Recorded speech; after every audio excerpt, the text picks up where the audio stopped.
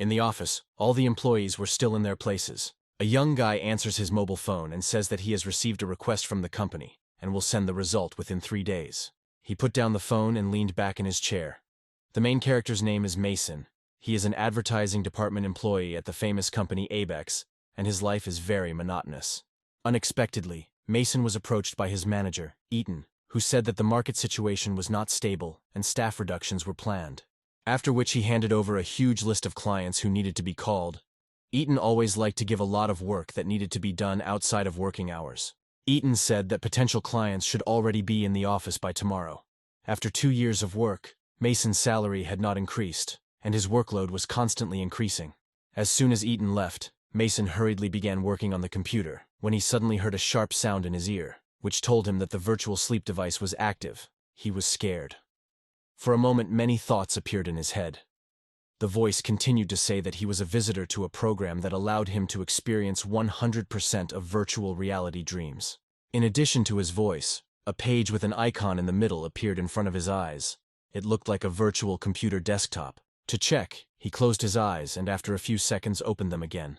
The page was still there, the high-resolution color icon in the center so striking. After a while, Mason was still in shock when it was time to leave work.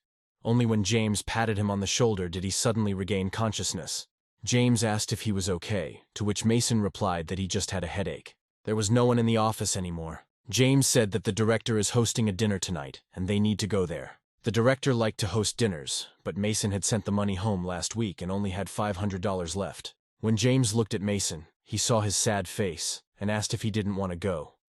James understood that Mason had no money and offered to borrow money. Mason was unhappy that he could not manage his free time as he wanted, and he had to go to an event. Suddenly they saw a long-legged, curvy young girl walking along the office corridor. James said she was amazing and was already a headmistress. It was Emma. As soon as she started working here, thanks to her connections, she was quickly promoted, and the beauty has everything covered. Mason told James that he probably had no time not to be with someone like her. Restaurant Light Garden. Everyone was relaxing and drinking alcohol. Mason and his friend James were also sitting at the table. Mason considered himself lucky that he was able to make a friend like James. Old James graduated from the same university as him. Suddenly something happened to Mason's eyes. A voice in his head said that the implantation into the iris had been successful. Successful connection to the optic nerve, successful connection to the brain, and connection to the central nervous system. Mason didn't understand what was happening. He quietly asked, only he sees this strange interface. A voice in his head answered that, of course, only Mason sees this. After all, the company strives for better individual interaction with the user. This program is perfectly able to read all thoughts, so they can communicate without worrying that anyone will hear them. Mason asked why because he did not buy this virtual product. The program replied that Mason was ideal for the dream tester. Mason did not understand what this meant. The program added that he would be testing a new project of the company, and would be able to try on the role of the person he always wanted to become. In other words, this is a game with augmented reality elements. Mason was a little scared and asked the program to get out of his head, but the program insisted on its own, saying that the system would allow him to become anyone and gain complete control into his own hands. Wouldn't he like to try to be in the role of another person and become completely different? Eaton entered the establishment with a girl they had seen in the office. Eaton said that now the girl will be their director. Eaton introduced the head of the advertising department to her as his most capable employee, to which she replied that she would be glad to work with him. Mason understood perfectly well that this guy only got ahead because he constantly flattered and served Eaton. The head of the advertising department, even when they met, did not stop praising Director Eaton, and said that he was an excellent leader, and also gradually began to flatter the girl. Eaton also introduced her to several other employees. But suddenly the girl herself approached Mason, extended her hand to him and asked his name. Mason was a little confused and even a little shy. He stood up abruptly, introduced himself with a smile, and added that he was very pleased to meet you. Eaton approached the girl and told her that Mason was an ordinary clerk. Mason was upset because he never flattered his boss, and his work was constantly downplayed. Eaton continued to say that he has an average ability to work. He did not know how to communicate with clients. Mason was humiliated not only in front of the new boss, but also in front of all his colleagues.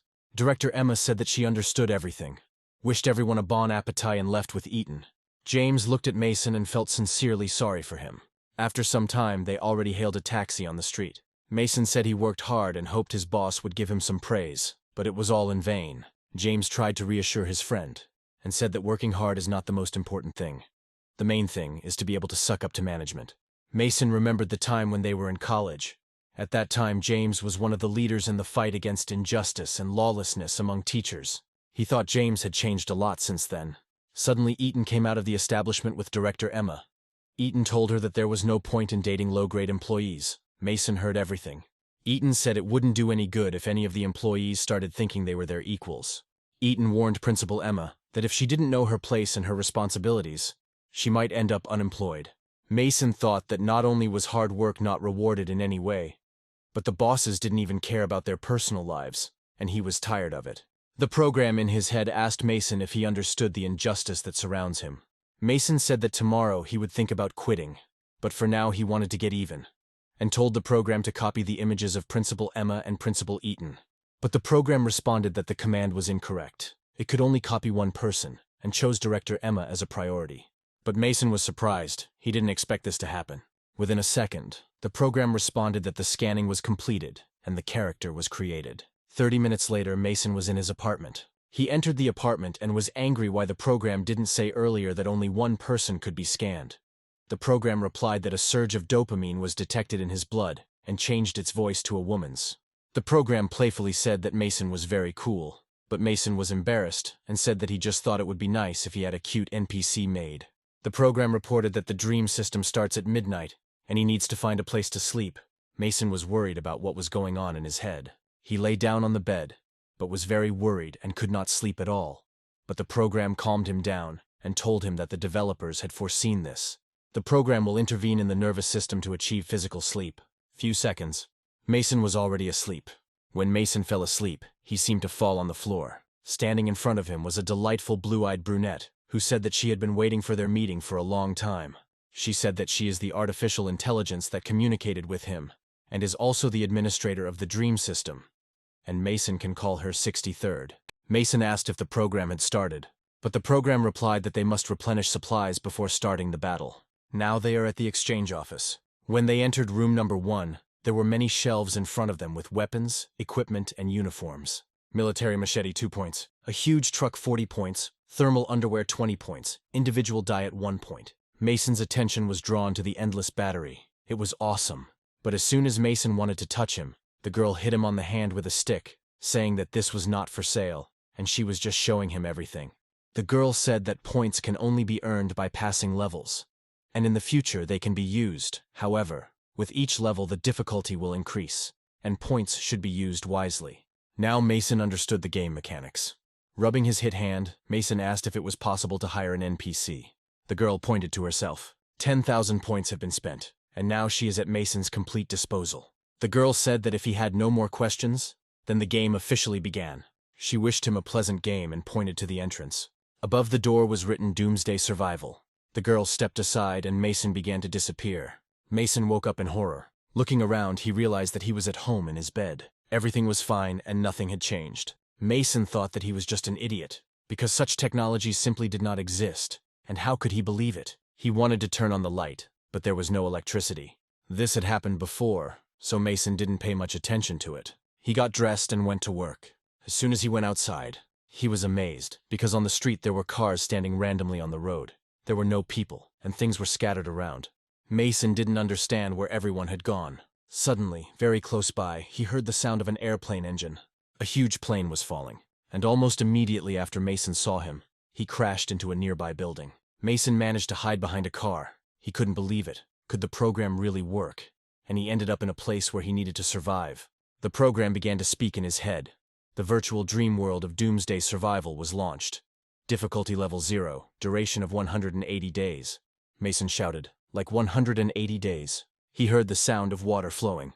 Looking under the car, he saw gasoline leaking from it. Without thinking for a long time, he rushed to run away, and almost at the same time the car exploded. Having run far enough away, he stopped at the wall. Initially, this scene might seem strange, but if you think about it, this is a sudden disappearance of people, so there is nothing unusual about a plane crash. Mason thought that 180 days was a lot, but as long as he had enough supplies of food, water, and medicine, he shouldn't have any problems.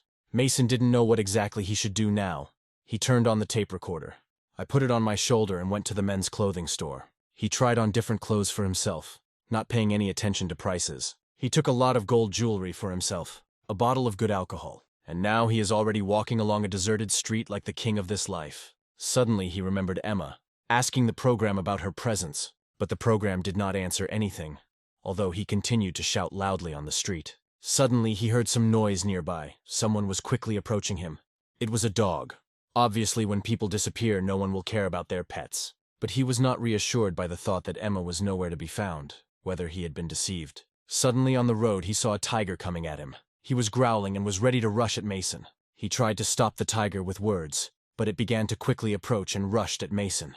This tiger's name was Goofy, and he was the only tiger in the zoo. He got along well with people, and so he began to lick Mason. Zoo workers raised him from childhood, so he was affectionate, and many tourists came here to take pictures with him. He was very easy to recognize. He had no hair on his butt, and when the zoo workers, like all the people, disappeared, he ran away from there. Mason didn't understand how the program even knew about this tiger. The 7th day has arrived. Mason underestimated the challenge. His water supply was lost, so he had to drink mineral water from the supermarket. Since there was no electricity, all the meat products and vegetables began to rot, and maggots spread everywhere. Of course, there were still canned goods and some other non-perishable foods, but vitamin deficiency could become a big problem, and Mason didn't know how much longer he could hold out. But that day he was lucky. He found a very useful thing for himself. Diesel generator. When Mason was young, he often had to use it. This generator had been running for at least 7 days, and had become very hot. Mason did not know how much longer it could work. He decided to return to the generator in the evening. Perhaps this way the meat would last longer. There was a generator and a refrigerator, so Mason decided that this place would become a refuge for him. And over the subsequent months, he collected supplies. And at night he weeded the ground to grow food. Day 31. Mason didn't know what to do today. He gradually began to go crazy, and imagined his friend James, with whom he communicated. Mason thought it would be a good idea to find a seed store to grow new vegetables and fruits. But what if you let go of the steering wheel and crash into the wall at full speed? Then maybe he will wake up. But his friend James kept telling him not to give up, because today the garlic would grow, and he would be able to try fresh vegetables. The problem was not only with fresh vegetables. The city was filled with shit and flies, as if Mason lived in a swamp. When he fell asleep, he felt insects crawling over him. At night, nothing was heard around except the sound of the wind, and Mason felt that he would soon lose his temper. James said that Mason can quit the game. But how can he cope with being fired in real life if he doesn't even have the fortitude to cope with survival? It's just a game, James said, and asked Mason to pull himself together. Mason thought that even in the game his brother James gave him strength. Suddenly, Mason was blinded by the light of an oncoming car. He braked sharply, and he turned the steering wheel to the side. The accident was avoided. Emma was in the car that was going to meet him. He lost control and crashed into a nearby car standing on the road. Mason couldn't believe his eyes. Emma woke up in bed. She had a bandage stuck on her face, but she did not remember what happened to her. There were men's clothes on the edge of the bed, and Emma didn't know where they were. She opened the door of the room. There was a working diesel generator on the floor, and there was fresh food on the table, which surprised her very much, since everything in the city had practically rotted. She went into the next room, where Mason was shaving and cleaning himself up.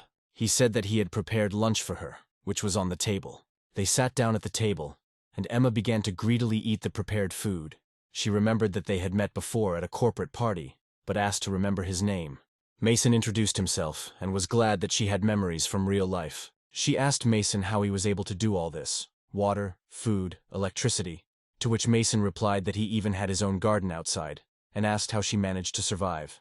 Emma replied that she immediately went to her hometown in order to find her grandmother, but could not find a single living person, and Mason was the first one she met. Mason understood why he couldn't find her in the city for so long. He asked if she knew what happened, but she had no idea what happened. Mason realized that she didn't know anything, and the next step was to invite her to join him and work as a team. He said that he had all the conditions for life, and if they got sick, they could take care of each other. The girl had absolutely no choice. She had nowhere to go, and she agreed to his proposal. But she immediately said that they needed to clarify something. What exactly did Mason ask?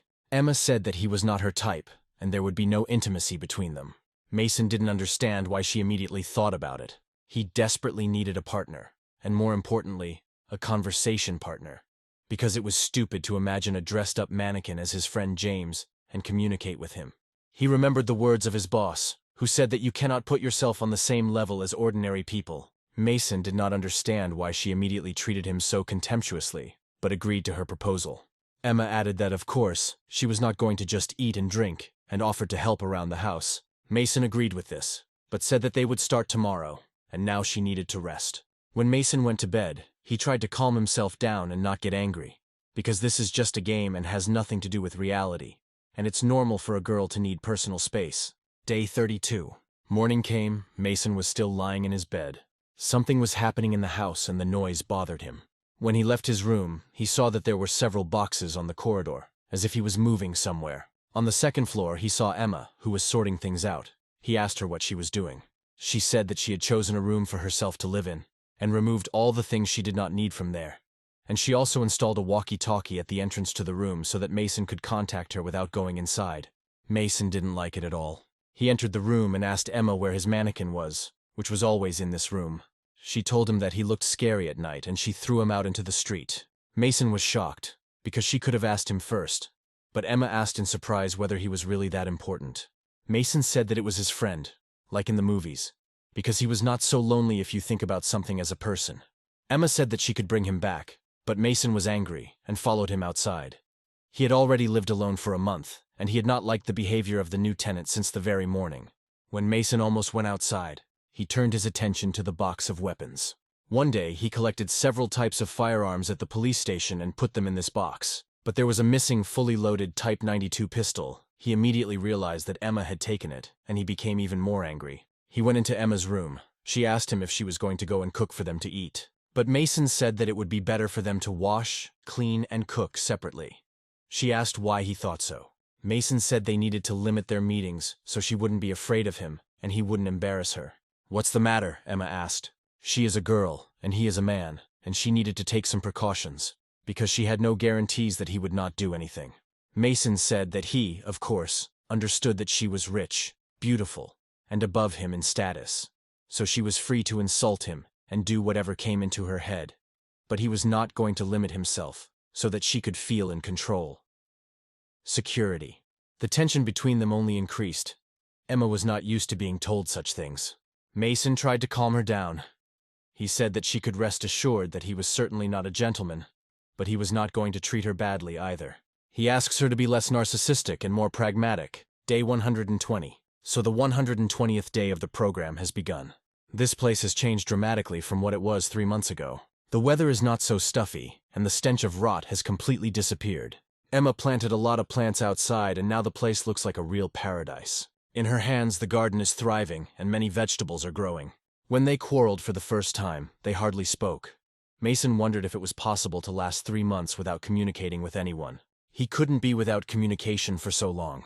Once in the car, Mason began complaining about Emma to the mannequin sitting in the side seat, whom he imagined as his brother James. He said that she did not need communication at all, which Mason needed so much. Today he had to deal with the problem of obtaining meat, which they had already run out of. Mason suggested he could look for meat in supermarkets, where it might be in cans that were covered in dead flies. He also thought that they could catch rats, but if they suddenly got sick, they were unlikely to be able to recover. Exactly. He thought that it was possible to catch fish. Although it grew on larvae, it looked quite edible from the outside. Mason decided everything. First he decided to visit an old friend, and then go fishing. After some time he arrived at the zoo. The dunce was delighted with Mason's appearance, and their meetings brought peace to both of them. Mason hugged the Goonie, and was surprised that the Goonie was still alive. 2 months ago, Mason saw him at the gates of the zoo. At that moment, he was enjoying other animals. Luckily, he still has no desire to attack other people, and has survived to this day by feeding on rats and pets. Mason gave him the last piece of meat from the freezer, petted the tiger, and asked him to save this piece. Suddenly the tiger became wary, and with a roar he rushed to the side. He attacked deer passing by. Mason knew that the deer at the zoo didn't have antlers. They were wild deer. Nature has already begun to invade human civilization. Suddenly the weather began to change dramatically. Lightning flashed in the sky and thunder roared.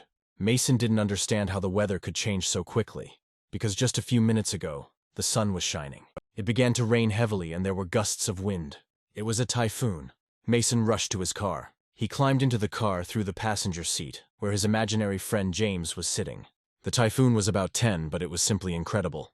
Mason, given so much time lived, began to forget. After all, it was virtual reality and just a game, and the typhoon was another test. Mason suddenly remembered that Emma rides her bike up the mountain every day, and now she's probably at the very top. He urgently started the car and rushed home. Arriving at the house, he saw that the door was open. This could only mean one thing: Emma had not returned home yet. The garden that Emma had so carefully tended was almost completely destroyed. Mason drove along, crushing the tomatoes planted and grown by Emma. He remembered how she drove rats away from her precious tomatoes. But now that was no longer important.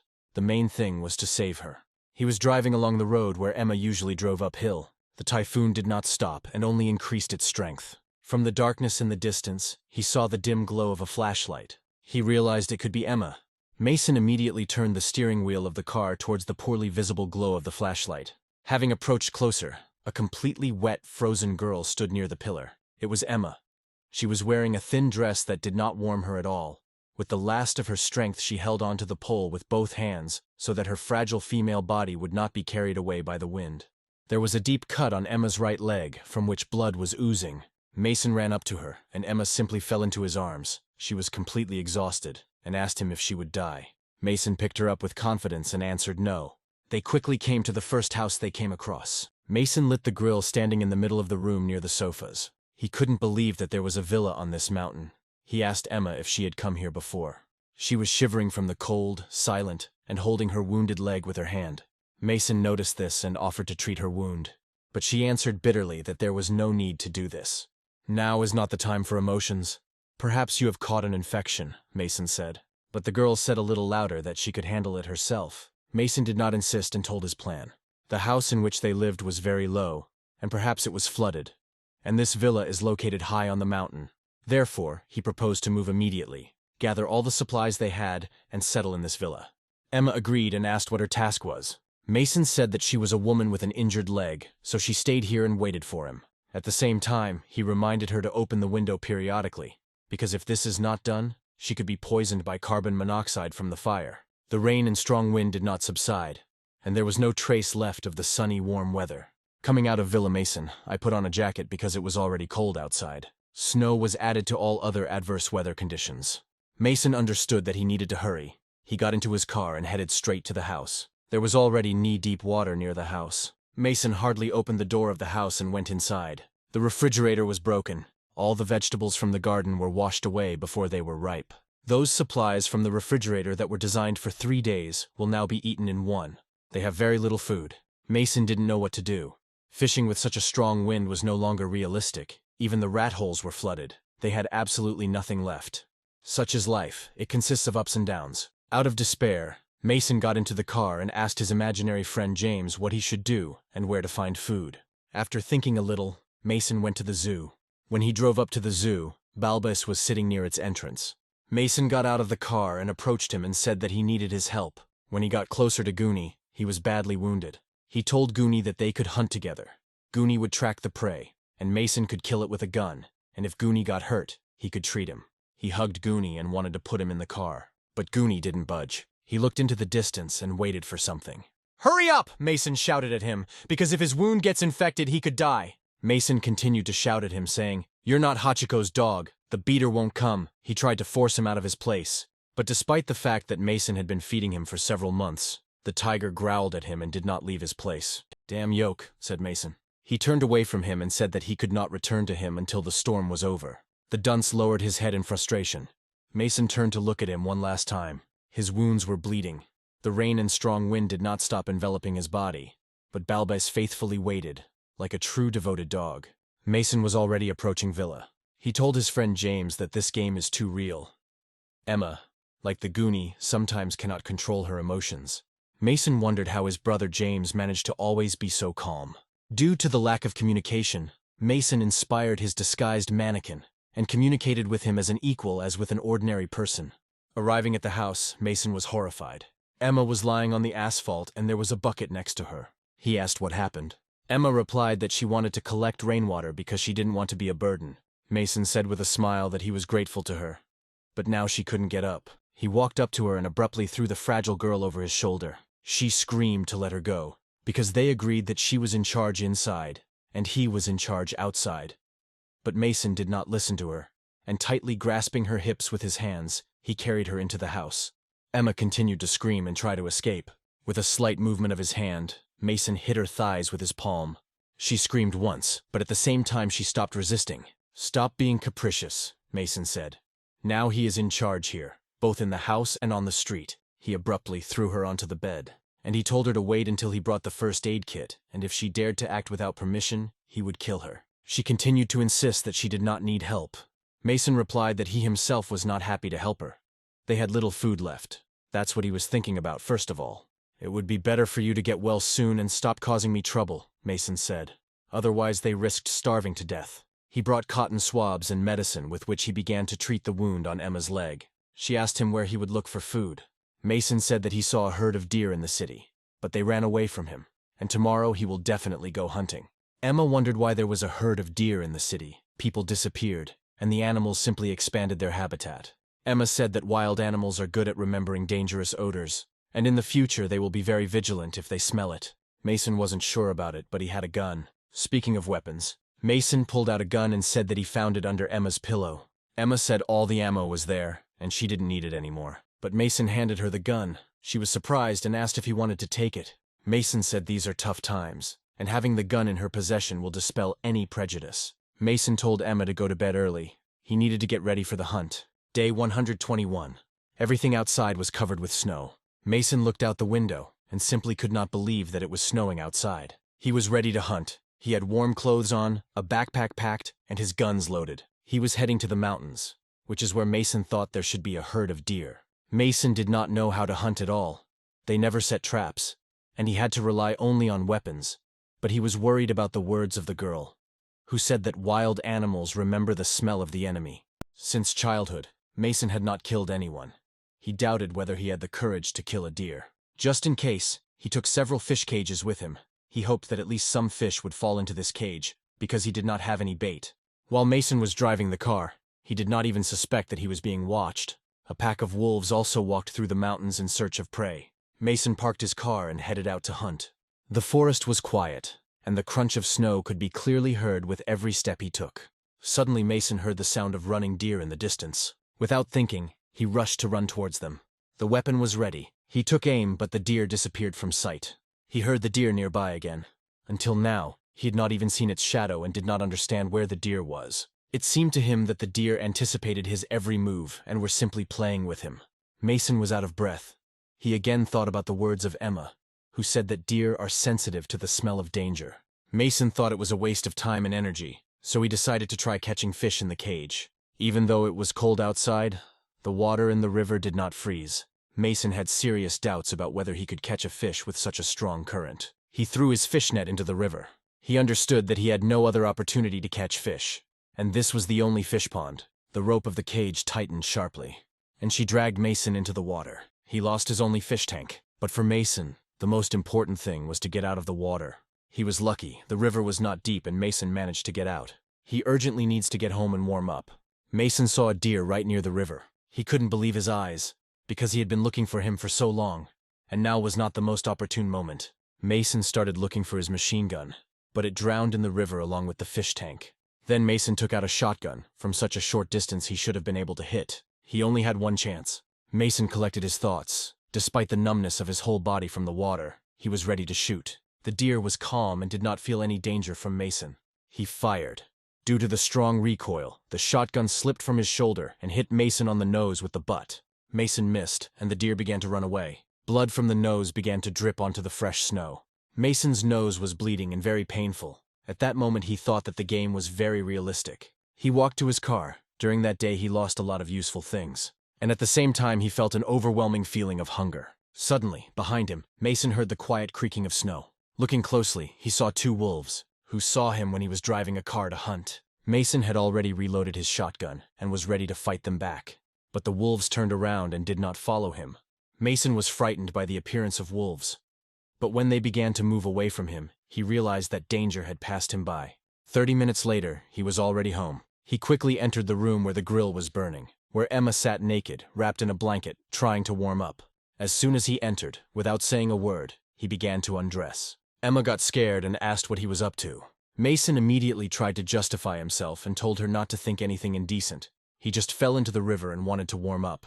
Emma turned away and said that he didn't need to rush in and take off his clothes right away. She was scared by his behavior. When Mason undressed, his wallet fell on the bed and opened. He did not pay any attention to it. Emma saw in his wallet a photograph of Mason hugging a girl she didn't know. "That girl of yours is in the photo in your wallet?" Emma asked. "Ex-girlfriend," Mason answered. "Then why did you break up?" Mason said that he wanted a family, and for her the relationship was just fun. He asked Emma if she had a boyfriend. "His name is John," Emma said. "He's a PhD from MIT and the CEO of a technology company." Mason said with a smile that he probably had poor eyesight and would have a hard time with her, subtly hinting at his advanced age. Emma turned to him in a rage and said that he had no right to mock her because she was his boss. Mason sat in front of her completely naked and did not expect that she would so suddenly turn around and look at him. Seeing Mason completely naked, she covered her eyes with both hands and said that she didn't do it on purpose. Because she raised her arms, the blanket fell from her shoulders. Mason looked at her naked elastic breasts and could not take his eyes off. Emma didn't immediately realize that she was sitting in front of him completely naked. When she removed her hands from her eyes, she saw that Mason was constantly looking at her chest. She abruptly took Mason's t-shirt and threw it at him with an exclamation, "Turn away." Mason dodged the t-shirt thrown at him, but before his eyes he still had Emma's big breasts. It was amazing. Day 122.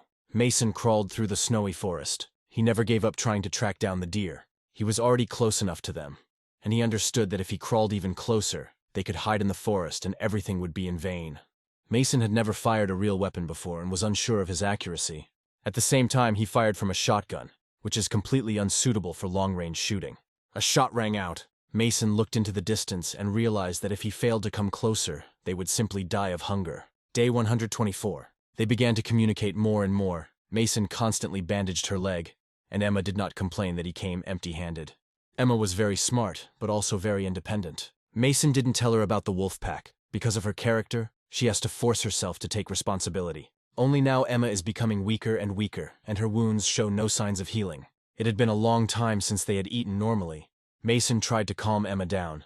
He said that everything would definitely work out tomorrow. He even set a trap.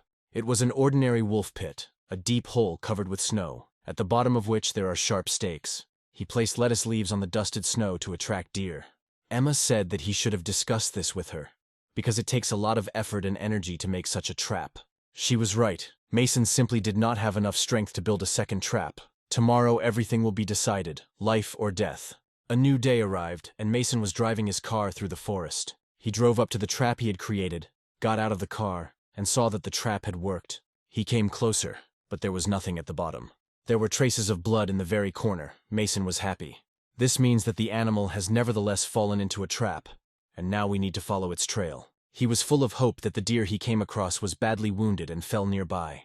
After all, if they had only one deer, they would have managed to survive. Having walked a little further, he already saw the carcass in the distance, but when he came closer, he simply could not believe his eyes, because the wolves were already eating the deer carcass. Angry, Mason took out his shotgun and began shooting randomly. He shouted, "Get out! This is my prey." Mason missed more than once, and both wolves, taking with them the remains of the deer carcass, ran away. The cartridges in the boletus ran out, and Mason fell to his knees. He was depressed. All his hopes were crushed. He tried his best to hide his emotions because it was just a game. But emotions took over, and he screamed in despair. Day 126. Mason was sitting by Emma's bed. It was 7 in the morning. On the nightstand next to the bed, there was a tomato and a leaf of lettuce. This was their last meal. Emma said that she had not helped in a long time, and therefore she did not deserve a portion. Mason said that he would not take this food, because Emma was on the verge of death. Emma was embarrassed, because no one had cared about her like that before. In fact, she lived her entire childhood under strict control. She spent most of her childhood locked in her room. Her father told her what she should do and what not. She often wondered what was happening outside the window, and why she couldn't go out and play like her brothers. But her father forbade her to even think about it. Her father said that sooner or later she would leave the family, just like her mother, who spread her legs everywhere. Her father obliged her to become a normal person and benefit the family. Her father did not stop humiliating her and mocking her. Loneliness was a good teacher for Emma. All her confidence always lay in the fact that she had no one to rely on in life. She was always alone. After what had been said, Emma asked if he thought about her as he really did in her life. He, of course, did not expect to hear such revelations from Emma. But at the same time, he said that it had not been easy for all of them. Mason tried his best every day, but he was not appreciated, and now he doesn't even know if he should try at all. Emma asked if there was something special about him that other people didn't have. Only one thought came to his mind. If he is confident in something, then he will never give up. Emma said he needed to try to stand out. After all, if you don't try to outshine everyone else, no one will notice you, and you will not be recognized by others. Loneliness helped Emma shine. After all, she should have understood what to do when she was fighting for her life. Mason asked if he helped her survive. Would he have her approval? He would like to be praised by the manager, so that the board of directors would say, "You are such a great Mason. Without you, everything would be over." Emma said that if he helps her survive, she won't be alone. "Then it's time for me," Mason told me. He took a leaf of lettuce from the nightstand and said before leaving, "If he is not back by the third morning, there is a suburb to the east of this cottage where there is a small river. She could find his body there." He left the room and slammed the door. Emma was at a loss. Mason went down to his car where he took the dummy. He carried it into the house, and at the same time said that Emma was right. He never had to fight for anything. He placed the mannequin on the railing that was on the balcony. In this game, he always complained to this dummy, imagining him as his brother James. He always tried to get away from the noisy environment and avoid difficult questions where he would have to make a choice. But Mason understood that he could fix everything. The relationship in the family, studying at school, bringing a girlfriend. But in the end, Mason constantly finds himself squeezed into a corner and constantly complains about the unfair world. He was determined that he would never complain again. Determined to change his character, he pushed the mannequin with his hand, and he began to quickly fall down the cliff. Emma fell asleep, dreaming of the grill heating their house. Then she takes a knife. He approaches Mason, who is lying on the floor. He raises his hand with the knife up, and he begins to cut it. She woke up abruptly and screamed. She was scared. She realized that it was just a dream. For the first time in 3 months, she had a dream. She remembered Mason's words that his body would lie by the river. She couldn't bear the thought that if Mason died, she would have to eat him in order to survive. Day 127. Mason was near the river, and a plan came to him. The first time he came to the river, he got closest to the deer. Never again had he been able to get so close. This means the water masks its smell. He knew it was too risky, but he had no choice. Meanwhile, Emma couldn't sleep. Her father's voice sounded in her head, saying that she looked pitiful. She even started seeing her father, who kept saying that she should have listened to him. Now she is a non-entity.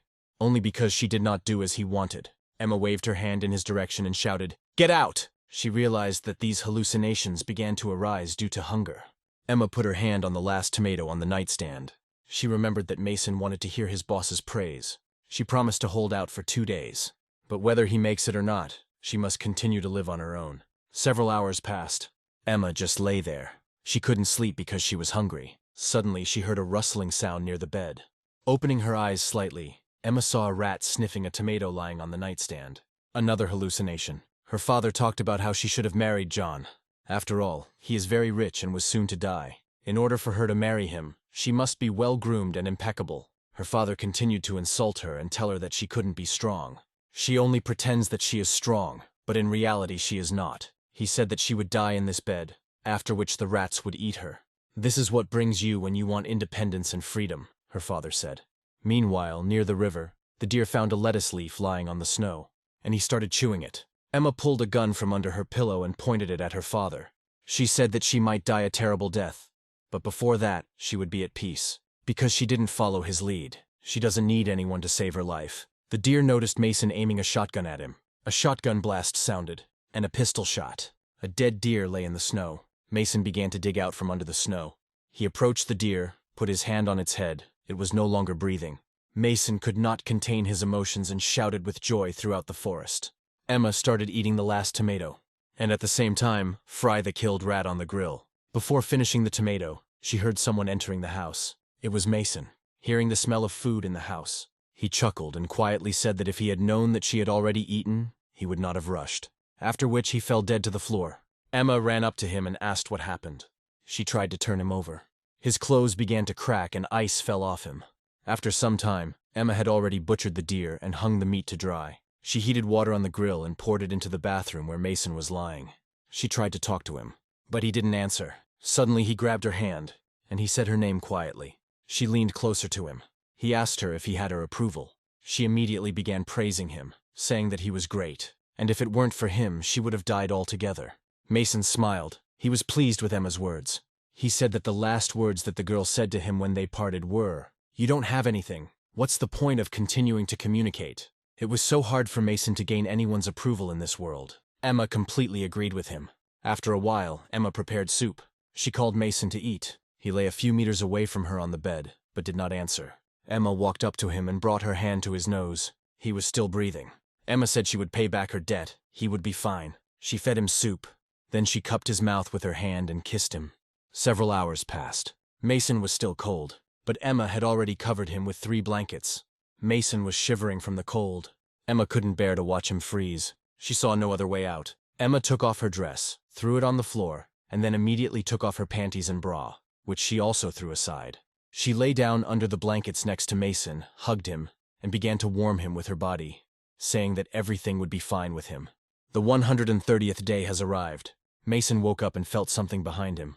It was Emma. He was surprised and embarrassed. Her firm, large breasts pressed tightly against his back, making his skin crawl. He hoped he wouldn't get an erection. Emma woke up too, and asked if Mason was awake. She started to remove her hand, but Mason grabbed her and put her back on his body. Having said that he was not yet fully awake, immediately he realized that he was talking some nonsense, and she might think that he had an ulterior motive. He let go of her hand, and Emma didn't move it away. She asked why Mason broke up with his girlfriend. Mason said that his girlfriend was flighty and did not want a serious relationship, unlike him. He just wanted to start a family. Emma quietly told him in his ear that she wanted this too. Mason did not expect to hear this from her, because earlier she said that she wanted to prove to the whole world that she was on her own. Emma said that this would be her proof. Is being a strong woman the same as being single? Being strong is just a path along which you escape from slavery. She needed to stick to this path, not think about anything else, just run. Wasn't she running from one slavery to another all the time? In the end, Emma didn't know if she could be considered strong when she had never been able to make a choice for herself. Mason couldn't understand her. He never had his own way. Finally, she asked Mason if he wanted to start a family with her. Mason did not expect this, and did not immediately know what to answer. She apologized to him and said that she was probably rushing things. Mason took her hand and said that he also had many problems in life. But the most important goal was to create his own family. Family is what keeps him moving forward. They became tenderly and passionately close. Their bodies merged into a single whole, like 2 halves of one whole. Mason, being on top, he felt his inexperience hindering him, not knowing how to properly realize love with a girl. However, Emma felt it was time to take the initiative into her own hands. She abruptly turned Mason over, gaining the upper hand. Now she was sitting on him. Excitement overwhelmed Mason, and he carefully asked Emma if she was confident in her abilities. In response to his doubts, she decisively slapped him on the cheek. The slap implied that their relationship was not yet one of marriage, but one of mutual respect and support. With her words, they merged into complete harmony. Emma felt his presence within her, and her body was filled with shivers of bliss, like waves splashing on the shore. Emma began to perform intense movements that gave them both indescribable pleasure. Mason, unfamiliar with such experiences, quickly reached his limit under the influence of this hurricane of touches. The scene enveloped both of them in a magic that permeated every fiber of their being, so powerful and exciting that it ended too quickly. While she was lying on him, she remembered what happened to her in her youth. She was sitting tied up in her father's room. The father said that children grow up very quickly, and before he could even blink, Emma was already a grown girl. He said that the time has come for Emma to get a taste of adulthood. Today was her last lesson. The father loudly allowed those standing on the other side of the door to enter. A young guy and girl walked into the room and politely greeted Emma's father as if he were their boss. He ordered them to make love on the couch. The young people obediently began to undress and began the process. Emma was very scared at that moment. She closed her eyes and turned away because she didn't want to look at it. But her father turned her head strongly and forced her to look at what was happening. He said that old John might have problems with movements, so she had to sit and watch the process. The father said that now they should look like relatives. Now her name will be Emma. Emma, with bitterness in her eyes, recalled the events that happened to her several years ago. With his hand, Mason felt a wet spot on the blanket and could not believe his eyes. Emma was also a virgin. Day 160th. Mason has been living with Emma for a month now. He really liked this month. Unfortunately, the frostbite has left its mark, and he often cannot feel his right leg, but is nevertheless able to work. Venison has been gone for a long time. The river became icy due to low temperatures, and ice fishing became their main source of food. Emma also did not want to sit idly by, and Mason worked with her to build a greenhouse. Emma stopped Mason. She said she had a gift for him. He had no idea that Emma would give him exactly this. A few hours later, he was already hunting and shot a deer. Emma's gift was a fur cape made from the skin of the first deer he killed. He could not even imagine that the prey for which he almost died was now easily accessible to him. He put the deer he killed in his car and headed home. On the way, he passed a pillar. Memories came flooding back to him when, during a raging hurricane, he found Emma at this very pillar. Driving past my old apartment, he drew attention to the plane that hit the building on his first day in the game. Mason arrived at the family zoo, the home of his friend Goonie. He began to call the tiger because he had brought him part of the killed deer and wanted to please him. Suddenly, he heard a growl somewhere nearby. It was not only the growl of a tiger. Rushing into the cage where Dunce lived, he saw 4 wolves gnawing from different sides of a tiger lying on the ground. Mason abruptly took the shotgun off his shoulder, and he started shooting at the wolves. His shooting skills improved noticeably, and he even managed to wound 2 wolves. However, they all ran away. He was glad that he managed to drive away the wolves. Mason approached Goonie, but he was severely bitten. Warm blood oozed from his wounds onto the snow. The dunce couldn't even get up. His eyes were slightly open, and life was fading away a little in him.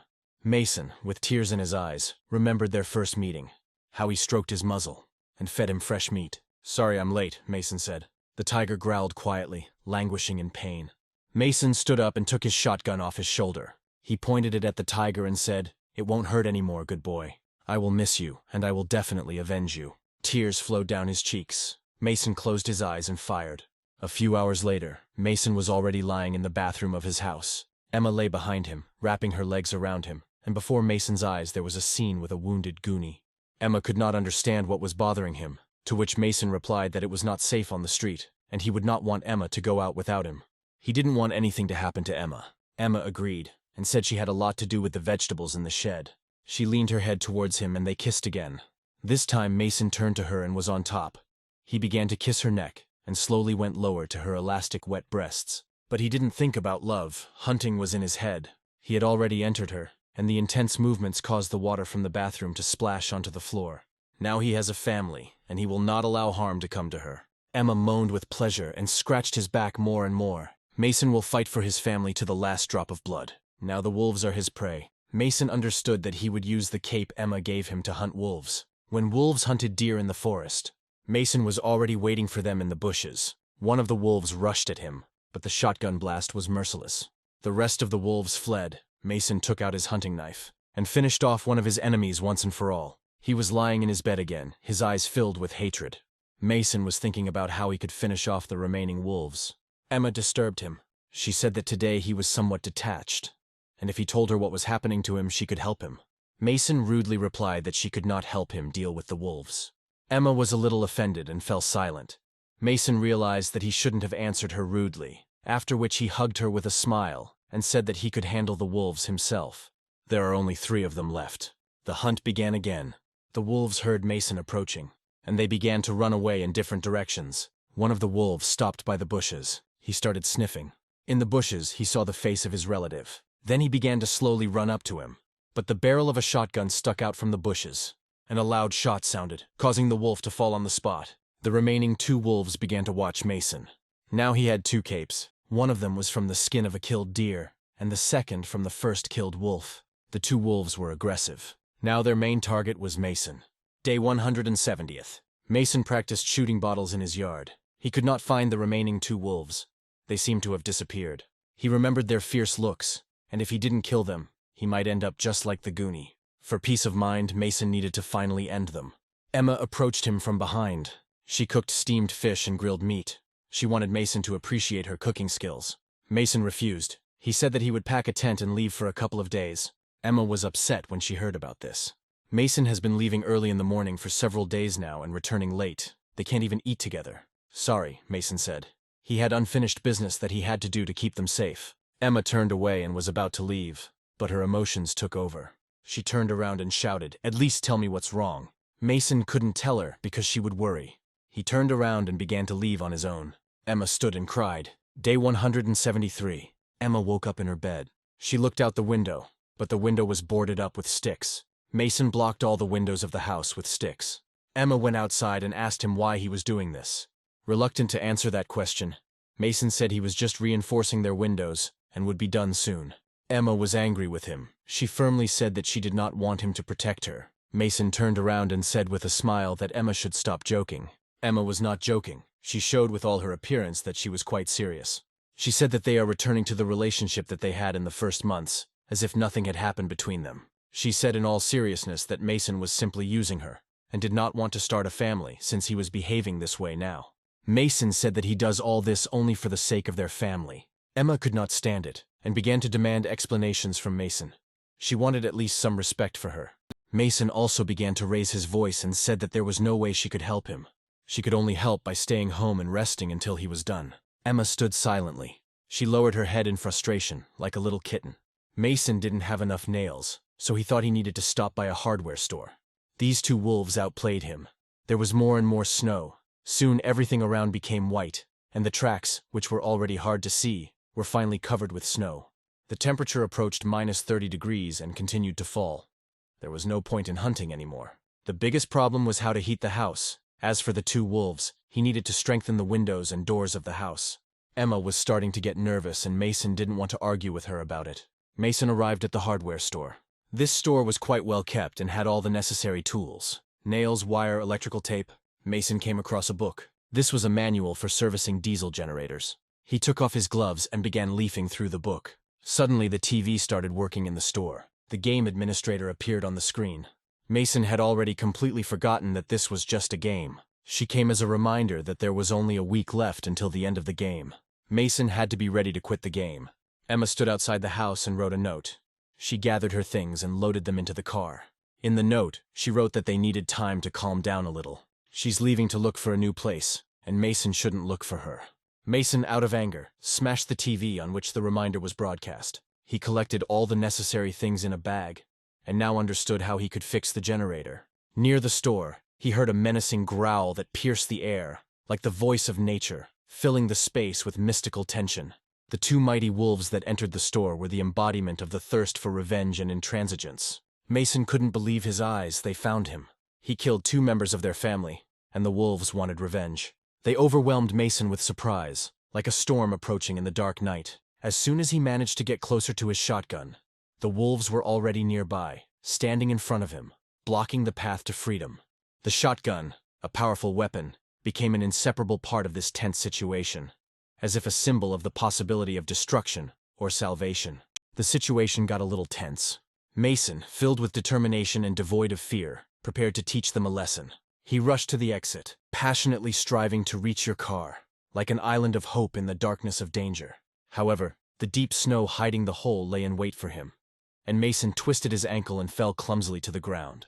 One of the wolves immediately rushed onto his back, seeing his opportunity. The wolf grabbed the deerskin in his mouth and dragged it without letting go. The second wolf grabbed his leg, not wanting to let go of his prey. Mason unfastened the deerskin. The wolf who was dragging her was thrown to the side. Mason hit the second wolf with his bag, causing him to fall. Taking his knife, Mason squeezed it in his hand, preparing for a decisive confrontation. The battle turned into a duel to the death, where every blow was a real challenge. The second wolf ran up and bit him deeply on the back. Mason spun around, throwing his foot in the direction of his attacker, trying to maintain his strength and will to win. However, at that moment he discovered that the blade of the knife had broken off, depriving him of his main weapon. The wolf, emboldened by this advantage, rushed at Mason with even greater aggression, like living fire in his eyes. Mason realized that this fight had become a battle of life and death. The wolf bit him on the cheek, but Mason kicked it away, showing his unrelenting strength and determination. The anger and rage welling up within him became his weapon as he stabbed again and again with the handle of the knife. With an accurate blow, Mason knocked out the wolf's left eye, leaving him without a powerful weapon. The wolf fell to the ground, and Mason began to finish it off using the handle of a knife. Blood splashed around, filling the air with violence and rage, but Mason did not stop, not letting up in his rage until the wolf completely stopped resisting. When the wolf stopped resisting, Mason stopped. Threw the handle of his knife near the lying bloody wolf. Leaving the handle of the knife near the bloody wolf, Mason took his bag and continued on his way to the car. His clothes were all torn, and his blood and the blood of the wolf were mixed on it, as if the elements had merged in a battle dance. Memories appeared in his head. He demanded answers from the administrator to his questions. He didn't know what would happen to Emma if he left the game. He couldn't let her stay here alone, because she was his wife. but contact with the administrator had already been lost, and it was because of this that he broke the TV that was in the store. Slowly but steadily, Mason moved towards his car, overcoming physical pain and emotional torment. The wolf, with one eye, stood up, refusing to give up.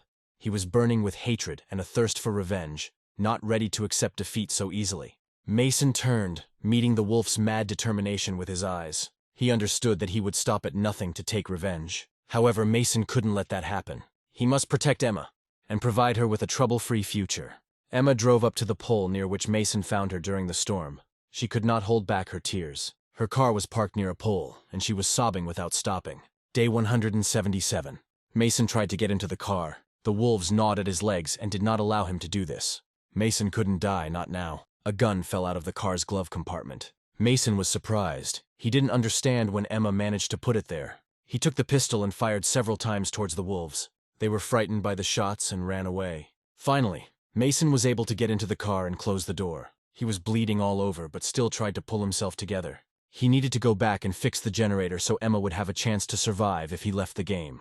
He was trying to bring the car, but all attempts failed. The car wouldn't start. It was too cold outside. The wolves stood not far from the car and waited for Mason to get out of it again. Due to the cold and loss of blood, Mason began to lose consciousness and had already come to terms with death. Mason woke up, all bandaged. He was lying on his bed. Emma sat next to him and calmly watched. Mason asked what happened. She said he was unconscious in the car when she found him, so she brought him home in her car. Mason thought he was already dead. Mason asked Emma if she saw anything else near the car, thinking she might have seen wolves. Emma said his bag was nearby and she took it with her. He suddenly began to get up. Mason wanted to quickly repair the generator in order to turn on the heating. Emma stopped him. With such injuries, his recovery would take several days. But Mason said he couldn't afford to rest. Emma understood that she would not be able to stop Mason because of his persistent nature. Mason came to the garage. He immediately began to repair the generator. With the help of tools borrowed from the store and a repair book, he succeeded. He walked out of the garage, looked at the house from which the light was shining. He was sure that it was worth all the difficulties he had gone through. Mason screamed throughout the street. He was happier than ever with this light. Emma was in the house and calmly cut the meat, because light was not the main thing for her. Mason headed towards the entrance to the house. Near the gate there was a red car that he had not seen before. He realized that it was in this car that Emma brought him. When he carefully examined the car, he saw that the front bumper was broken, and there was a lot of blood on it, and the driver's airbag had deployed in the cabin.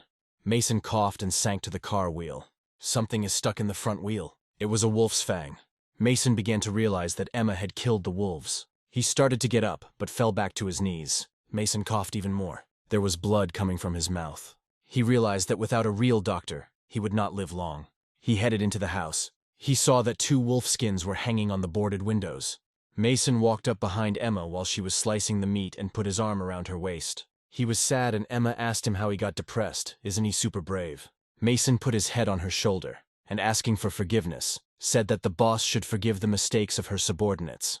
Each of them was aware of their contribution to the common cause. They were like a real family. Emma asked if he would like wolf stew. Mason asked her to finish quickly, because they had time to make love. Day 178. The sun rose and the city was completely covered with snow.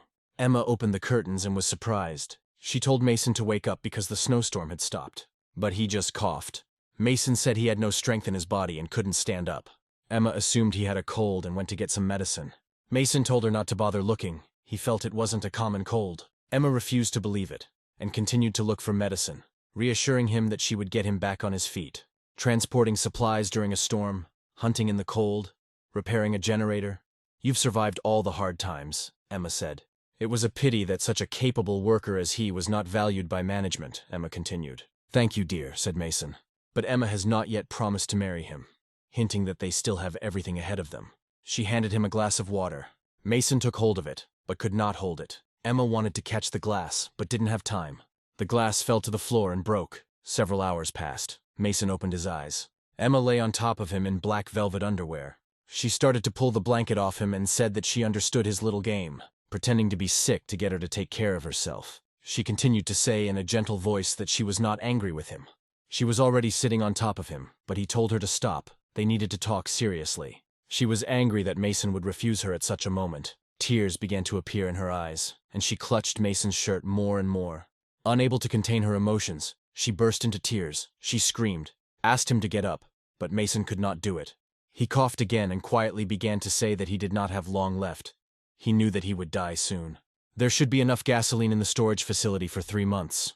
If it runs out, let her go to the north of the city. There is still a lot of gasoline there. The vegetable seeds were in a black plastic bucket in the warehouse. The diesel generator must work.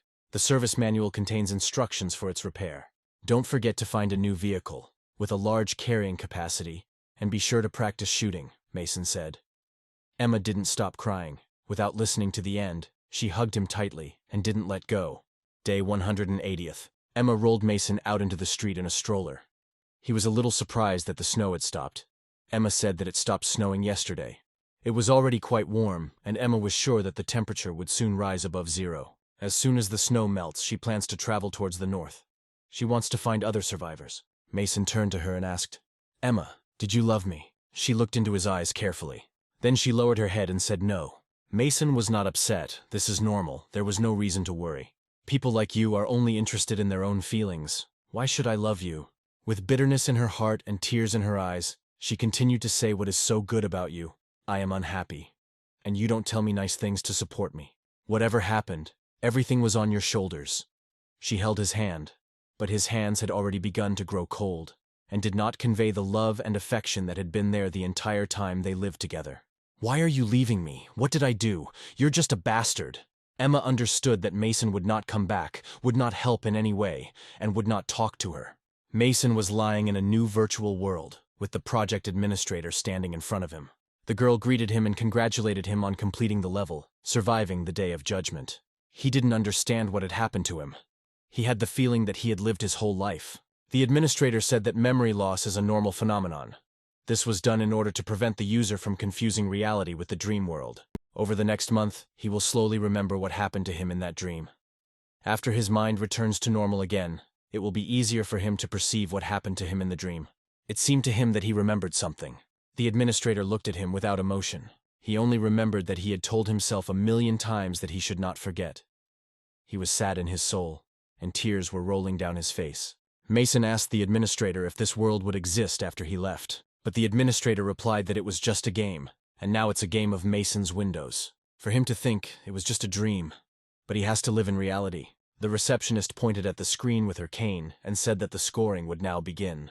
Mason heard the characteristic sound of the program and looked at the screen.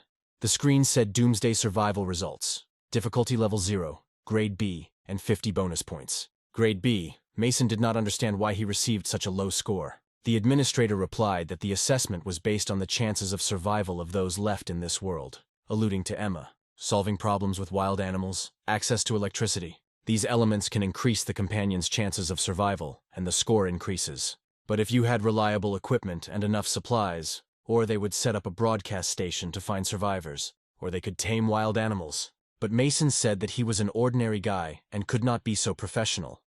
But the administrator said that the game was created in order to experience things that you cannot do in the real world. Doomsday Survival is only a test version of the game with 0 difficulty level. The official release of the game is in a month. It will reflect the main content of the game. The administrator pointed to the screen again. It said, Beast Invasion. A game created to improve the poor humanity with the help of players. For subsequent games, a countdown will be shown so that players know when they will get into the game from reality. Mason said that he needed to go back and think about whether to play or not, although he didn't remember anything. But he was sad and very bad in his soul, so he didn't want to play further. But the administrator said that everything is learned by comparison. For example, when Mason made love, he looked quite happy. The receptionist pointed her cane at the screen. Mason turned around and saw him in bed with Emma. Mason began to cover the screen with himself and shout that she shouldn't have seen this, because she was violating the privacy of the players. But the administrator said that she was just a controlling robot and did not experience any emotions. Mason asked if Emma had the same memories, to which the administrator replied that she did not have such memories, because it was just a virtual game. Mason didn't like the game and asked how he could get out and not play anymore. But the administrator ignored his question and said that in the real world he could contact her by rubbing his left eye. She added that he still had a reward that he could use in the real world, and he could claim it now. Mason agreed to receive the award. It was not in vain that he tried, and asked that the award be sent to him by mail to the address of the company where he works. The receptionist waved her cane, and everything around Mason began to disappear. Before disappearing, the administrator said that the system itself would calculate the reward he deserved. Now Mason stood in a completely black room. Suddenly, bloodshot wolf eyes appeared from behind. Mason remembered that he fought with wolves. Snippets of moments from the fight with the wolves began to come into his head. Suddenly a huge wolf appeared, 10 times larger than Mason. On the other side, Mason saw a huge prehistoric man with a spear, who was running towards the wolf. It was a revealing scene of how people in ancient times dealt with wild animals. The prehistoric man swung his hand and threw his spear at the wolf. It hit the target and pierced right through the wolf. Mason's reward is a hunting roll. Mason was lying on his bed and the alarm clock started playing next to him. It was exactly 7 in the morning. Mason rubbed his left eye to call up the program, but nothing happened. Mason couldn't figure out whether he was in the game or still sleeping, or whether he was in real life. The program administrator does not understand what is happening. She asked the program why it did not start working with Mason when he rubbed his left eye. The program responded that an error had occurred in the system, and the memory control function had failed. The administrator gave the command to track the error code. The error code was number 001. A picture of an error appeared. It was Emma's dream. She dreamed of taking a table knife. He approaches Mason's body and swings a knife at him in order to cut off part of his body. The administrator shouts that she doesn't need to remember this. She gives a command to fix the problem, but the system responds that the required patches were not found in the database. The administrator is disappointed because she is an android administrator, and if she had been given access to program everything herself, such errors would not have occurred. Emma wakes up in horror. The doctors standing near the bed ask her if she has come to her senses. Tears appeared in her eyes, although she did not remember anything. But in her soul there was sadness and sadness. She turned to the doctors and asked what they were doing in her room. The doctors looked at each other in surprise. One of the doctors said Emma was sleepwalking last night. Emma desperately tried to remember. The doctor said Emma went to the kitchen. She took a kitchen knife and kept saying the word, "I'm sorry." She remembered Mason's face, and tears did not stop rolling down her cheeks. The doctors were worried about what could happen to her, and it would be nice for her to rest by taking a few days off. Emma continued to cry and realized that it was not a dream. She didn't understand what was happening, but her memories were completely real and were much more than just a dream. Mason went out into the street, many people walked around him, and the city lived its own life. After such a long dream, which he still remembered only in fragments, it was difficult for him to get used to the ordinary world. He walked up to the coffee shop and the barista asked him, like always. The barista said that relatives from his hometown wanted to find them a good son-in-law, whether Mason would like to meet a beautiful girl. Mason went to the fire and began to warm his hands. The barista was surprised that he was cold. Mason smiled stupidly and said that he was a little cold. This dream was quite real and Mason felt it right now.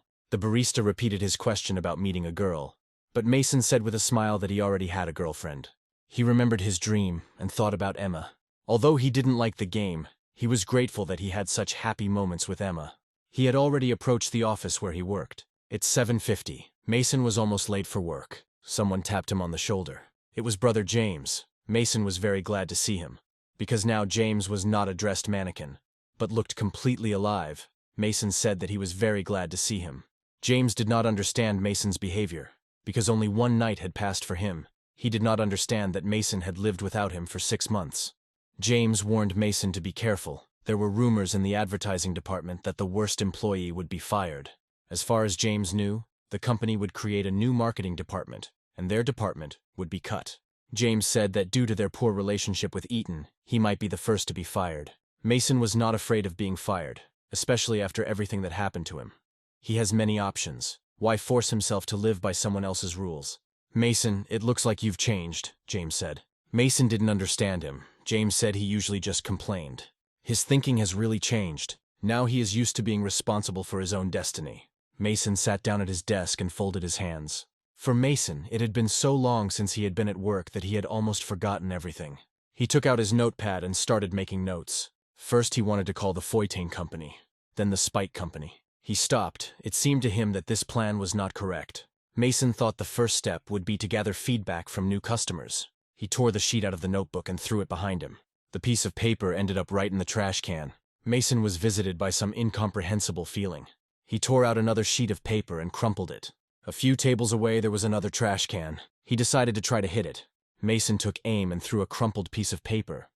But during the throw, his hand seemed to choose the trajectory and force of the throw. It was incredible, and Mason couldn't believe his abilities. He remembered that the reward for the game was an ability, a hunter role. Mason couldn't believe it. It was just a game.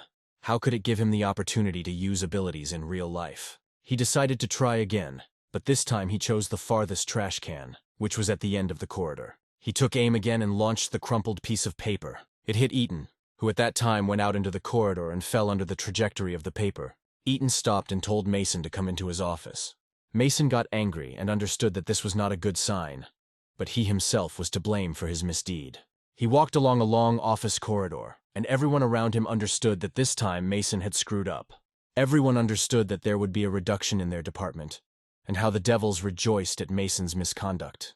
James looked after Mason in surprise and could not understand what was happening to him today. He walked into the office and Eaton told him to sit down. Mason sat down in a chair and was already prepared for the worst. Eaton poured the tea with a smile on his face. Mason thought he was glad that he could now fire him for misconduct. Eaton said he really underestimated Mason. He didn't understand what Eaton meant by this. Based on the conversation, Mason was sure that he would now be fired, so he boldly began to speak first. For the past 2 years, he has done his job properly, and today was the only day when he made a mistake. Even if he is fired today, his salary for last month must be paid in full. But Eaton said Mason was keeping something back. Mason was scared. He even thought that Eaton had found comments about him on the internet, where Mason called him the most vile names. Eaton stood up abruptly and said with a smile that these 2 years were just a test, his training. A new department is being created in the company, and Vice President Liam personally put in a good word for Mason to work there. Mason tried to get out of Eaton's arms and said that he didn't know Liam, but Eaton did not believe him and continued to flatter him, saying that his potential and contribution to the company were simply invaluable. Eaton said that he always considered Mason a good student, and that is why he loaded him with work. Mason said he was getting ready to leave work. Eaton said it was a great opportunity to grow his career. In confidence, he told Mason that salaries in the new department would increase by 20%, which is why Mason should not leave anywhere. Mason left the office with a smile on his face and told his friend James about what had happened, who could not believe such a turn of events. Mason said that he does not yet know where he could work, and agreed with the transfer. The head of the advertising department overheard their conversation and could not contain his indignation. He approached the table where Mason and James were sitting. In anger, he began to shout that he had done more for the company than the two of them combined. Eaton came up behind him and told him to shut up. He opened the doors to the entrance to Liamu's department and politely asked him to come in. Liam was a young, handsome guy with red hair. He heard the shouts of the head of the advertising department and said that there was a lot of hostility in the department. He directly asked the indignant boss if he really doubted his choice of employees. The head of the advertising department began to sweat with fear and immediately began to quietly say that he had never doubted his decisions.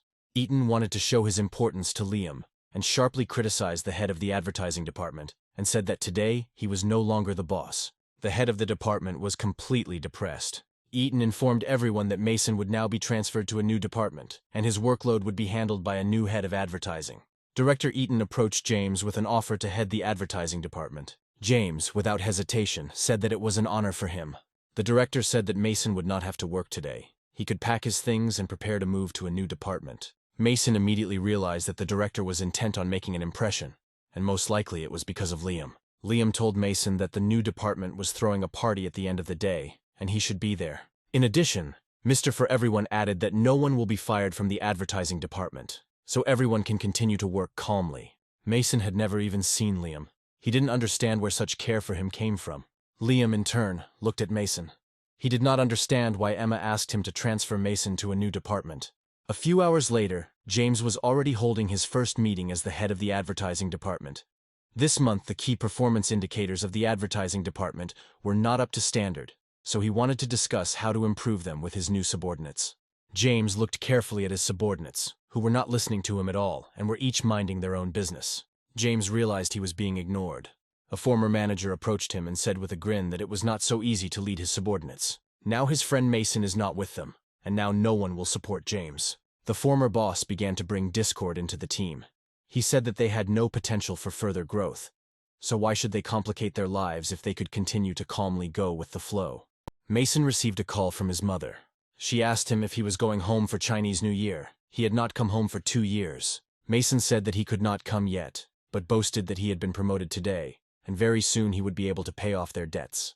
It was a difficult 2 years, and my mother thanked him for the money he sent. Suddenly, A girl in a light pink dress approached Mason and asked his name. Mason introduced himself.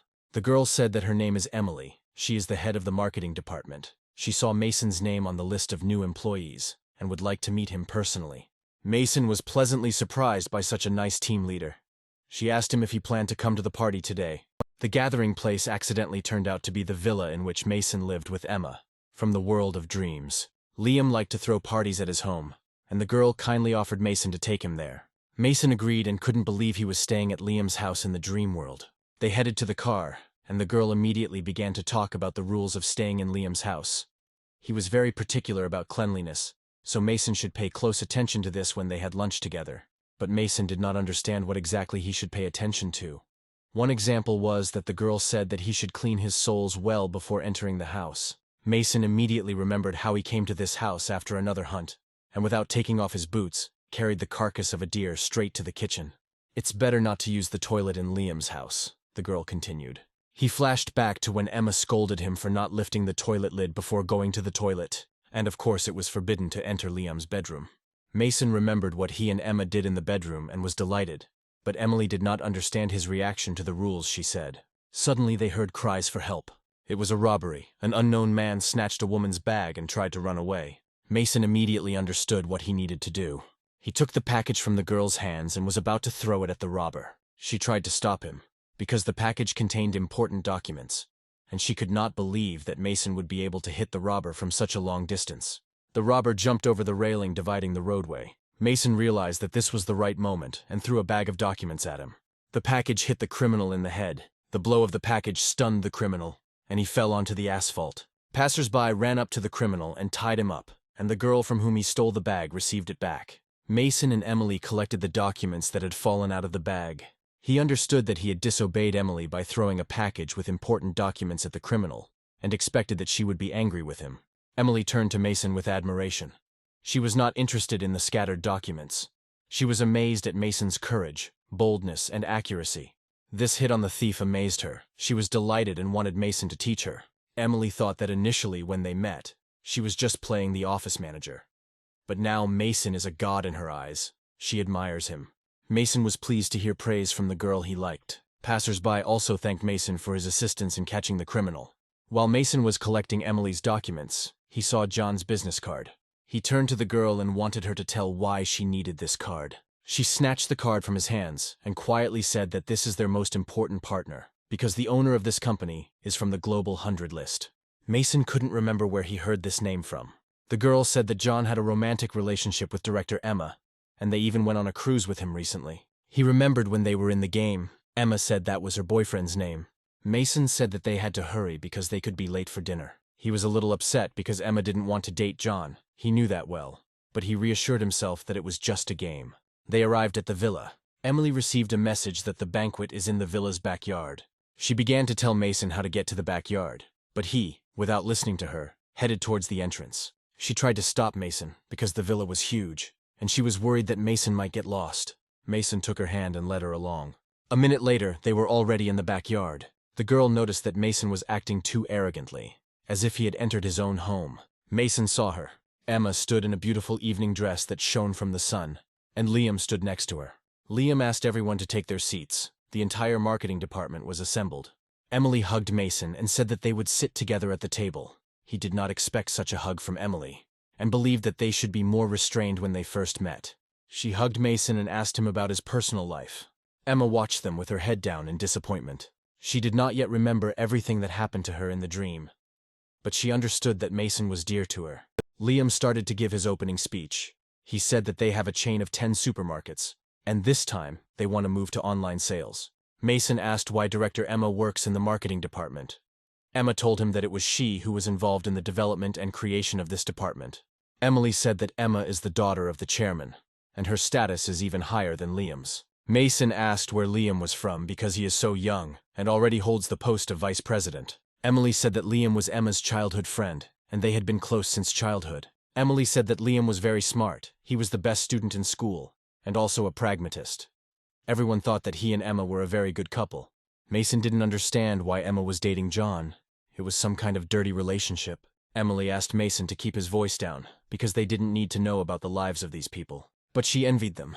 because she herself wanted to try to be surrounded by successful people. In real life, Mason was heavily in debt and couldn't possibly date Emma. So he wished Emily luck and that she would remember to take him with her when she became rich. Liam finished his opening remarks and now it was time for fun. Music started playing. It was classical music that maintained an atmosphere of peace around. Liam asked Emma to dance. She did not refuse him, because the last time they danced was in high school. Mason looked at their dance with bitterness in his eyes. The waiter brought a hot dish. It was a steak. It looked expensive and could correspond to their monthly salary. Emily offered to drink because Mason looked detached, as if he had not seen the world around him for a long time. He agreed that he should have relaxed a little. But even when he was drinking with Emily, Mason couldn't stop thinking about Emma, who was dancing with Liam. He remembered how he and Emma drank. These were unforgettable evenings spent with a beautiful girl. Although Emma danced with Liam, Mason could not leave her mind. The atmosphere in the marketing department was very friendly. Everyone communicated well with each other. Mason listened to the conversation of his colleagues, and they discussed the fact that Liam and Emma are a great couple. They sat at the same desk for many years, and now they work together. And if they don't get married, it will be an unforgivable act. Mason thought Liam was someone he could trust, and he hoped Emma could have a good life with him. Lost in thought, he brought his hands too close to the freshly cooked steak and scalded himself. Emily rose from her chair abruptly and said that he should have been more careful with the hot dish. She quickly walked up to Mason, squatted down in front of him, and began pouring water on his hand. There was nothing serious wrong with the arm, and the burn should have healed in a couple of days. Seeing what was happening, one of the department employees said that they had a new couple. Emma looked at them sadly when everyone thought it was hilarious. Suddenly the named guests arrived at the event. It was David, one of the most influential people and closest to John. He said that he had come to congratulate Emma on taking office. But he was unhappy that John's fiancée was dancing with another man. Mason asked Emily who this guy was. Emily told him who he was, and that he was John's representative. Liam explained that there was nothing between him and Emma. They were just dancing, because it's normal to spice things up at a party with dancing. Emma began to flatter David in order to distract his attention from what he had seen. She thanked him for being able to attend their party. David stared at Emma's breasts. Her dress only emphasized her curvy figure. Emma invited David to come to her company office tomorrow if he wanted to discuss work issues. David said that since he came to the celebration, he would also like to take part in it. He invited Emma to dance, since they had such an opportunity as part of the holiday. Liam wanted to stand up for Emma, and said that they were just old acquaintances, which is why they danced together. Therefore, Emma should not dance with David, whom she does not know well. David was much higher in status than Liam, so he asked him not to think too much about it, because it was just a dance. After which he corrected himself and said with disdain that Liam should not think much at all. Liam could not answer and stood silently. Emma took Liam by the shoulder and moved him aside to calm the situation. She said that Mr. David was their partner, and they should be more lenient. David approved of her behavior and asked her to dance. Emma had no choice but to agree. Emily said that it was a dishonest act. It was disgusting to watch them dance. David told Emma that Boss John had arranged everything and he had come to arrange a meeting with her. Emma thanked David for his help. She didn't want this at all, but she had no choice. She had to meet John and then marry him, because that's what her father wanted. David said that his help was not worth gratitude and pulled Emma closer to him. But Emma pushed him aside and told him not to violate boundaries when dancing. David apologized, but his apology was not sincere. It was just a game. David understood perfectly well that Emma was marrying John only because he was incredibly rich. Liam was at his limit. He loved Emma, but he also understood that his social status was not enough to date the beautiful Emma. He was filled with anger when he watched Emma dance with David. David began to lower his hand to Emma's buttocks, but she tore his hand away from her and screamed that he was dancing disgustingly. David began to apologize again and insisted on continuing the dance because he had not danced for a long time. Emily was ashamed to watch this, because with this dance David humiliated not only Emma, but also Liam. All David could think was that Emma was just a two-faced bitch, and he wouldn't mind making love to her either. But David saw that Emma wasn't giving him a single hint, which made him angry.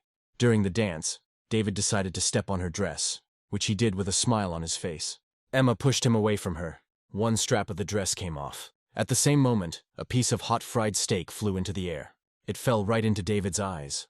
Emma fell to the asphalt, and David jumped in pain. David called his guards and told them to find whoever threw the piece of meat at him. One of the guards approached the table where Mason and Emily were sitting, but each of them had a piece of meat on their plate. Fortunately, Emily put half of her piece of meat on Mason's plate, Emily did not expect such an act from Mason, because even Liam did not dare to do anything to David. And Mason acted like a man.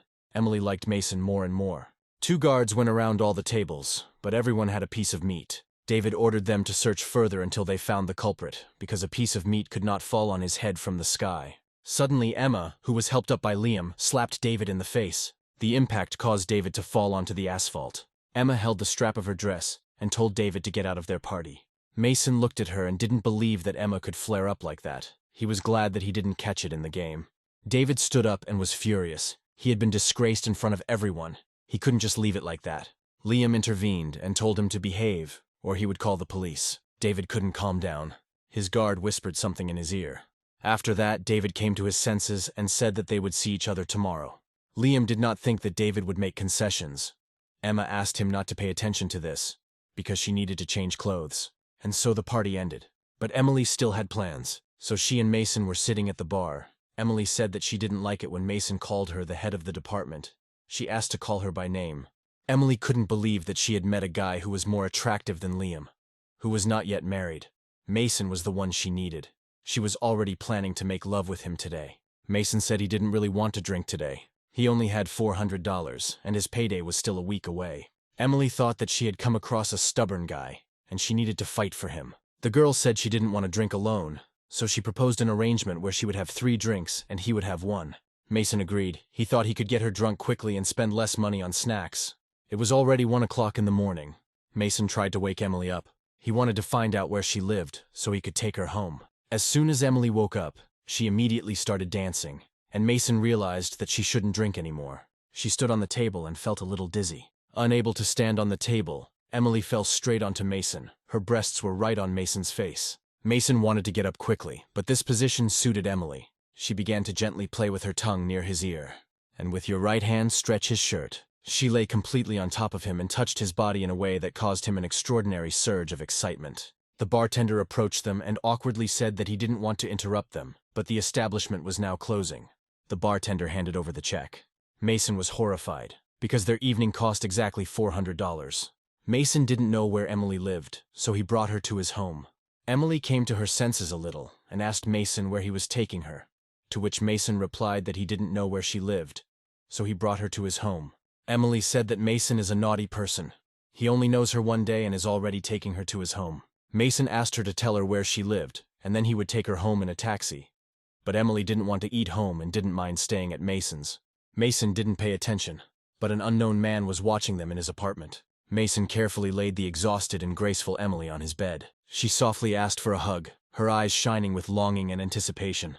But Mason, resisting the exciting desire, refused, asking her to just lie down and calm down. Mason wanted to avoid a possible scandal, especially given his recent transfer to a new department.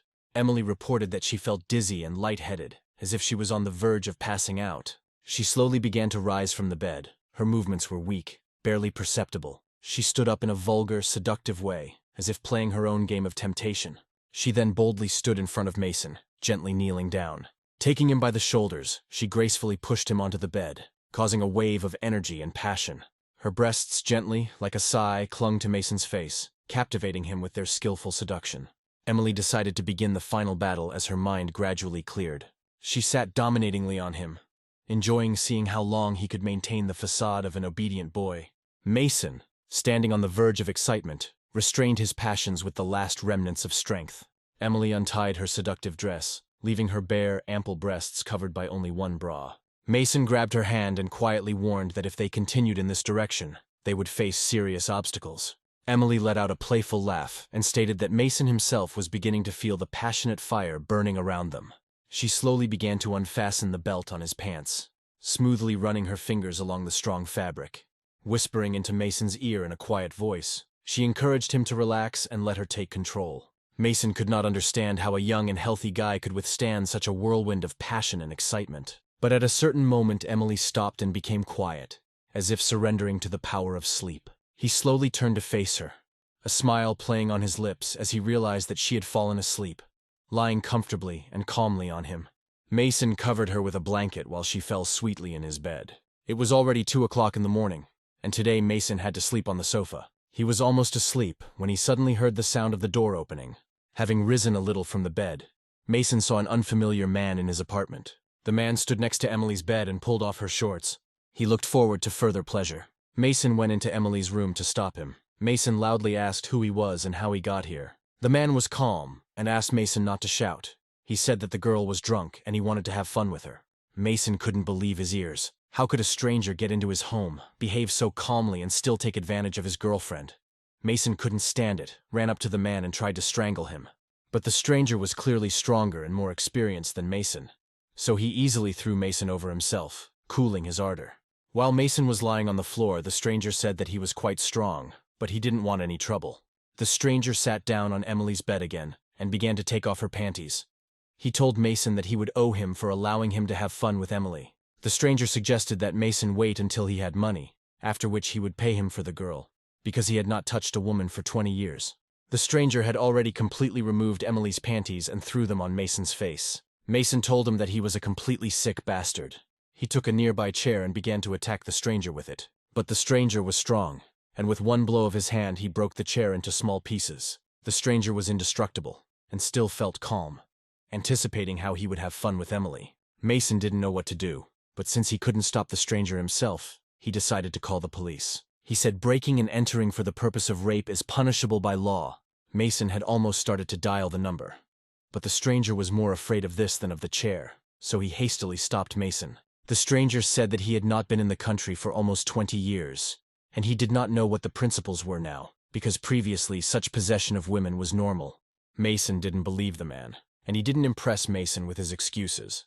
The stranger said that this was his home 20 years ago, and he returned to take what was hidden here. He headed to the corner of the room and began to feel the floor. At some point, one of the planks began to wobble, and he picked it up. There really was a hiding place there. The stranger was surprised that no one found the box he left 20 years ago. The box was full of jewelry. The stranger said that 20 years ago, this apartment was full of prostitutes and gold, and no one even dared to bend down to take the gold lying on the floor, because if a girl wanted gold, she could only remove it from her finger with her mouth. Mason listened to him carefully, but at the same time said that he did not care about his past life. But the stranger again asked him not to call the police, because he stopped in time and did practically nothing. The stranger said that he has his own rules of life, and he is not at all a hooligan bastard. Mason said that he should call the police and tell them what happened. The stranger said that Mason might be a man of honor. But even if he reported to the police, for gold, Emily would say that it was Mason who pestered her, and not the stranger. The man took out a small box from his hiding place and handed it to Mason, asking him to forget what happened between them. Mason didn't need his handouts, but the stranger said that the ring that was in the box was made of iron and was worth nothing in itself. But in fact, this ring was very unusual. From the day the stranger took possession of him, he dreamed of only one woman. She was wearing a red coat, holding a gold cane and blue eyes. But the stranger could not remember where he saw her and what she told him. But he clearly remembered that this woman beat him. Mason understood that the stranger was talking about the program administrator. The stranger headed towards the exit and advised Mason not to throw away the ring, because it could be useful to him. The stranger had already left and slammed the door behind him. Mason looked at the box and thought that this ring was definitely connected with the dream system. When he opened the box, the ring with a red stone in the middle glowed brightly. His left eye activated the program, but this program was somehow different from the usual dream system. In front of him stood a hologram of a girl in a white suit. She greeted Mason and said that she was the developer of the dream system. Due to strong pressure, she could only leave such a message. She wanted to warn Mason that he was trapped.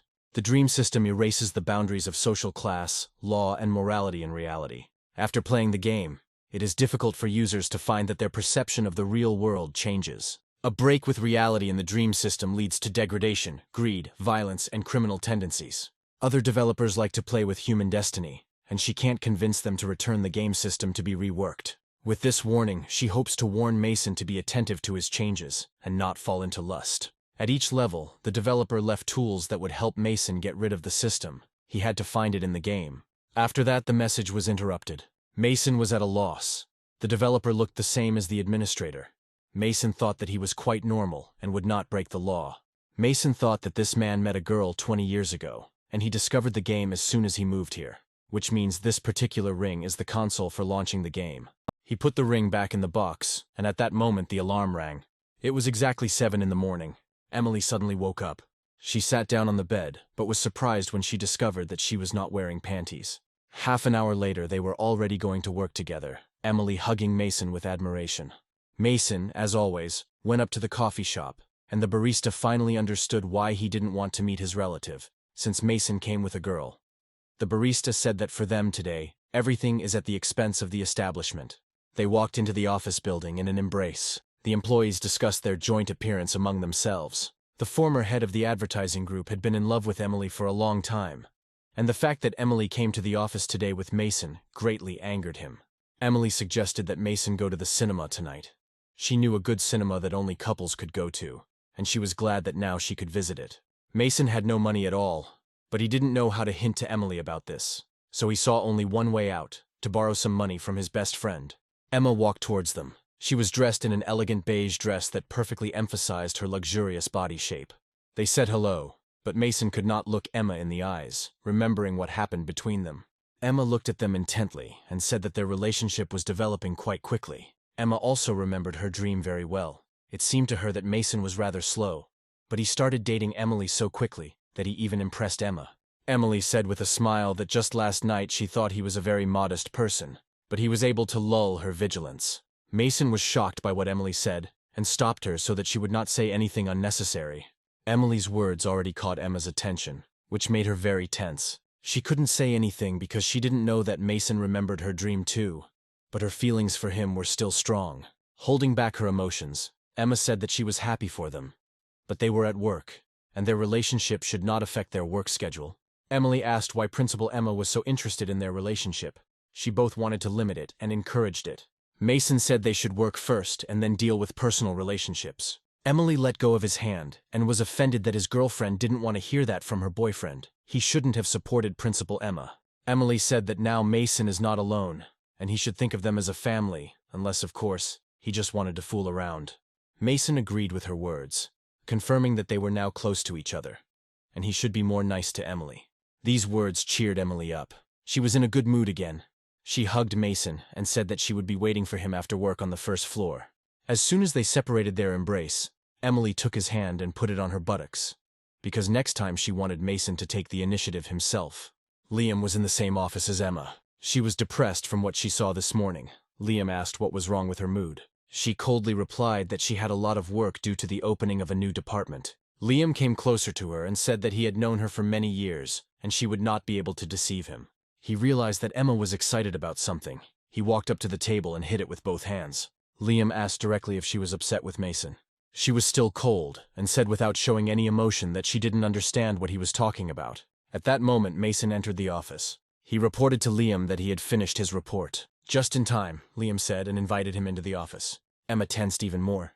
Liam studied the report. It was clean, neat, and understandable at a glance. Emma and Mason did not look at each other, and were as tense as possible. Both felt each other's feelings. Liam asked Mason why he was sad because he praised his report. Mason said he was just staring at a potted houseplant. At first he looked at it, having absolutely no idea what kind of plant was in front of him. But the next second, his heart began to beat much faster, as if it had picked up the excitement hiding inside Mason. And suddenly a bright picture emerged in his memory. It was a tomato seedling. Emma stood up alarmed and put the keyboard aside, peering at Mason with interest. Her eyes sparkled with hope as she asked him if he had seen a similar plant anywhere else before. Mason replied that this plant is connected with many of his memories, as if permeated with a thin thread of time.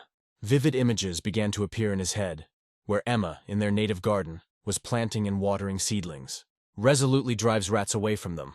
The memory of the last tomato they had left during the days of hunger and exhaustion came to mind, and Mason's heart sank from the memories. Emma's heart filled with hope, as if this was not just a dream, and she eagerly awaited an answer from Mason about where he saw this mysterious plant. Mason's heart beat even stronger in his chest, and sadness clouded his eyes like a thick fog. He began to remember his boss's words that everyone is destined to have their place in this world. The words of the game administrator, who said that everything that happened to him was just an illusion. Mason remembered the words of the game developer, who warned him not to confuse reality with the game. He remembered Emily, who looked into his eyes with hope and said that they were now a real family. Mason was faced with a difficult choice. Doubts and fear filled his soul. He could now throw himself into the arms of Emma, who was waiting for this with hope in her eyes, despite Liam's social status, and other employees who would simply not understand his behavior. During all the time spent in this virtual reality, Mason fell in love with Emma with all his being, although he did not remember everything that happened to them. But his soul and body could not be deceived or deprived of memory. Everything around froze in anticipation of Mason's answer, as if holding your breath. The flames of fear and confusion melted his heart, covering his face with drops of sweat. Mason painfully tried to formulate what was seething in his soul. Mason lowered his head and squeezed out that he often saw this plant in his childhood when he lived in his hometown. Mr. Liam looked at Mason in disbelief, seeing his agitation, and stated that, judging by his emotions, this plant, connected to Mason's past, was hiding something much deeper and more significant. Mason tried to relieve the tension and hastily justify himself, arguing that it was impossible to hide any secrets behind ordinary tomatoes. Looking at Emma, Liam noticed that she was also tense. Although she carefully hides her emotions, he asked her why she even grows tomatoes in the office. Emma was confused and didn't know how to respond, and different options flashed through her head as she tried to find the words. But Emma was adept at dealing with difficult situations, and she smiled, declaring that she had simply mixed up the seeds and had not paid attention to the plant until it had grown so large. Mr. Liam laughed, and Mason felt relieved, realizing that he had done the right thing, because no one suspected that he was not the only one who remembered this dream. The report calmed Mr. Liam, and Mason, although he felt satisfaction from his work, his mental tossing still weighed on him most of all. After such emotional stress, he went to the restroom to wash his face with cold water, at least for a while to free himself from thoughts about his long sleep. Liam also left Emma's office, and real emotions were now clearly visible on her face. Tears streamed down Emma's cheeks, and she wondered how difficult it was to hide her emotions. But she knew that if she hadn't held back, no one would have understood or accepted this situation. Mason turned off the tap and thought, realizing that the game developer was right, and he had fallen into a trap from which it would be difficult for him to escape. You could do anything in the game, and he wondered what would happen to him if he got used to killing, hunting, or even Emma's presence, how it would affect his real life. Buttoning the top button of his shirt, Mason thought about his situation. Because he was just a junior employee of the company, and she was the daughter of the director himself, the likelihood of them meeting in the future seemed extremely small. Emma looked at the sprouting tomatoes and realized that the dreams they shared seemed so real, as if they had lived their whole lives together. But they were just dreams, and she should forget about them. Both of them understood that everything that happened to them was just a fantasy, a dream that was better not to remember. But no one knew that this dream was shared by both of them. The twilight hour has arrived, and the shadow of the office building has swallowed up employees heading home to different parts of the city. A feeling took root in Mason's heart that now, with Emily next to him, he had found something special, and shyly turned to his friend James and asked to borrow some money. Like magic, Emily was waiting for him near the office exit, and her presence filled Mason with warmth and joy.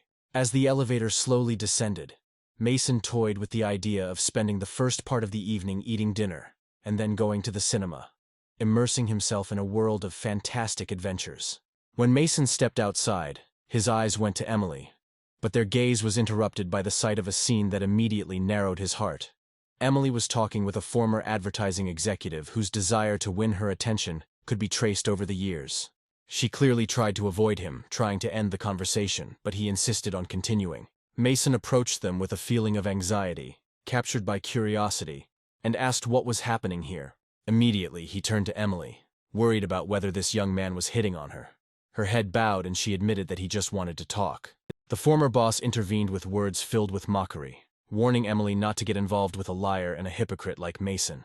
With these words, he turned and walked away, leaving behind a hint that now that Emily knew the whole truth, she must make the right decision. The negative impression from these words pierced Emily's heart, and she was depressed on the verge of breaking. But Mason urged her not to pay attention, claiming that this man was always trying to harm him. Mason gently took her hand and suggested they start the evening with dinner before going to the movies, hoping to overcome the tension and restore their connection. However, she quickly dodged, avoiding his touch. Emily's heart was heavy, and with regret she admitted that it was better for them to part. Mason turned away, his gaze rushing into the distance, meeting the sunset, which reflected his inner emptiness.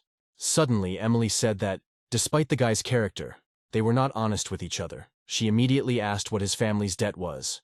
Mason turned to her and whispered that they owed $200,000. However, such a huge amount was exorbitant for people, ordinary workers like them, and Emily shuddered in fear, feeling anxious. Mason looked at Emily with sadness and regret, and again asked if she was sure of her desire to leave. She replied that she was just a simple girl from an ordinary family and did not have the opportunity to help him. Mason was upset because he saw that what was important to her was money and debt, not love, a word that had no meaning to her. Emily was overcome with embarrassment and asked Mason to forget about what happened between them, saying that she was simply not good enough for him.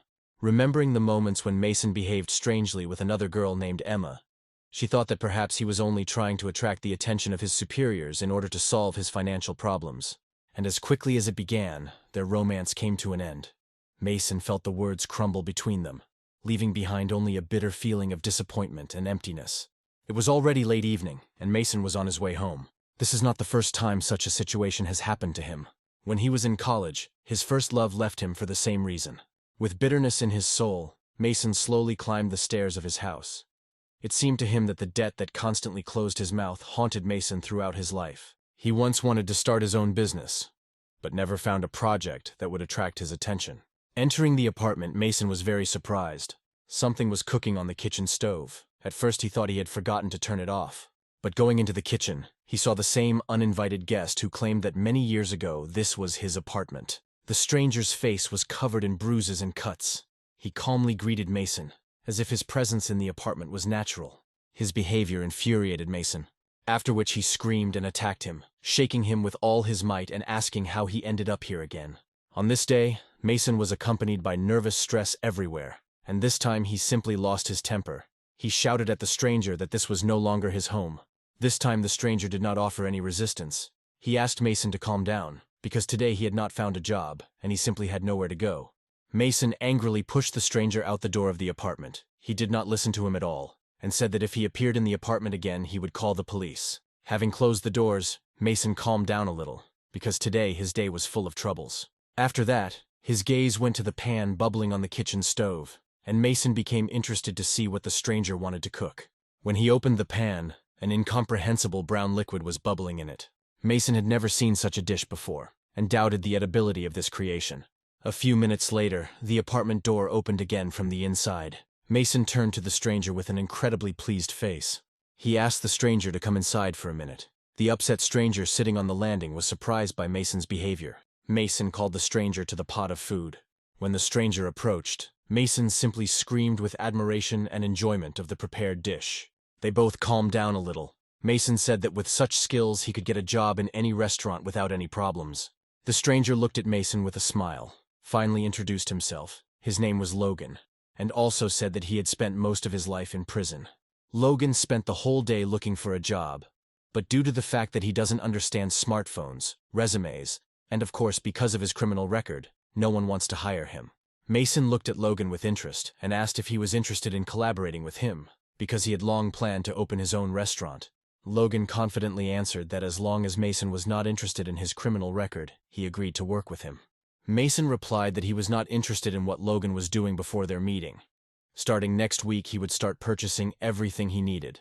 Logan again asked the departing Mason if he was sure that he did not want to know what his criminal record was, because many were afraid of him like fire. But Mason was not the kind of traitor who violates the terms of the agreement. He is not interested in his past, and Logan, in turn, works for him. The game had long ago taught him that if a person wanted meat, he would have to tame a wolf. And if a tamed wolf wants meat, he will not dare to attack the hand that feeds him. If so, then we will be partners, Logan said. Mason immediately asked Logan where the jewelry he had hidden was, because they could immediately invest it in the startup capital. Logan scratched his beard and said that he had recently met a beautiful girl with whom he wanted to have fun, and it turned out to be expensive. So he gave her everything he had. Mason couldn't believe his ears. He couldn't imagine that so many jewels could be lost so quickly. He hoped so much for these jewels. The money he had accumulated was clearly not enough to open his own restaurant.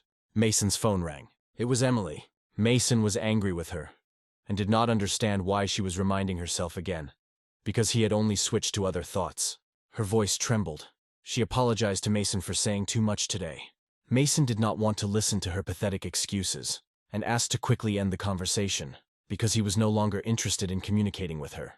Emily said that she wanted to help him. She had found a way to make money quickly. Mason was not ready to hear these words.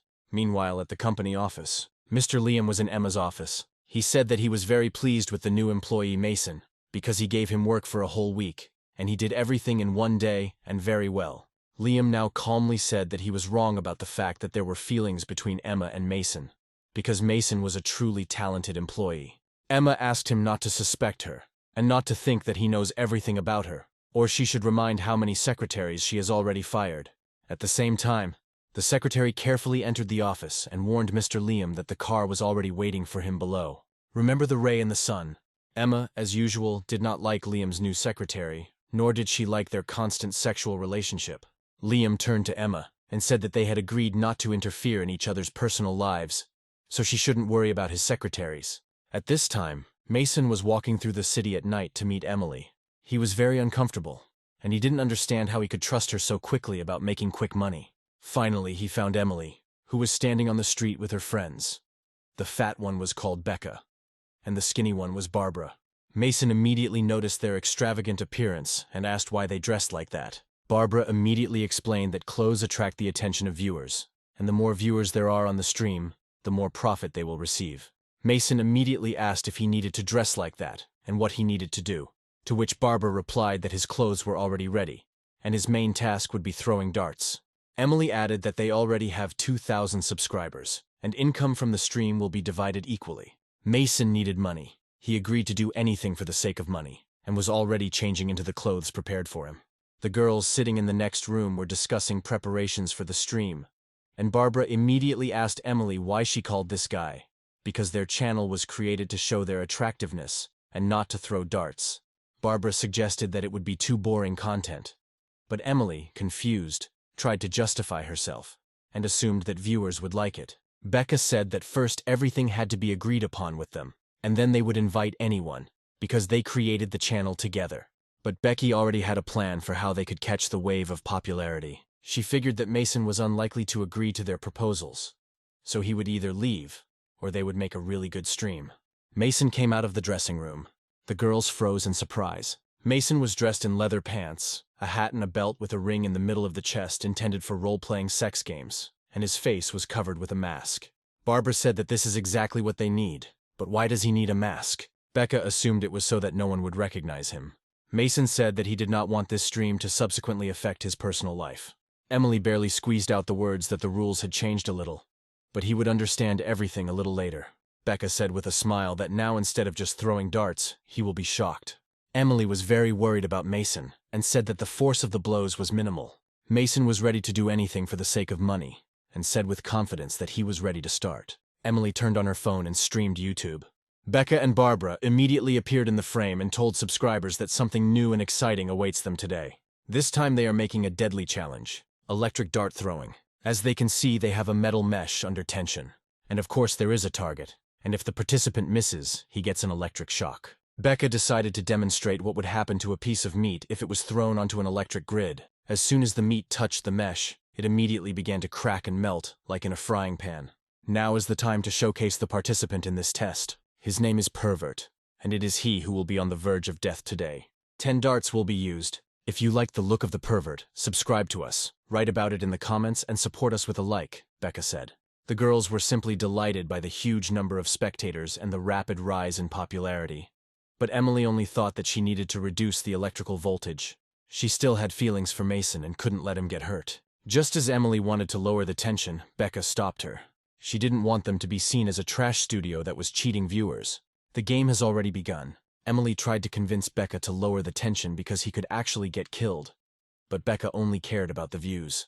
The main thing is making money and retaining views, and everything else can wait, Becca said. She started shouting at Mason because if he thought that money was easy to earn, then he was clearly mistaken. If he does not agree to play honestly, he can immediately leave, because there will be no turning back. Mason took one of the darts and threw it at the board.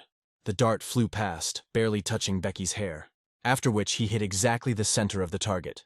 Mason looked confidently at Becca and said that it was high time to start. She couldn't believe that he had hit the target so easily, because she had expected something completely different. Becca began to communicate with the audience and said that after the first hit, you can increase the distance. Emily tried to intervene, because this is the distance used at the International Championship. But Becca did not care, and she shouted threateningly at Emily, saying that it was her broadcast. Mason did not want to listen to these women's screams and stepped back a little. He took the dart again and threw it at the target. Right on target again. It was amazing. Even the girls were delighted with his accuracy, not to mention all the viewers of the broadcast. Mason didn't stop, and with every step back he threw. The number of viewers and subscribers increased exponentially. Mason understood perfectly well that having his gift after the first dream, he simply could not miss, and was confident in his uniqueness. Becca was counting on the fact that Mason would taste the electric shock more than once today, which might please the audience, but he didn't miss. She continued to comment on the incredible hits of the pervert, and the distance was already twice as long as at the World Championship, with only 6 throws remaining. This is the 5th accurate throw, and he continues to increase the distance. 6th hit in a row. The numbers for all indicators continued to increase. An excellent 7th hit. The pervert was already at the door, and there was nowhere to retreat further. Will he really open the door and move on? But suddenly the darts fell to the floor. Becca didn't understand why he stopped. The pervert addressed the audience. He asked them if they knew that the studio wanted his success to be doomed. He didn't like it, and he didn't want to be a part of it anymore. I don't understand why people like it when someone fails, and I'm probably not cut out for this business, pervert said. Therefore, the performance is over. After these words, Mason opened the door and left the studio. The stream was stopped. The girls were confused about what happened, but suddenly all the comments disappeared. They didn't understand why this happened, and Becca assumed that it was most likely due to her inhuman attitude. But Barbara and Emily, looking at the results of the stream, opened their mouths, not understanding what was happening. It was just dawn outside. Mason was still sleeping due to a late adventure, but he received an unexpected call on his phone. It was Emily who said just 4 words, "Mason, you went viral." Mason quickly came to a clear consciousness. He did not understand how he became popular. He immediately thought it was because of his clothes. When Mason got dressed and left his room, he was surprised. There was black rice porridge and a variety of snacks on the table. Logan stood in the kitchen and said that this was his favorite breakfast combination. Mason didn't even know what to say. Although he hadn't tasted anything, the appearance of these dishes was not very good. He thanked Logan for his concern, but said that he was in no hurry, because there was still a lot of time before the restaurant opened. But Logan was not happy with this, because he thought that the opening would only take a couple of days. Mason perfectly remembered what he told Logan, but at the same time he understood that he had no money at all. Logan was counting on opening a restaurant. He needed a regular income, because he wanted to start the life of a simple working person. After some time, Mason was already near his office. Emily and her friends were already waiting for him there. Mason didn't want to talk to them, and tried to just get around them, but the girls wouldn't let him pass. They begged him to give them a chance.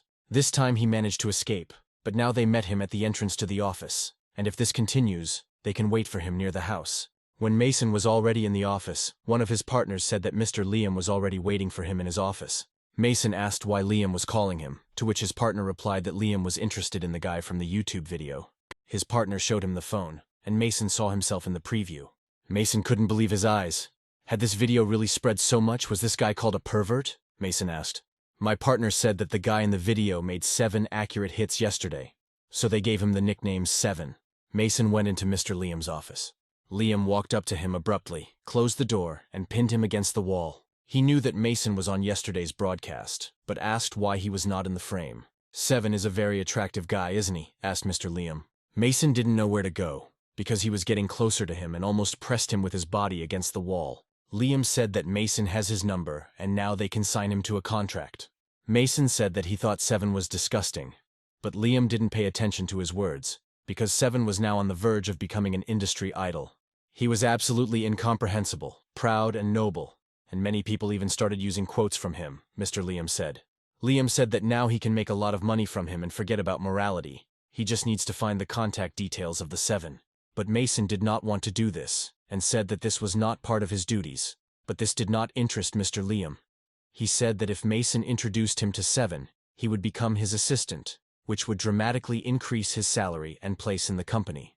Mason humbly said that he would complete the task no matter what, and now he understood how people felt about his video character. At this time, Becca and Barbara were sitting on the street in upset feelings because they had offended Mason with their behavior. Suddenly they saw Emily and Mason walking towards them. Without waiting for them to reach them, Becca rushed towards them. She grabbed Mason and began to speak out, because she also didn't like dressing up like that, and she used to film fitness blogs, but no one watched them. And this show is the only way for her to earn money. Yesterday, she didn't want to hurt him, but just wanted to show how difficult it is to make such content. But his words brought her to her senses. She began to beg Mason, She fell to her knees and with tears in her eyes asked for an opportunity to earn money. Mason took her hands and lifted her from her knees. He smiled and said that if they want to make money, they need to start right now. Becca, like the other girls, beamed with happiness and such good news. 1 month passed, and in a dream Mason received an urgent warning that the game would begin tomorrow. This message rather upset Mason, because dreams no longer attracted him. After all, now his real life has turned into a dream. Mason stood on stage and asked his fans who was left hungry. One fan screamed loudest. Emily brought the cake onto the stage. She was ready to treat everyone. In the blink of an eye, the cake hit the fan right in the face. Mason asked how the cake tasted to him. The fan roared with delight that it was amazing, and the crowd cheered. Emma, sitting in the best seats, told Liam that the show was too vulgar for her, to which Liam replied that this is the point, because they need to make money and the audience likes it. And now the most interesting part of the show began, when Seven throws a red scarf, and whoever gets the scarf will become his friend for the whole night. Liam began to cheer, as did all the other fans, and to the cheers of the crowd, the scarf hit Emma right in the face. Emma took off her scarf and asked those around her who wanted to take it, and immediately a battle began between them for this precious red scarf, and for the night with the Seven. Liam came out of this fight with the scarf. The show had ended, and it was deep night outside. Liam and Emma stood in front of the Seven. Liam showed the scarf and said that he simply admired the work of Seven. Seven thanked Liam for his loyalty, and said that Mason said that the company wanted to sign a contract with him. But Seven would not do this, but did not refuse cooperation, and could create advertising for a fee. Suddenly someone interrupted their conversation and came closer. It was David, and he immediately said that if he were Seven, he would choose his corporation. But Seven immediately said that he refused, without even listening to David. John laughed, because he would increase the offer made by Liam 5 times. No one had ever refused such a thing. Emma objectively understood that no one could refuse such an offer, although she understood that first they were offering a lot of money, and then setting terrible conditions for cooperation. But Seven said his reluctance did not depend on the amount of money. Then David said that he didn't understand what the problem was. Seven said that he didn't like David as a person. From such public humiliation, David froze in place. Seven said goodbye and began to leave, and it was at that moment that David's threatening shouts began to sound after him. Liam turned to Emma and self-aggrandized that he was right, and Seven was simply adorable. Emma really didn't expect this reaction, and said that her opinion of Seven had improved quite a bit. Mason came home and threw a bank card on the table. Logan asked if he had managed to save enough money to open a restaurant. Mason said there should be just enough to open. But Logan said that rent had to be paid for 3 months at once. He didn't have enough money. But at the same moment, Mason took out a second card from his pocket and handed it to Logan. He said that when he was 1 year old, his parents put $1,000 on the card and another $1,000 when he was 2 years old. Despite the fact that the parents had huge debts, by the age of 18 there were already $18,000 on the card. Then the father gave the card and said that a bird in a cage will not live a long life, so you need to find your way in life. This money meant a lot to Mason, just like the decision to open a restaurant. "Are you ready for the opening?" Mason asked. Logan waited a minute and said that he could not open the restaurant. His words struck Mason. But why? Because they had been going to this for so long. Logan felt ashamed. He said that he had found another job, and Mason had better save his money until better times. Meanwhile, Mason's former boss reported to David that Seven was Mason and showed confirming photographs. David called his security chief and asked if he had anyone ready to do the dirty work. The head of security said that his acquaintance had recently been released and was ready to take on any paid work. David, with hatred in his eyes, looked at the photograph of Mason, who was dressing up as Seven. It's time to settle the score. Some time has passed. An older woman unfamiliar to him knocked on Mason's apartment. He was already on the street, and at first he wanted to approach her and ask who she was looking for, but Mr. Liam hurried him from the car. He quickly ran to the car and got inside. Liam asked Mason who came to him, to which he replied that this woman was probably looking for his neighbor, but he had already moved out. Liam said that Mason should find better housing. With his low salary, he could afford to buy his own place. Mason asked him again, which means he had already passed the test stage. Liam was delighted with the meeting with the Seven that Mason had organized. Liam introduced Mason to his driver and secretary. They greeted Mason with smiles on their faces. Mason greeted them back and asked where they were going next. Liam said they needed to meet another girl. Together they need to win her trust. Her name was Melanie, a young, gorgeous girl with an ideal body shape, a sharp mind, and arrogant habits. Emma was already there. Emily called Mason to explain why they had come and where. But Emma stopped her and asked why she brought an ordinary employee of the company here. Liam put his hand on Mason's shoulder and said that this is now his assistant. He immediately introduced Mason not only to Emma, but also to Melanie, to the director of the Fandong Corporation. Mason extended his hand and greeted Mistress Melanie stately. He stood there for about a minute, but Melanie, although she looked at him, did not react in any way. But as soon as her cat meowed, she immediately began to pet him and gently soothe him. "So," Melanie said, "I had just found a free minute when they again stressed me out with talk about work." She turned around and began to walk away from Mason, saying that it was time to relax in the jacuzzi. Mason looked at Liam in confusion and asked if he really screwed up so quickly. But Liam reassured him. Melanie is a very important girl, and she has a bad character. Liam explained that Melanie owns the largest electronics company, and she knows full well that they need her, so she deliberately inflates the price. Liam was very worried about this deal, because if he failed to complete it, then he would risk his place. After all, if he loses his place in the company, he may never see Emma, who is so important to him, again. This deal was also important for Emma, because she is a director, and if they fail, she could also be removed. He remembered Emily in bed and made a decision. All or nothing, he had to go to the end. Liam approached Emma and said that they should try talking to Melanie again, but she didn't see any benefit in it since they had already talked to her so many times. Emma said that Melanie has an old grudge against her father, which is why she wants to either destroy their company or simply not allow them to develop. Emma dismissed her assistants, and at the same time David approached them. He understood perfectly well that their company had serious problems, and jokingly called the party taking place a farewell party. David seemed to accidentally remember that he needed to notify Emma that tomorrow she needed to arrive at her wedding to Mr. Jones. Because both Jones's company and her father's company are interested in a friendly cooperation as soon as possible. Emma did not want this marriage with all her heart and soul. The emotions of grief were clearly visible on her face. Mason realized that this marriage was needed only as a deal. Liam was equally upset and said that this couldn't happen, and Emma's father couldn't make that decision without her. But David said it was a done deal. Mason decided to put this riddle in his head. Emma wanted to make a deal with Melanie in order to prove the viability of the company. But if she had not done this within 3 days, she would have had to marry Jones. She didn't want this with all her might, which means her father decided everything for her and took a more convenient path for him. Liam said that he didn't trust David, and he needed to make a few calls to find out if it was true. But Emma stopped him and said that he didn't need to do that. She held back her tears and quietly whispered that her father had always been like this. He controlled her life, determined her fate. Liam saw that although Emma was holding back her emotions, the desire to throw them out was getting stronger. So he told Mason that it was time for him to go to his apartment, and for Emma to have a good rest. David was simply happy and did not even hide his laughter. Now Emma is forced to marry this old disabled man, Jones. He couldn't even stand on his feet. I wonder how they will spend their wedding night. Mason looked after them and thought only that Emma did not deserve such a fate. He turned slowly, looking menacingly at David, his eyes sparkling with rage. Suddenly, the shrill ringing of the telephone burst into his silence, disturbing the peace of the surroundings. Barbara's voice, coming from the receiver, carried with horror and frustration, as if an anxious soul was trembling within it. There was an all-encompassing, terrible alarm in her voice, as their video was subject to hateful attacks put together by paid haters. Barbara was seized with panic, not knowing what to do correctly in this gloomy situation. She proposed to sue these scoundrels, but Mason warned that in an open trial his own identity would be revealed.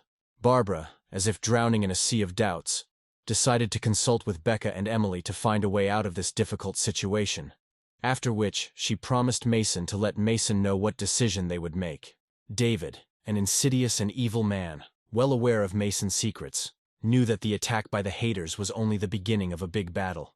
While saying goodbye to Seven, David made it clear to Mason that his true personality was clearly reflected in his unmasking. Time passed slowly, and Mason, wrapped in a robe, sat by the pool, deep in thought about how to act at this moment. He realized that David had revealed his secret, and now it was time to be extremely careful. Like a tiger hiding in the depths of a dense jungle, waiting for a call from Barbara was barely tormenting him, and he didn't know how Emma was coping with this situation. Unable to remain idle any longer, Mason decided that the moment had come that required decisive action from him. He could not wait any longer and decided to go to Mrs. Melanie to make a deal that would be his salvation. A courageous silhouette emerged from the dark shadows, slowly heading towards Mason, as if the night wind brings with it unpredictability. This silhouette turned out to be Logan, causing Mason to wonder why he was here, what brought him. Looking at Mason, Logan, devoid of emotions, said that he was only doing his job. like an insensitive mechanism, devoid of its own will.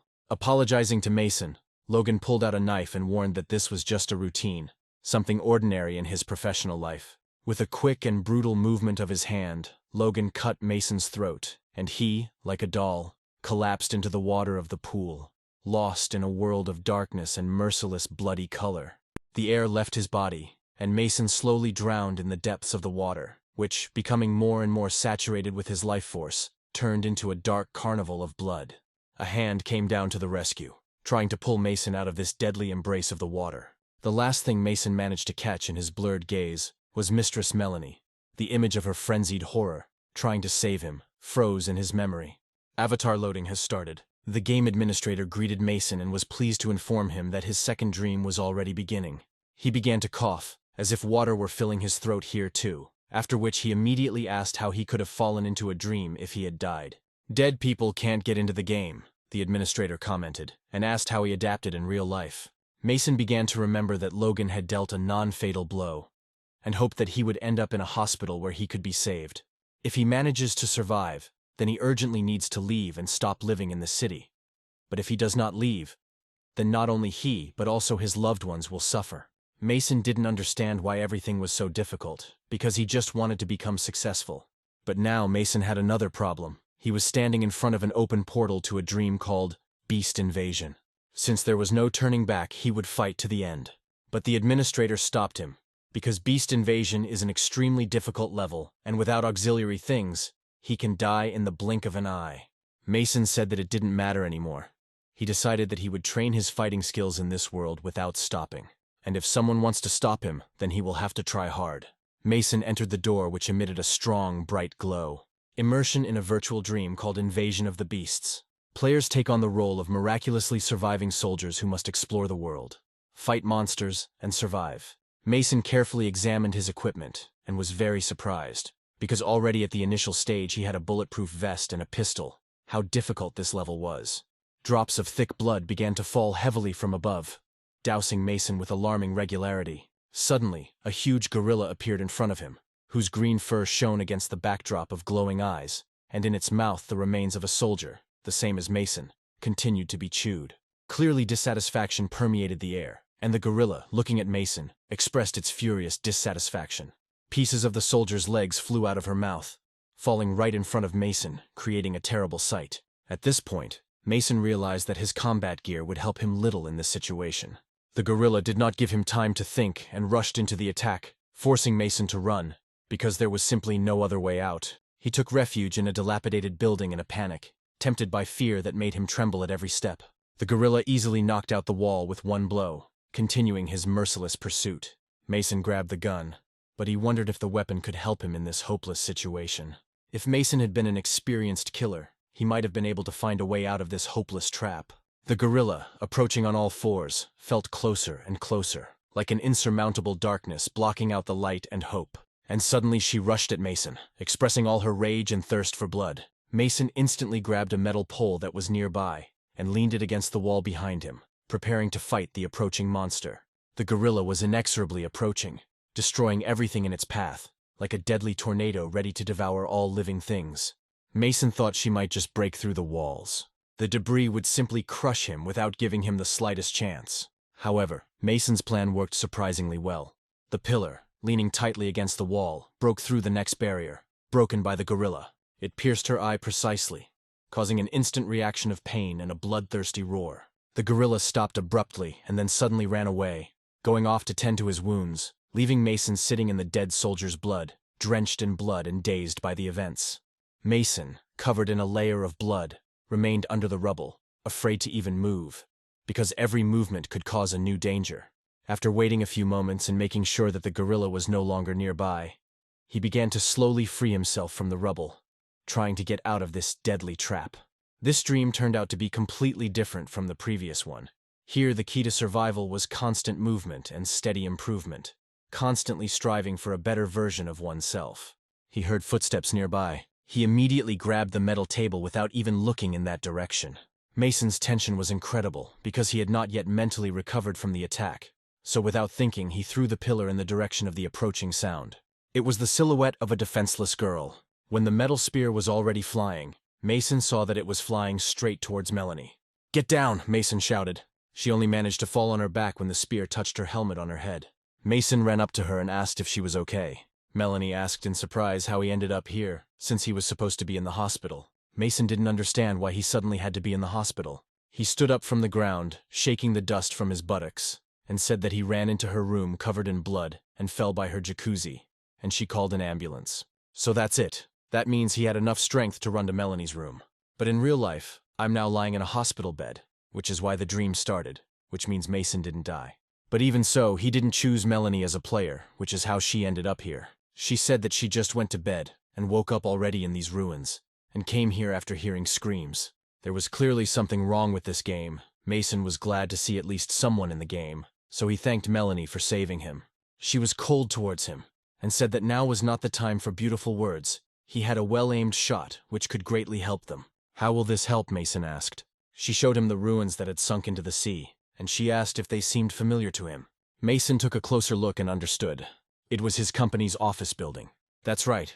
Judging by the state of the building, at least 400 years have passed, and they are time travelers. Judging by the color and smell of the sea, the water can have a poisonous effect, and its level is constantly rising. Mason was upset whether this would be his last game. Melanie said that there are two news. One good news is that there are obviously other people here. But the bad news is that there are also huge monsters here that enjoy eating people. She asked if Mason wanted to cooperate. She would lead him, and he would be on guard. Mason was amazed that in such a difficult situation, Melanie was so calm. There was no feeling of anxiety or fear on her face. She said she just wants to survive and doesn't care about anything else at the moment. Several hours passed, and they were already moving through the desert.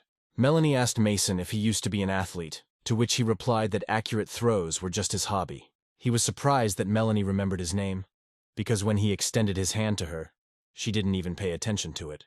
Melanie said that at that moment, given her position in society, Mason was simply not important to her, which is why she reacted the way she did. Mason said that with such a life position, you can very quickly lose all your friends. They climbed another rock and saw huge walls standing nearby. Melanie agreed with Mason and said that it is really worth having good friends. He quickly covered Melanie's mouth, and he pressed her to a sheer cliff. A huge centipede covered with green bubbles crawled above them. Mason slowly took hold of the pistol and took the safety off. He handed it to Melanie, saying that he didn't really need the gun right now, but Melanie would be able to use it in case of danger. She thanked Mason and said that she would do everything that depended on her. The danger was over, and they quickly headed towards the huge walls. They were more careful than ever and checked their every step. The whole area was clean. They had clearly cleaned it, but there was not a single person around. Ahead, in the expanse of the territory, a huge metal bunker appeared, like an impregnable fortress, ready to withstand any test. But at the top of it towered a giant eagle's nest, causing questions and surprise among those present. It was so majestic and monumental that it raised doubts whether nests of such huge sizes really exist. From above their heads, a powerful rumble was heard, accompanied by loud flapping of wings, creating a gloomy atmosphere and pushing towards inevitable alarm. But what they saw was not an ordinary eagle. Instead, a huge mutated crow-like creature with sharp teeth soared through the sky like a threatening shadow of death. With incredible speed, the raven headed straight towards the people who dared to disturb his sanctuary, ready to deal a crushing blow.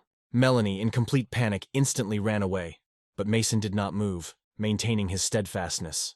She worriedly asked why he didn't run, didn't retreat in front of this nightmare creature. He, with complete confidence and devoid of fear, replied that he would remain here, ready to accept the challenge of fate. Melanie, horrified, objected that he could not defeat the huge creature with his metal rods, but Mason thought differently. A memory of Logan holding a knife to his throat flashed through his mind. Then Mason was shaking with fear. I remembered Logan's voice, asserting that a coward cannot change his fate, since his life could end with one move of a knife.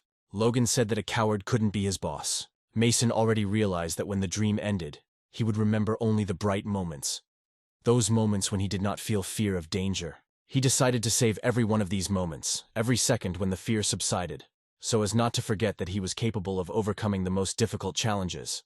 The raven was already so close that Mason, confident in his abilities, grabbed 3 metal rods in one hand, ready for a harsh confrontation. This raven creature was huge. Its eyes sparkled in different colors, and a bone crest grew on its head, as if a symbol of its sinister origin. When the raven was very close, Mason began throwing metal bars in his direction, without stopping for a second. The metallic hail of spears completely covered the bird's carcass, piercing it from all sides, like an embodiment of undeniable strength and determination. Feathers and green blood filled the air, creating a strange dance of eerie images. Melanie, in a state of complete bewilderment, could not believe her eyes that this was even possible. Eventually, the raven took a huge peak fall and fell to the ground, no longer posing a threat.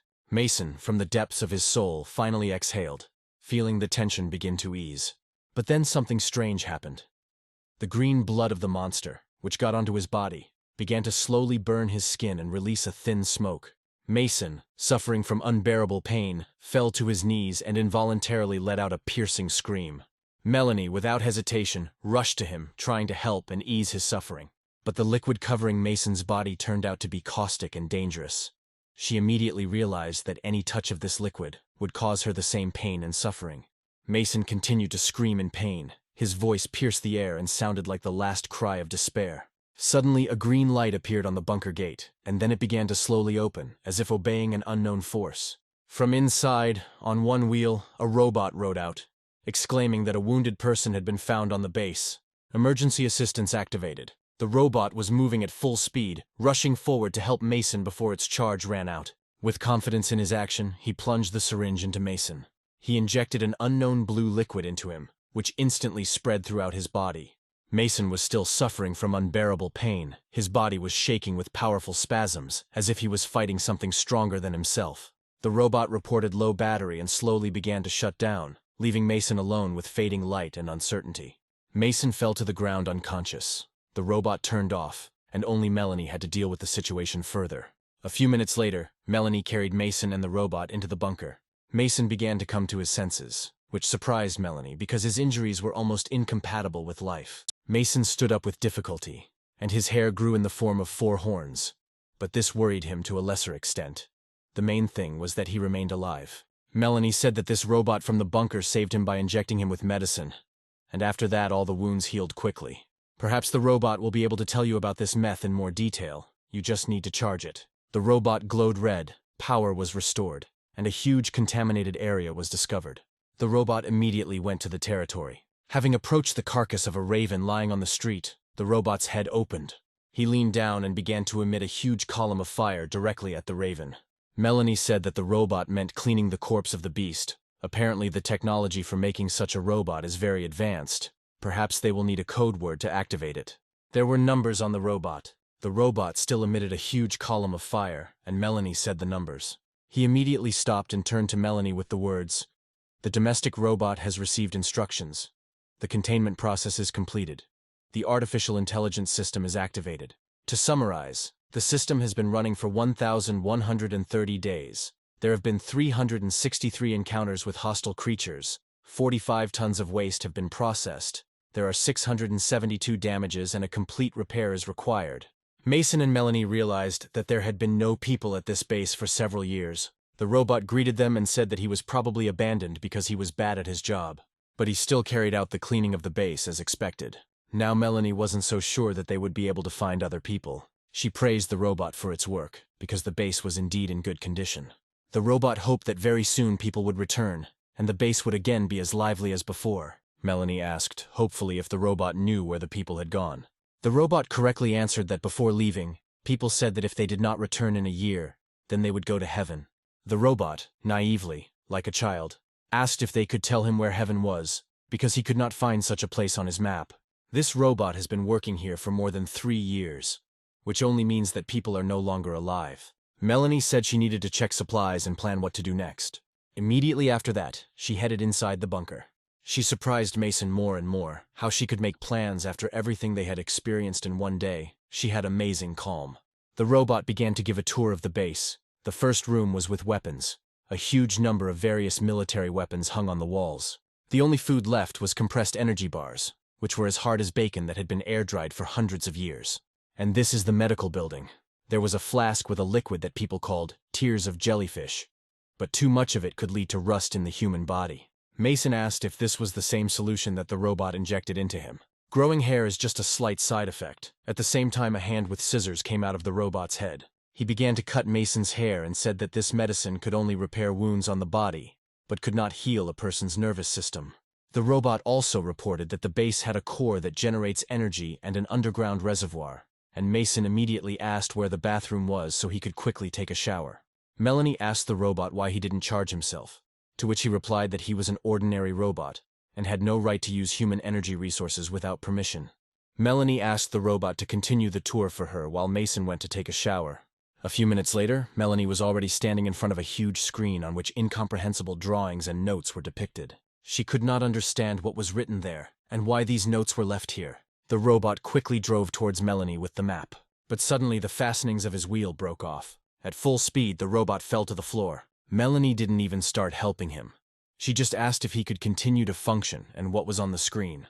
The robot reported that the recordings were made at both the dawn and decline of human civilization, but for the sake of simplicity, they were made in primitive symbols so that any intelligent being could recognize them. Melanie was impressed that they even thought about the rise and fall of civilization.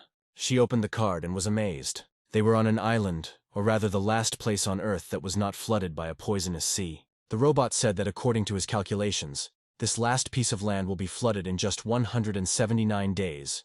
But due to the lack of other land, all the monsters have migrated to the island, so they should not leave the bunker. This means that now they are in a situation where they are unarmed, hungry, isolated, and have no choice but to sit and wait for death. Now Melanie's enthusiasm had waned, and she no longer looked so determined and confident. Melanie didn't know what to do now. She asked the robot if there were clothes at the base that people had left behind. The robot said that all the clothes were folded in the living area. Melanie looked at the robot with cruelty in her eyes and asked if he wanted to know why people abandoned him. The robot assumed that he was doing his job poorly. She took the card with her and stepped over the robot. She stopped for a second and said that he was just a useless piece of metal that had no value. But she doesn't want to end up like him. Mason was in the shower and heard the door slam. He didn't understand what was happening because Melanie didn't come in. It was a robot. He crawled along the floor with a rag, wiping it. He began to beg Mason. He asked not to write it off as scrap. He could still do the cleaning. The robot said that he really missed people, their kindness and love, and did not want to leave this world. He missed so much the time of ordinary human life that took place on the base, when everyone interacted in harmony and justice. He studied the real world with insects, played with the children, and of course he cleaned the area. He rubbed the floor with his last hand and begged Mason not to get rid of him. Even though he couldn't see how clean he could wipe, he still continued to do it. The robot wanted to continue serving people. Mason picked up the robot and put its eye in place. Mason said that his parts were very outdated, but how to fix it? To which the robot replied that all the parts were in the engineer's room. Unfortunately, there were no engineers in this world, but Mason promised the robot that he would fix it himself. The door to the bathroom opened. Dressed in a light dressing gown over her naked body, Melanie came inside. She said that they would end soon anyway, so there was no need to be ceremonious. And then she handed Mason his new clothes. He sat on the floor completely naked, became shy, and asked her to put his clothes on the table. She said that now they are in a terrible situation, but she does not agree to certain death. She was interested in the question. Everything was in this shelter, but why did people leave it? Mason reminded her that people had left to look for some secret place. This world will soon end, doesn't it matter where you go? Unless this is a place where you can hide from the end of the world. She untied her robe and said that the bunker was suitable for this.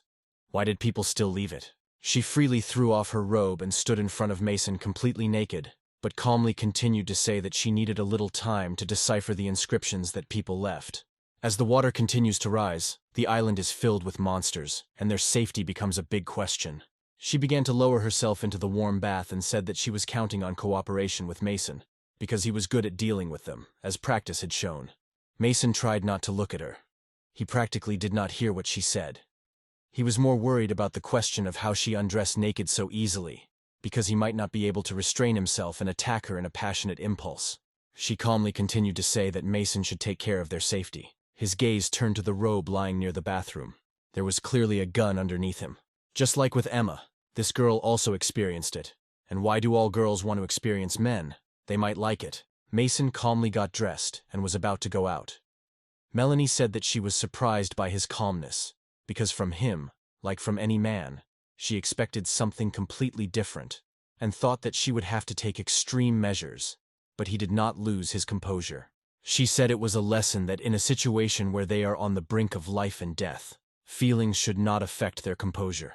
He thought about the gun, because that was what Melanie had in mind when she spoke of extreme measures. He remembered Mr. Liam's words when he said that Melanie was a very strong and cunning woman, and it was important not to fall into her trap. Mason couldn't understand whether she was really not so much afraid of being raped as of losing the only person on this island. It was a little scary. Mason took the robot and said it was time to get down to business. She lay in the bathroom and thought that Mason's style of behavior was quite simple, which was strange in the conditions of the end of the world. But the fact that he retained moral principles was very positive. Mason was already in the engineering compartment and began to repair the robot. He asked the robot why he didn't say a word when they were all in the bathroom together, to which the robot replied that he was worried about saying something unnecessary. Mason didn't know at all what to expect from Melanie, but as long as she doesn't interfere with his training, he doesn't care what she does. The robot was scared because fighting monsters is too dangerous. Mason said that in another world, danger also awaited him everywhere. But now he firmly decided that he would train until he finished off his enemies both here and here. People need a lot of courage to step out of their comfort zone to hit the barriers of fate. Mason gave everything he had, and as a result, others destroyed what he tried for. In the depths of his soul, Mason understood perfectly well that if this time he ran away from difficulties, he could be considered truly dead. The robot asked if this other world was really a paradise into which those people who lived with him before Mason arrived ended up. Mason smiled a little and said that everyone has their own understanding of heaven. For him it was a friendly, strong family that he hoped to create. If he trains, he can ensure the safety of all his loved ones. The robot listened to him transfixed, like a small child learning the basic principles of life. When Mason finished speaking, the robot without hesitation asked if he could help Mason with anything. "Of course you can help," Mason said, "because if he fights monsters, he will definitely get wounds, and the robot's treatment will be very useful to him." The second day has arrived. Melanie was eating an energy bar and said that she liked the completely new image of the robot. The combat robot is ready to wipe all the dirt off the face of the earth. The base contained a huge stockpile of ballistic bolts. Mason didn't understand why there were so many of them here. The robot told him that at some point, gunpowder became scarce among people, so they began to use automatic ballistae to protect themselves from huge monsters. However, over time, the ballistae began to fail. People needed good engineers, but at that time there were very few of them left.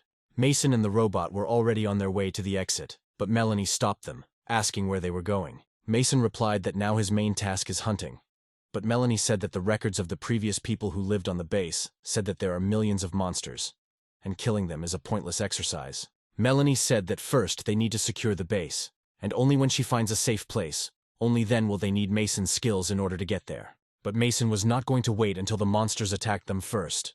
Now it was time to hunt. Melanie realized that Mason was quite serious and began to beg him to stay. She understood perfectly well that he had a lot of weapons and was able to effectively fight monsters. But now they have no room for error. The monsters that have gathered on the island are very dangerous and are prowling in search of prey, which Mason can become at any moment. Mason did not listen to her. He quietly asked what she wanted to teach him. This is his world, and he is ready to fight and pay any price for victory. She looked questioningly at Mason, and you could see fear and anxiety in her eyes. Mason said that he is ready to cooperate with Melanie, but he doesn't like it when someone interferes in his affairs. And if she doesn't like something, then no one is keeping her here, and she can leave at any time. At first, Melanie didn't even understand how to react to Mason's words. But a plan quickly matured in the young girl's head on how to smooth out the conflict with a man. She changed her tone and softly said that she was worried about him, and asked him to be careful. Emily stood and looked after them, and Mason and the robot, confident in their abilities, headed towards the exit and the base in order to finally wipe the dirt off the face of the earth. Melanie was furious. She didn't like Mason's irresponsible and illogical behavior, because the end of the world was very soon, and going to exterminate an endless number of monsters was simply stupid. She stood motionless and looked after Mason, when suddenly a snake crawled between her legs. Melanie was very scared. She was completely unprepared for this. Even though she was in the middle of the desert, trees began to rustle around her, and she found herself in an unknown, terrifying place. Someone touched her shoulder. Horror began to run through her entire body. She began to spin around in place and wave, and a languid, loud, rough voice began to appear in her head and say that death was very close. Melanie held her head with both hands and tried to compose herself while the voice in her head made loud, terrifying laughter. Everything happened as if death was trying to take away her mind and soul. Melanie stood still, breathing evenly and pushing thoughts out of her head. Several minutes passed, and the voice began to fade, and the surroundings were restored. Melanie again began to have fits of hysterics, which, as in real life, periodically visited her. But now she needs to pull herself together and improve her relationship with Mason, because if she is left alone, then death will definitely overtake her. Meanwhile, Mason and the robot walked along the lifeless desert land, and the robot asked Mason why he reacted so rudely to Melanie. Mason said he needed to become more violent and determined, so that in another life he could look into the eyes of the man who held a knife to his neck without fear. He remembered that moment. He told Logan that he wanted to save him and protect him from thoughtless actions. But Logan did not listen to him, because at that time Mason was not rich or influential, and most importantly, he was not decisive. It was with these qualities that he could break Logan. Mason understood perfectly well that he had to use this dream to his advantage. But if he could not get wealth or respect here, he could forever get rid of the feeling of fear. The robot silently listened to Mason's reasoning, but his straightforward mind still did not understand deep human thoughts. A pack of wolves, disfigured by huge green blisters, appeared in Mason's field of vision. The robot immediately concluded that these are deformed wolves. They are stronger and faster than ordinary wolves, and it is worth choosing a weaker opponent for training. But Mason did not agree with him, and these wolves are perfect for him. Although the robot thought straight, he understood perfectly well that there were too many wolves for one simple person. Mason took out one of his crossbow throwing bolts, and he said only one thing: there are no more wolves than before. The wolves ran furiously towards Mason, and were ready to tear him to shreds overnight, and memories and the hunting spirit that he had acquired in his first dream awakened in Mason. Mason thought that if he died in this world, he would wake up in another, so he might as well risk everything for the sake of global victory. These wolves not only hit faster and more viciously than usual, but were also twice as strong as the previous ones, and rushed towards Mason with great speed. Mason let them get as close as possible and, spinning in place like a whirlwind, began to throw spears. The robot watched the fight on the sidelines. Mason hit one of the wolves from a distance, but the other two were already very close. Mason sharply pinned the head of the first wolf to run up to the ground with a spear. The second one rushed at him, but Mason grabbed his neck. With a sharp movement, he broke the muscular neck of a huge wolf. Drops of green blood began to burn Mason's hands. The robot abruptly approached Mason to provide first aid, and also warned that he should not fight with them with his bare hands. But Mason said through gritted teeth that this was an integral part of training. After the robot introduced the antidote, he drew attention to the tent, saying that it was the same as in the shelter. But how did it end up here? They came closer to the tent, and Mason picked up everything that was left of it. And under it was a box with a spike-shaped coat of arms depicted on it. The box contained a box of grains. The robot said that these were wheat seeds, which were a symbol of their shelter. The robot said that previously people were engaged in the production of products and exchanged them with other shelters for gunpowder, armor, or drawings. But over time, the number of monsters increased, and the shelters fell one after another. They moved further and further through the lifeless desert. We observed various monsters who established their camps in places where people had previously dominated. From the cliff, Mason looked out for the best place for them to go. He was sure that they should explore other camps, which were most likely also guarded by monsters. Mason was well aware that this was a typical survival game, which was directly related to exploration and construction. Mason asked the robot how people could farm in such terrible conditions. The robot said that this was his main occupation, because this is what he created. By processing several stones, he produces soil. By processing animal waste, he produced fertilizer. In the shelter, there was just the body of a huge raven killed by Mason, which could serve as good fertilizer. It was worth trying. The robot said that he had long dreamed of returning to do what he loved. But is there any point in this if they will all drown soon? Mason said that if people return, they may need their crops. The robot hopefully asked how he knew that people would return. But Mason thought about the words of the game administrator, because the number of points directly depended on what they left behind in the game. Mason said that no one knows this for sure, and he simply assumed this outcome of events. He thought that the robot would now have to travel with him for a long time, so he needed to be given a name, for example, Ultron.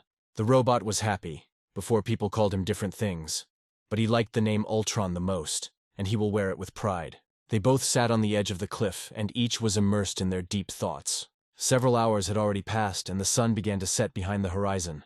A dark night full of horrors was slowly approaching. Huge spider attack. Mason simply covered the spider's body with spears, but it seemed that it was impossible to stop him. He wrapped himself in a viscous, sticky web. The spider had already begun to drag Mason away in order to braid him into a cocoon, but Mason grabbed a stone, which came off the ground and remained in his hands. Jumping from his spot, Mason, with the last of his strength, began to strike the spider's head with a stone. Each blow increasingly turned his head into a flattened pancake. Although Mason's body was completely covered with poisonous liquid, he did not stop delivering powerful blows with the stone. Ultron emotionlessly watched what was happening and calculated Mason's level of training. They moved on. Ultron reported that Mason's combat characteristics had decreased by 20%. Mason asked what characteristics they were talking about. Ultron said that they were based on his physical condition and readiness for battle. When they came out, he had a maximum level of 90 points, but now there are only 70 points left, and therefore the will to fight weakens, and he stops focusing on the battle. Mason did not understand him, because he had never lost. Ultron continued and said that due to Mason's fatigue, the fight became more like using brute force to blow off steam. Mason really couldn't concentrate, because he was not only learning to fight, but also to be more psychologically stable, because only trials strengthen his character. Ultron asked Mason why he talks so much about another world, why he can't call this place home, because together they can put everything in order, do farming and fight monsters. The idea of the arrangement was really good, because if they arrange everything here, they will be able to breathe new life into this desert world. By midnight they had already arrived at the bunker. Mason unloaded several jars of various seeds onto the table, and immediately asked where the carcass of the dead bird had disappeared. Melanie said that it was impossible to eat this meat, and the smell could attract other monsters, so she got rid of it. Mason tried to take a bite of a protein bar, and although it was logical on Melanie's part, he was not happy about it, because now he would have to kill a new monster in order to get the ground for production. The bar was simply petrified from time to time, but due to a strong feeling of hunger, Mason did not give up trying to enjoy it. Melanie looked at Mason's attempts for a long time, and finally said that she should probably soak him in water first, and only then try to bite him. She drew attention to the containers that Mason brought with him. They had a base sign on them and were all filled with seeds. A few minutes later, Mason was already communicating with Ultron. They only had one medicine left. But Ultron reassured Mason. He said that the medicine was always stored at all bases in large quantities, and by examining them, they would definitely be able to find it. Melanie came over and brought them a hot bowl of noodles. She said that she made noodles from the seeds that Mason brought. She was worried about him, and decided to please him. Mason was horrified. Because these seeds were intended for planting, he immediately asked with horror in his voice what happened to the rest of the seeds, because she didn't use all of them. Melanie, not knowing about Mason's plans, said that she ground all the other seeds into flour for long-term storage. Mason and Ultron didn't know what to say, but they were horrified, because they had been extracting these seeds for so long and hard. Observing Mason's negative reaction, Melanie began to realize that she had done something wrong. She was surprised and began to ask Mason if he really wanted to plant them. But there was no point in this. There was no land or fertilizer for this. Mason said upsetly that he didn't think that Melanie would make such a decision so quickly, and he didn't expect at all that she would grind all the seeds without asking him. He looked at Alton and told Melanie to never make her own decisions about other people's things in the future. He added that she should eat her own noodles, and suggested to Ultron that he should turn away so as not to see it. Melanie looked at him guiltily, and thought that first Mason went to kill monsters in search of thrills, and then he was going to take up farming. His actions became more and more inexplicable to her. Melanie also said that Mason became very attached to his robot. She thought that the problem might be with him. The third day has arrived. Mason took 3 injections of medicine and was ready to set out on a new hunt. Melanie approached him and said that they needed to talk. She said that in the old notes there were instructions for modifying the robot. Melanie knew a little about electronics and could do it. Mason looked at her questioningly and asked if it would be possible to do this. Melanie said she didn't know for sure, but it would be nice to modify the robot. She convinced Mason of the need to do this as quickly as possible, because its parts were very outdated, and if it was not modified, it could soon fail completely. Mason didn't trust her, and said that so far Ultron had worked flawlessly, so there was no point in doing it. But Melanie said that she should just treat the robot as a thing, like a phone or a computer. She asked in surprise if he didn't consider an ordinary robot his friend. Mason rudely replied that he would show his feelings as he wanted and to whomever he wanted. Once he was friends with a tiger, and this did not bother him. And with such an insensitive attitude towards everything, Melanie looked more like a machine than a person, Mason said firmly. As he left, he said that they should communicate less because it could end badly for her. Melanie didn't tell him anything. She thought that Mason still didn't understand that the end of the world would come very soon, and resource extraction was useless if he didn't want to work together. She began to feel as if someone had grabbed her hand, which frightened her greatly. The voices in her head did not calm down, and it seemed to her that hands were reaching out to her from everywhere. Panic attacks clearly began to intensify. A few minutes later, Mason already came across mutated crows. He looked at them and discussed with Ultron that these crows were devouring their relative, whom he had recently killed in a shelter. Ultron said that these crows are scavengers, and if you don't get close to them, they won't attack, of course, if you don't walk near their nests. At that moment, Mason thought that he needed to quickly get rid of the nest on the base, because it could soon be occupied new inhabitants. Ultron told Mason that due to disputes in the past, humanity allowed a global catastrophe, which is why they are now in this situation. So he recommended that he stop arguing with Melanie. Mason thought about Ultron's words, and realized that the dream had a backstory. He asked Ultron what people had argued about before. Ultron said that all people differed from each other by race, gender, culture, and other characteristics, each of whom defended their ideals. Over time, they completely forgot about the global problems that were worsening and destroyed the world. Mason thought that he and Melanie also had, in fact, a global conflict, and he was even a little scared. But it's good that everything didn't go as far for them as for all of humanity. There are indeed people in the real world who like to classify people according to their particular worldviews, and they want you to do what they say or they will despise you. So it is safe to say that most conflicts arises because people cannot sit down and agree among themselves. Mason said he's not worried anyway because it's just a game to him, and nothing should happen if he treats Melanie badly because she's just an NPS. They had already come very close to the shore of the Green Sea. They observed the situation from the cliff. Ultron asked Mason to hurry up a little, because their goal was to inspect the ruins. However, Mason was looking at a truck on which a huge mutated lizard proudly sat, and this truck could well contain rare things. Ultron couldn't believe that Mason was even thinking of attacking this lizard. He told Mason that the lizard is one of the most powerful and dangerous creatures in this world, and to fight it, you need at least a tank. Mason said that he didn't even think about fighting him one-on-one, even if he was in a regular computer game. He would have saved first before approaching this lizard. But now Mason did not have such an opportunity, so he said that he would use the robot. The robot looked at him with horror and misunderstanding in one eye. After a few minutes, the lizard turned its attention to the fire. Ultron drove past the lizard's lair at great speed, spewing fire from his head. The lizard took the bait and chased the robot. Thus, the lizard got off the truck and freed Mason's passage to it. At that moment, Mason thought that he could always solve the problem with the help of cunning. Mason quickly ran to the truck and opened it. There were a lot of different things inside. Are these really rare things that could change their lives for the better? Mason began to examine the things in the truck. There was a box with honey and musical instruments, apparently to create a pleasant atmosphere. There was also a box with weapons and vodka, which could be used to create Molotov cocktails. And there was one more thing that emitted a strong glow. This is a sign. Are these really eggs? You could defrost them and wait for the chicks to hatch. Mason was upset that he couldn't take everything. But he chose the most important things. He collected weapons, vodka, and embryos of animals unknown to him. The container with the embryos was very large, and it was necessary to try to tie it. While the robot distracted the lizard, he had a little more time to move the crystal. As soon as Mason touched the crystal, an irreversible reaction immediately began. The crystal shot out at great speed immediately after touching it. It hit the wall of the truck and exploded, and Mason, along with all his things, flew out into the street from the blast wave. And the truck itself overturned and was thrown several meters. This could not help but attract the attention of the lizard who was chasing Ultron. Mason wrapped the remaining things into a bundle as quickly as possible and began to run away from the huge beast. He climbed into a small gorge located in the rock. The lizard was not supposed to get through there. Almost at the same moment, the crystal in the truck continued its reaction, and it pushed the truck, which crashed into a rock at great speed, which led to a huge explosion. The gorge in which Mason was sitting began to collapse. A landslide began, because the rock consisted almost entirely of earth rather than stones. Mason, like the lizard, began to grab onto steep rocks to avoid falling into the sea. He was able to grab hold of it, and holding the bag with all its contents in his teeth, he hung on the rock. The lizard was able to climb onto the rock and looked intently at Mason. She could not reach him.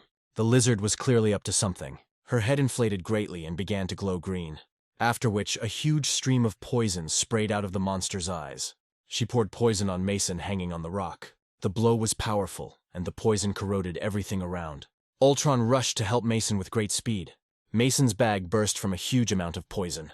He held the last box of embryos in his teeth, held onto the rock with one hand, and with the other hand injected himself with the third injection of the antidote. Due to the huge amount of smoke, Mason was no longer visible on the rock. The lizard, thinking that Mason no longer exists, left. The fourth day has arrived. Ultron sat by the fire. Mason began to move, and Ultron was glad that he had finally regained consciousness. Ultron said that his act was impressive. He had never seen a person who was covered in poison and was able to independently inject himself and also stay on a sheer cliff. Mason said that he did not expect that everything would end so badly. He thought that being nibbled by wolves was the worst thing. But he was very mistaken in that, because he had never experienced anything worse than acid. Mason asked Ultron what kind of crystal it was, which first slipped out of his hands and then flew away with the truck and exploded. Ultron replied that it was an energy core, the rarest item in the world. It was not in vain that it was in the capsule, because with friction it explodes with enormous force. The same core powers their entire shelter. Mason said that he didn't think about it, and if Ultron had told him about it a little earlier, the explosion might not have happened. And now Mason is scared to wipe himself in case the paper explodes. Ultron said that the scar that the lizard left him was a mark. Now, wherever he goes, he must be prepared for an unexpected attack, because the lizard will now smell him from many kilometers away. Mason didn't think it was a mark. He rather thought it was just part of his skin that was burned.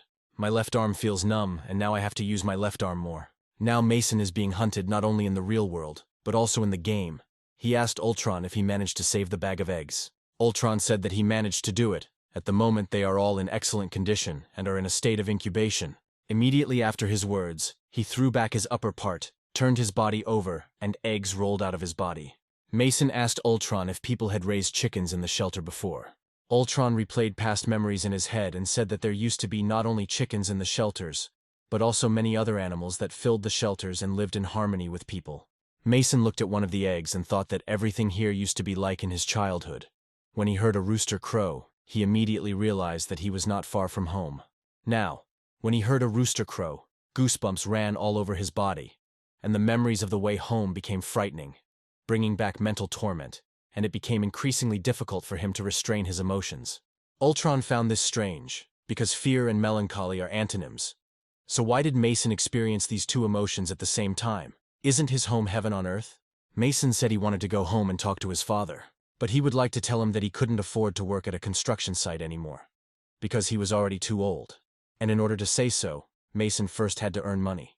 But no matter what Mason did, life always kept him from getting out of poverty. He would like to come home and tell his mother that she should never work or think about their debts again, because he could pay them all off. Mason didn't want to return home any other way. They always felt guilty for getting into debt. But when Mason told them that this was not so, the feeling of guilt consumed them even more. But the worst outcome for Mason was death, because then he would definitely not be able to help. He was afraid that his parents would see him in intensive care, half dead. Mason was worried about this from the very beginning. He was ashamed that he had allowed this to happen. He just didn't want to talk about it. Ultron looked at him and didn't know what to answer to support him in such a difficult moment in his life. Ultron asked Mason if he wanted to hug, because before, children in the shelter often came to him and hugged when they were sad, although he did not understand why this was necessary. Mason said he is not a child, and adults need to be more resilient and have the courage to face challenges. Ultron did not listen to him. He understood that even though Mason was an adult, he experienced exactly the same feelings as any other person. So he moved closer and hugged Mason with his remaining metal arm. Mason was worried that if he were seen in reality, he would be disgraced. There are too many people in the world who are forced to suppress their pain, although all people need a hug. After sitting in the arms of the robot, Mason decided that it was time to act. He rose, opened the upper part of Ultron, and poured some sand into it. Mason asked if Ultron could incubate the eggs, to which the robot replied that sand would be fine at first to avoid damage, but it was safest to store the eggs in the shelter's incubator. Mason laid eggs in Ultron and said that as a child he wanted to become a scientist, buy a microscope, and study the world from a completely different perspective. He said that in the real world he would never have dared to do this, and would regret it if he didn't try it in the game. Ultron was glad of Mason's mood, because he did not expect to see the chicken again before the end of the world. Mason asked where Ultron got the scratches and where the armor he welded on him went to. Ultron said that it was all the scavenger's fault, because he had to protect Mason while he was unconscious, but they managed to break his armor. Mason thanked him, because most likely he fought well since he managed to save him. But Ultron interrupted him and said that if it weren't for the armor, he would have already been defeated, so he should thank Mason. Ultron said that he still couldn't believe what was happening, because a couple of days ago he only dreamed of seeing people again, and now they are rebuilding the base together with hope for the future. Ultron said that people love to lie. Those who said that they would return never returned, and the one who said that they would not save him anymore still saved him. Mason said that he doesn't know what to answer him. It's strange, of course, to say such a thing to a robot, but they have been friends for a long time, and Ultron can consider him a member of his family if he wants. Ultron was amazed, because he had never had a family before. Mason abruptly stopped the robot and told him to shut up. He leaned against the rock and held Ultron behind him, while peering into the distance. It was a huge gorilla that met Mason at the very beginning of the game. Ultron quietly said that the gorilla, like the lizard, is one of the bosses in this region. She came here because of the strong explosion that sounded yesterday. Mason thought about it. He asked Ultron what the lizard would do if he saw a gorilla on his territory, to which the robot replied that an epic battle would take place. Mason said it was amazing because if the gorilla and the lizard started fighting, they would have the ability to destroy them both. After the battle, they will be able to finish off the animal that has not recovered from the battle. Mason decided that they need to act and kill 2 birds with 1 stone. A few hours later, they were already near the base, over which crows were circling. Right in front of the entrance lay a huge carcass of a dead raven. Mason slowly and quietly entered the base. As soon as he walked in next to him, an arrow immediately stuck into the wall. It began to squeak and after a few seconds exploded, throwing Mason several meters away. Melanie looked out from around the corner of the building and screamed. She no longer expected to see Mason. Now she was no longer wearing a dress and chose clothes that were a little more comfortable. She brought Mason to his senses, and they went into the shelter. Melanie said that Mason had been missing for 2 days. She was worried and thought about the worst. Mason said that if she had aimed better, her fears would have already come true. Mason cleared his throat a little and asked who killed the birds outside and burned the nest. Melanie said that while he was away, a lot had happened. The gun did not work against such huge birds, but the nest attracted them. And she also found instructions for operating the energy core. She had to use auxiliary fragments, which she stuck to the arrows. Even though Melanie has practiced archery before, her anxiety prevents her from aiming well and shooting accurately. Mason was amazed at Melanie's enterprise. Even though they didn't get along before, he praised her and said that he couldn't even imagine how smart she was if she could come up with such a weapon on her own. Mason extended his hand to take one of the fragments created by the girl and asked to help him with the preparations, because he would soon be leaving again. But Melanie grabbed his hand and began to beg him to stay, at least for a few days. She said that she had found a clue, a place called Under the Moon. This is where people fled. But Mason said that it could wait, because the scars on him were marks left by a huge lizard. And if he stayed here, the lizard would find him and destroy the shelter. Therefore, first it was necessary to get rid of the lizard, and only then implement the remaining ideas. Ultron said that he needed to get up to charge and asked to take the eggs from him, after which he opened the top part. Melanie did not expect to see something like that.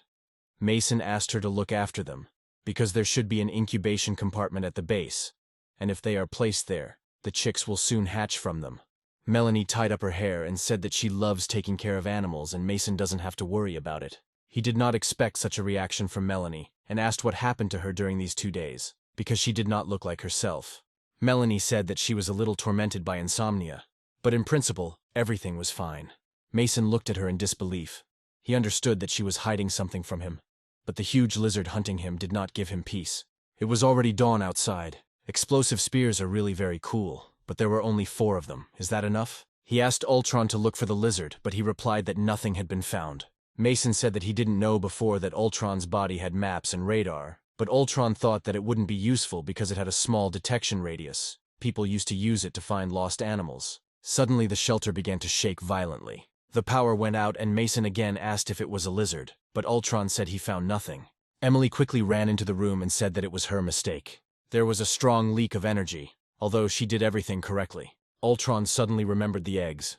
If the eggs are still in the incubator, they will die without electricity. They rushed to the incubator, but due to the earthquake, the entrance to the incubator was blocked, and together they began to clear the rubble. After a few minutes, they were still able to enter.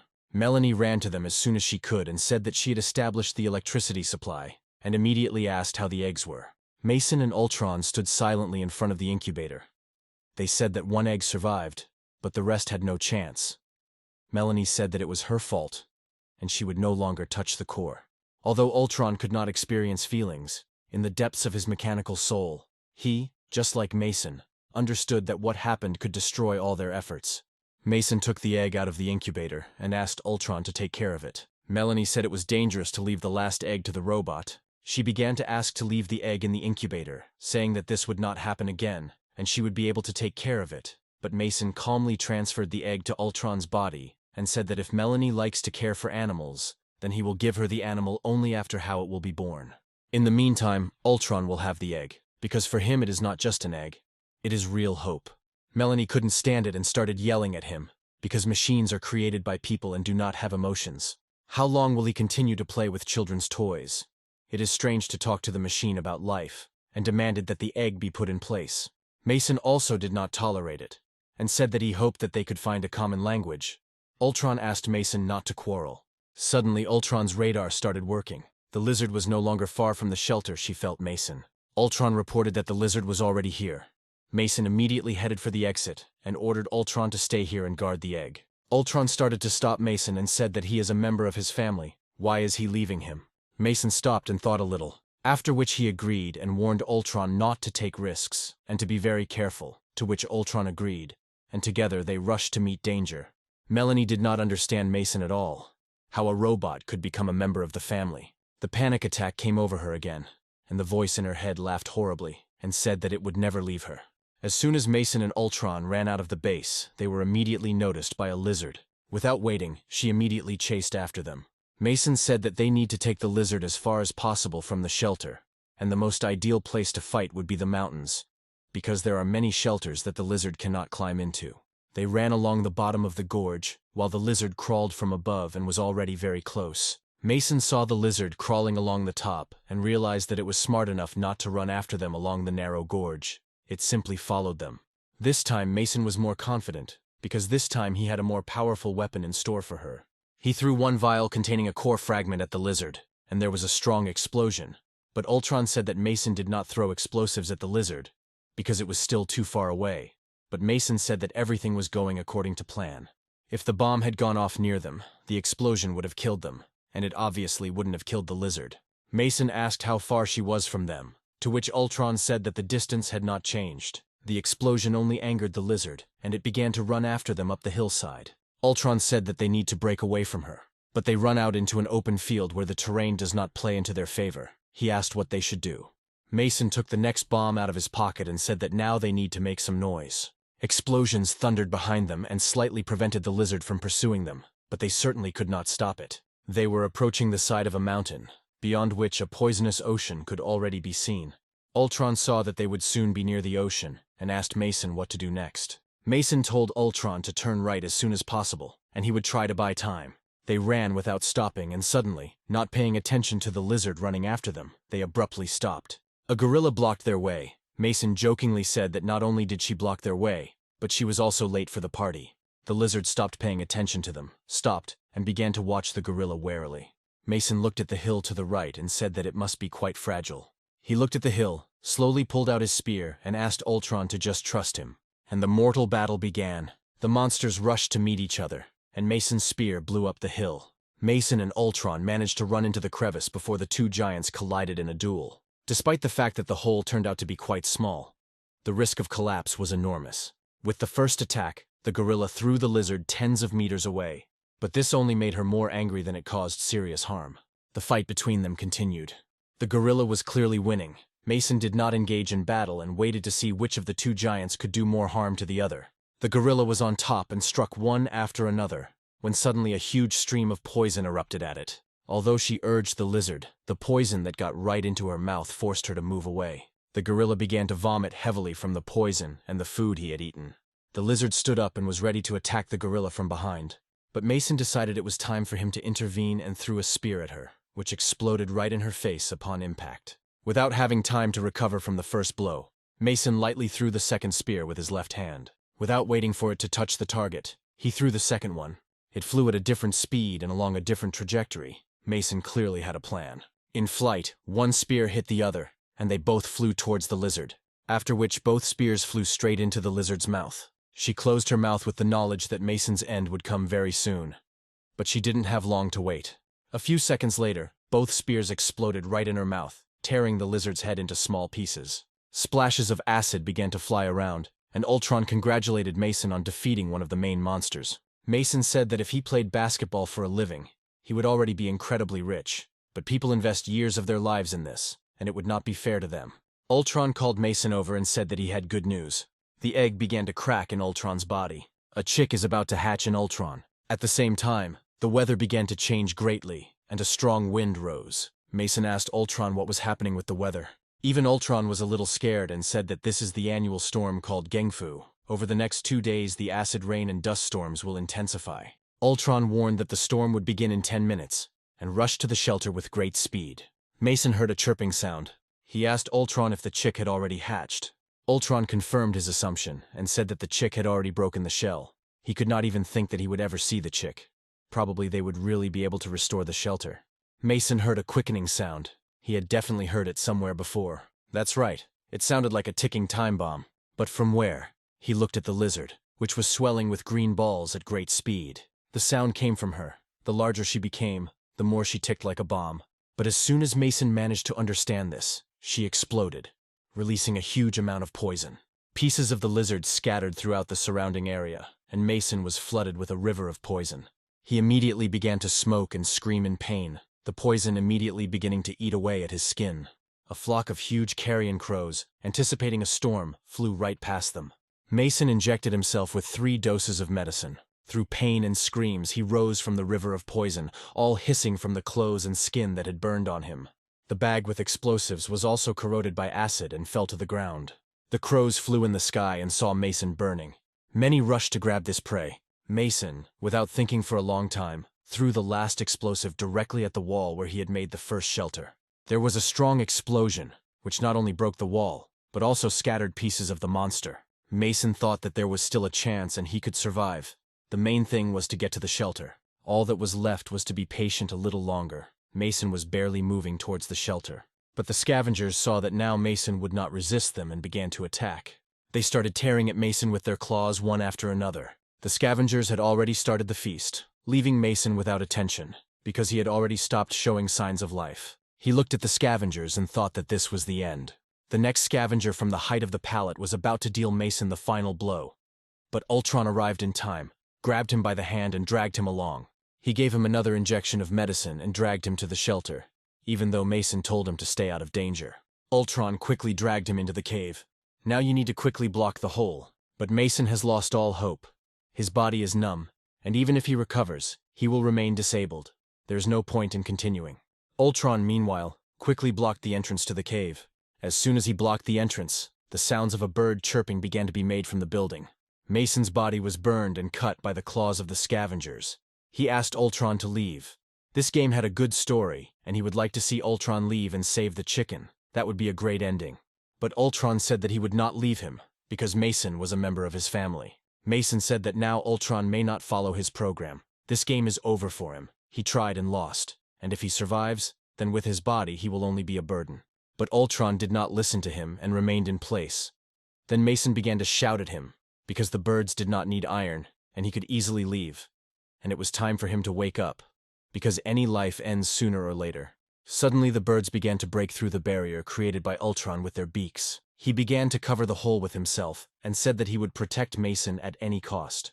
The birds continued to make a hole, but Ultron said that he would remain faithful and would not leave Mason to die for anything. He remembered how Mason told him about family, that family members were the most dear people to him. Mason, with the last of his strength, begged Ultron not to save him. With another blow, the scavenger's beak pierced through Ultron. When he took out his beak, droplets of blood began to drip from it. The long-awaited chicken, for which such hopes were placed, was dead. Ultron still stood his ground and said that people can deceive each other, but they cannot deceive him. For Ultron there was no other world, and he said that he would make it better than heaven, and would never go back on his words. He remembered the moments when people stopped living on the base, and how useless his life was at that time. But now it took on meaning, and at that time the security system began to talk about severe damage to the system and the subsequent threat of an explosion. The scavengers did not stop striking, one of which landed directly on Ultron's head and knocked his only eye out of his body. A fire started in some parts of the building. Mason's hopes for a good end to this game were melting before his eyes. With the last of his strength, he begged Ultron to leave him and save himself. There was almost nothing left of the old Ultron. He continued to stand, truly, despite all the damage. The 6th day has arrived. Ultron dragged Mason's body across the desert. Mason, practically motionless, exhausted from hunger and huge wounds all over his body, looked at the sky and asked Ultron what happened to the weather. He replied that these were the consequences of the storm. It scared away all the monsters, and that's the only reason they were still alive. Ultron's radar was still working, so he tried to drag Mason as close to the shelter as possible before the system failed. Mason said that he could not feel his body at all, whether he would be able to walk at all after this, to which Ultron replied that he should recover over time, and these are the usual consequences after using a lot of drugs. Mason thanked Ultron, and promised that as soon as he could move, he would fix Ultron, no matter the cost. The flames began to flare up in Ultron's body, but he did not stop for a second and continued to pull Mason. Ultron was burning right before Mason's eyes, but he couldn't help him. Suddenly, Ultron asked Mason to tell him what the shelter would be like in the future. It was important for him to hear this right now. Mason waited a few seconds. He understood that his story could be the last for Ultron. After thinking a little, Mason began his story. To begin with, he will build a road that will lead directly to the shelter, and if he is lucky, he will even be able to cement the road. There will be trees on both sides of the road that will stretch along its entire length. On the left side, there will be wheat, soybeans, beans, and corn growing. On the right side, there will be crops with rapeseed flowers, and in spring, these places will offer a beautiful view. At the end of the road, one saffara tree will be planted, and every time you pass by it, you will see a lonely tree in the middle of the field. Whatever difficulties may be on the way, be it bad weather, betrayal of friends, or bloodthirsty monsters, the tree will stand in the same place as always, regardless of time. Ultron said that this good tree would guide people in times of need. Mason said that it would be like a lighthouse in the middle of the sea, because he had long ago lost his way. They were already very close to the shelter. Ultron pulled Mason and said that there was an obstacle ahead. There was something ahead that clearly required cleaning, since the program for cleaning the area immediately started working, but they had not yet reached the base. Ultron let go of Mason and went to clean up, because he can make this world cleaner, even than in heaven. Mason didn't immediately see that Ultron was heading to clean up, but he still decided to turn around and look. When he turned around, he saw a sign that said minefield. Mason screamed with all his might. He told Ultron to stop and not go there. Ultron did not understand what caused Mason to scream so much. He began to slow down to see what caused Mason's reaction. And at the same moment, a mine explosion thundered. Mason was thrown several meters away. The fragments of Ultron's body began to scatter across the ground. They fell from the sky like raindrops. Mason could not show how much grief struck his heart.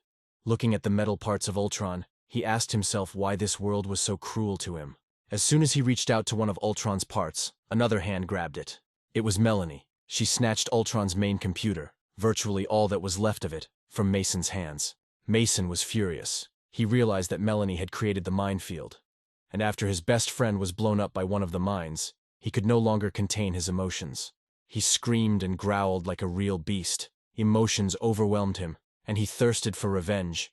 His rage was completely directed at her, but the possibilities were limited only to this.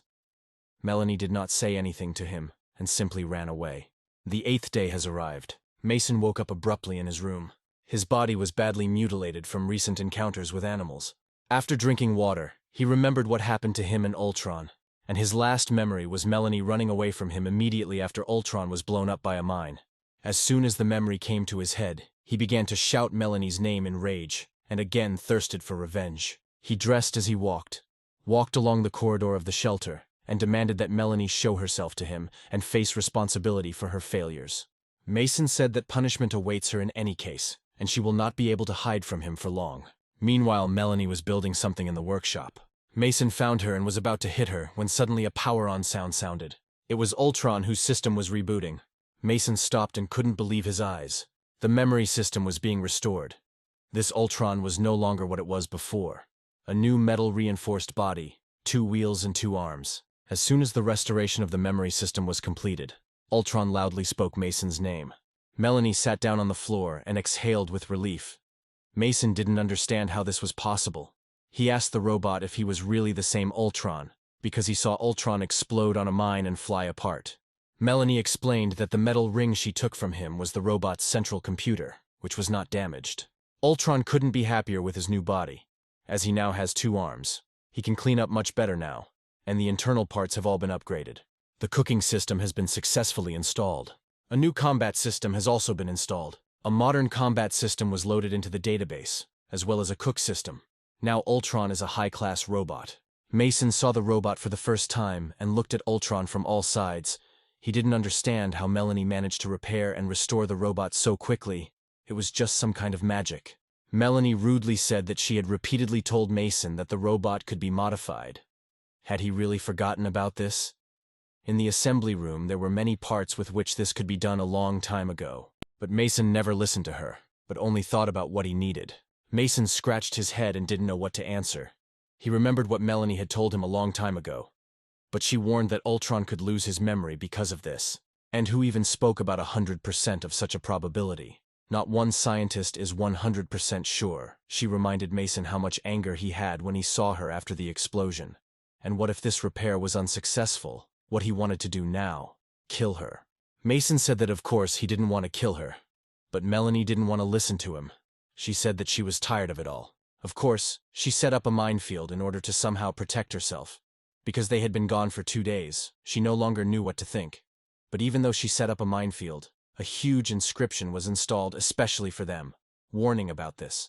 She always acted logically from a scientific point of view, made joint plans for survival, but Mason never listened to her and acted alone. Every time, every action of his, as if pouring salt into the wound. Melanie also switched to emotions.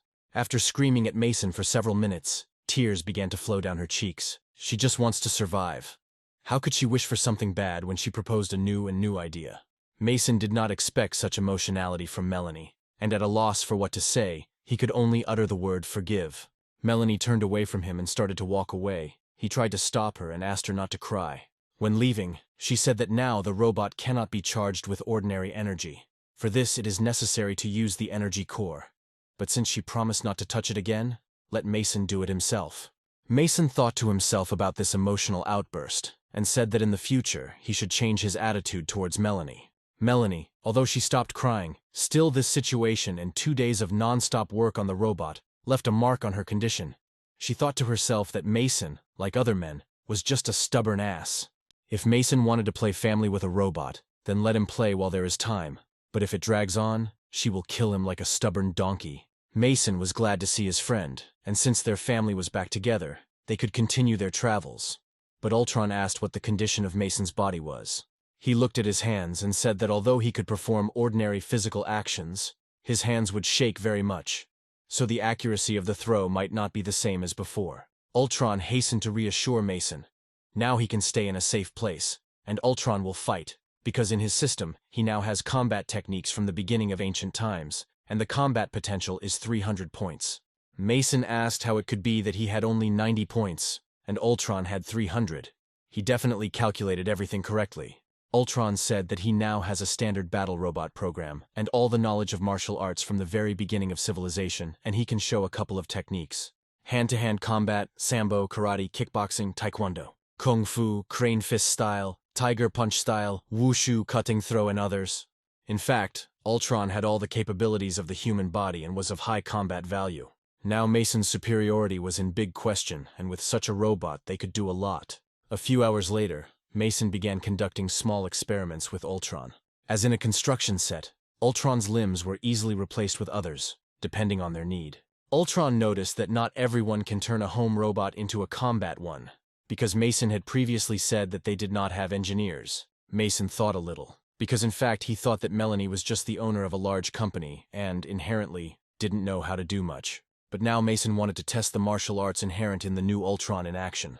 Once Mason is convinced of their actual operation, they can be tried in practice. Mason tried to strike at least one blow but could not hit Ultron. The program really worked. After several unsuccessful attempts, Mason said that now it was time for them to get down to business. First of all, he was going to deal with the energy core, and then repaint Ultron a different color. Ultron said he wanted to be painted the color of their hideout's flag. He had long been tired of the factory paint on the service robot. This is an excellent offer, which Mason gladly agreed to, so part of the house can always be nearby.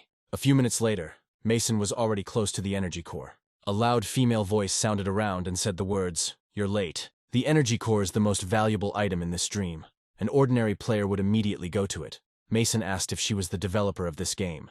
The girl who appeared on the screen agreed with him and suggested getting straight to the point. She asked Mason to help her destroy the game once and for all. Mason was a little scared, because he didn't know how this would turn out for him, both in the game and in real life. The developer reminded Mason that the main thing for him was not to give in to temptation. He remembered her words, but suggested that distinguishing reality from the virtual world was actually not so difficult. Mason understood perfectly well that he could learn a lot in the game, and then use these abilities in real life. The developer invited him to talk about the present. She asked Mason if he thought the world was ready for the release of such technologies. Mason didn't immediately understand what she was talking about. The developer explained that the game will not always operate in test mode. Once the tests pass, it will be released to the masses, and thousands of people in real life will receive a wide range of superpowers after beating the game in real life. Can Mason guarantee that after this they will remain good, law-abiding people? Will order remain stable? Mason said that he didn't know this. He was an ordinary guy who came to work and he didn't care. But he suggested that the game was being tested precisely in order to eliminate all possible risks. The developer immediately continued that the highest ability in the game that a person can gain is controlling the division of human cells. In other words, immortality. How many people could succumb to temptation knowing only that they could become immortal by playing the game? Even if we take the example of accurate throwing, how much the world would change if more people acquired such an ability. People love to start wars, and today there are wars on the planet even without this game, and people are constantly dying. But the game will definitely make these wars worse and more global, and this cannot be allowed. The developer asked what Mason wanted to become, a nameless hero or a criminal. Mason thought for a while and said to forget about being a hero. He just didn't want to get into trouble. What can he do to help? The developer said that everything was simple. He needed to deliver the core to the specified location and detonate it there. She would use this bug and destroy the game. But this place is quite dangerous, so Mason better arm himself to the teeth and find a vehicle. Mason said he would have to wait until the last month because he wanted to take advantage of the skill acquisition opportunities in the game because he was having some problems in the real world. The developer said she could use some special features to speed up the process, but waiting a few months is out of the question. She'll give it 3 at most. After this time, Mason will have to come here and she will tell him what to do next. When he wakes up, he will remember everything that happened to him during this time. That's all she can allow him to do. Mason understood that he had no choice, because remembering 3 months at once was already a huge breakthrough. It was much better than remembering only some snippets of a dream. After a few minutes, Mason had already started painting Ultron. Now Ultron looked the way he wanted. His coloring was exactly the color of the shelter flag. Mason placed the bomb inside Ultron and asked him to be careful. Although it was small, the danger of an explosion was still significant. The developer also told Mason that his assistant Melanie had previously used the core, but she taught her a lesson, and it was she who turned off the electricity. Ultron asked Mason why he was sad again. Mason, without thinking for a long time, said that he, on the contrary, was enjoying this moment, because one way or another, everything would soon be over. It was time to once again test Ultron's fighting skills in action, only now Mason will try. Ultron agreed, and at that very second he decomposed several meters upward. Ultron was the first to spin, delivering a blow that hit Mason right in the face. He immediately asked if everything was okay with Mason. Mason said that he was fine. It was clearly no more painful than swimming in acid, and Mason was very impressed that Ultron could grow in height. Despite this, Mason stood up and asked Ultron not to slow down. The next 5 minutes turned out to be hell for Mason. Ultron's blows rained down from above, below, and from the sides. Mason clearly overestimated his capabilities in this friendly match. Ultron said that numbers never lie, and now Mason will allow Ultron to protect him, because at the moment, he only has 50 points, like the average person. Mason said that if Ultron thinks so well, can he make a calculation based on the person's description? Ultron said that it would not be a completely accurate calculation, but he would try. Mason remembered one story that Logan told him. Once he was confronted by 20 armed men, and he was able to kill them all with his bare hands in order to achieve his goal. Ultron was delighted and said that he had at least 3,000 battle points, if of course not more, because those people were with weapons. Mason didn't believe it. He even thought that Ultron was just joking, because this meant that this man could defeat the regional boss alone. Ultron said that apparently Mason exaggerated the abilities of his hero. Almost all regional monsters would be defeated if 20 people shot at them at the same time, so the person whom Mason described would have every chance of winning. Ultron asked what legend this man was from, and if there would be a sequel. He remembered the words of Logan, who said that it was better for Mason to disappear forever because he did not want to cooperate with him. Mason understood that if he wanted to stay in the city and live on in real life, he clearly needed to surpass the 3,000-point value, otherwise he would not defeat Logan. With all seriousness in his eyes, Mason asked Ultron if he could reach 3,000 points if he defeated all the regional monsters. Ultron remembered how terrifying even his regional monsters were. He reminded Mason that he was able to survive by bathing in acid, and that wasn't enough for him. But after that, he immediately added that even if their opponent was God himself, he would fight on Mason's side. Mason said that there is no need to be pessimistic. Once you have started a business, you need to see it through to the end, because the game has just begun. Mason often had memories from his childhood. He once played carefree with other children, ate cotton candy and dreamed of becoming a sailor. When it was time to go to school, his parents simply did not know where they could get money for his pocket expenses. Then they were in despair and did not know how to get out of this hopeless situation. And it was then that Mason realized that he should earn money himself so as not to upset his parents. Since childhood, he had already been distributing advertisements for $50 a month. Because of this, he failed in class. Growing up, he worked at a construction site, realizing that if you chase two birds with one stone at once, you won't catch more than one. It was then that his good old friend James suggested going into business.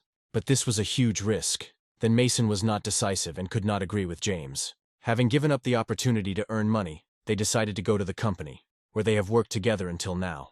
Problems always followed Mason on his heels. His whole life was associated with difficulties. How easy it was once to be an ordinary little boy, not to think about problems and just dream of becoming a sailor. But it is difficulties that develop character and will in a person. You only need to go forward, there is no turning back. Ultron asked Mason what he was doing. Mason was warming up and said that he was checking the road before their difficult journey, because there was no turning back. They explored one location after another, engaging in battles with unexpected opponents. First, there was a fierce battle with a mutant rat. Ultron supported Mason as best he could throughout the journey. This support was not in vain, because the mutant rat was already defeated. Fighting with a huge mantis, Ultron told Mason how to act, and soon the mantis was also defeated.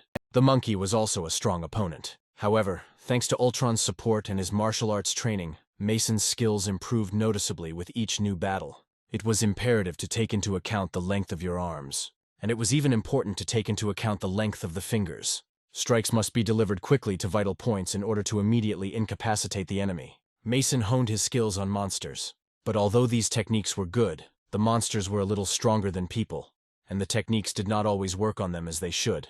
Sometimes this only added to their cruelty and fury, with which they could tear Mason to shreds.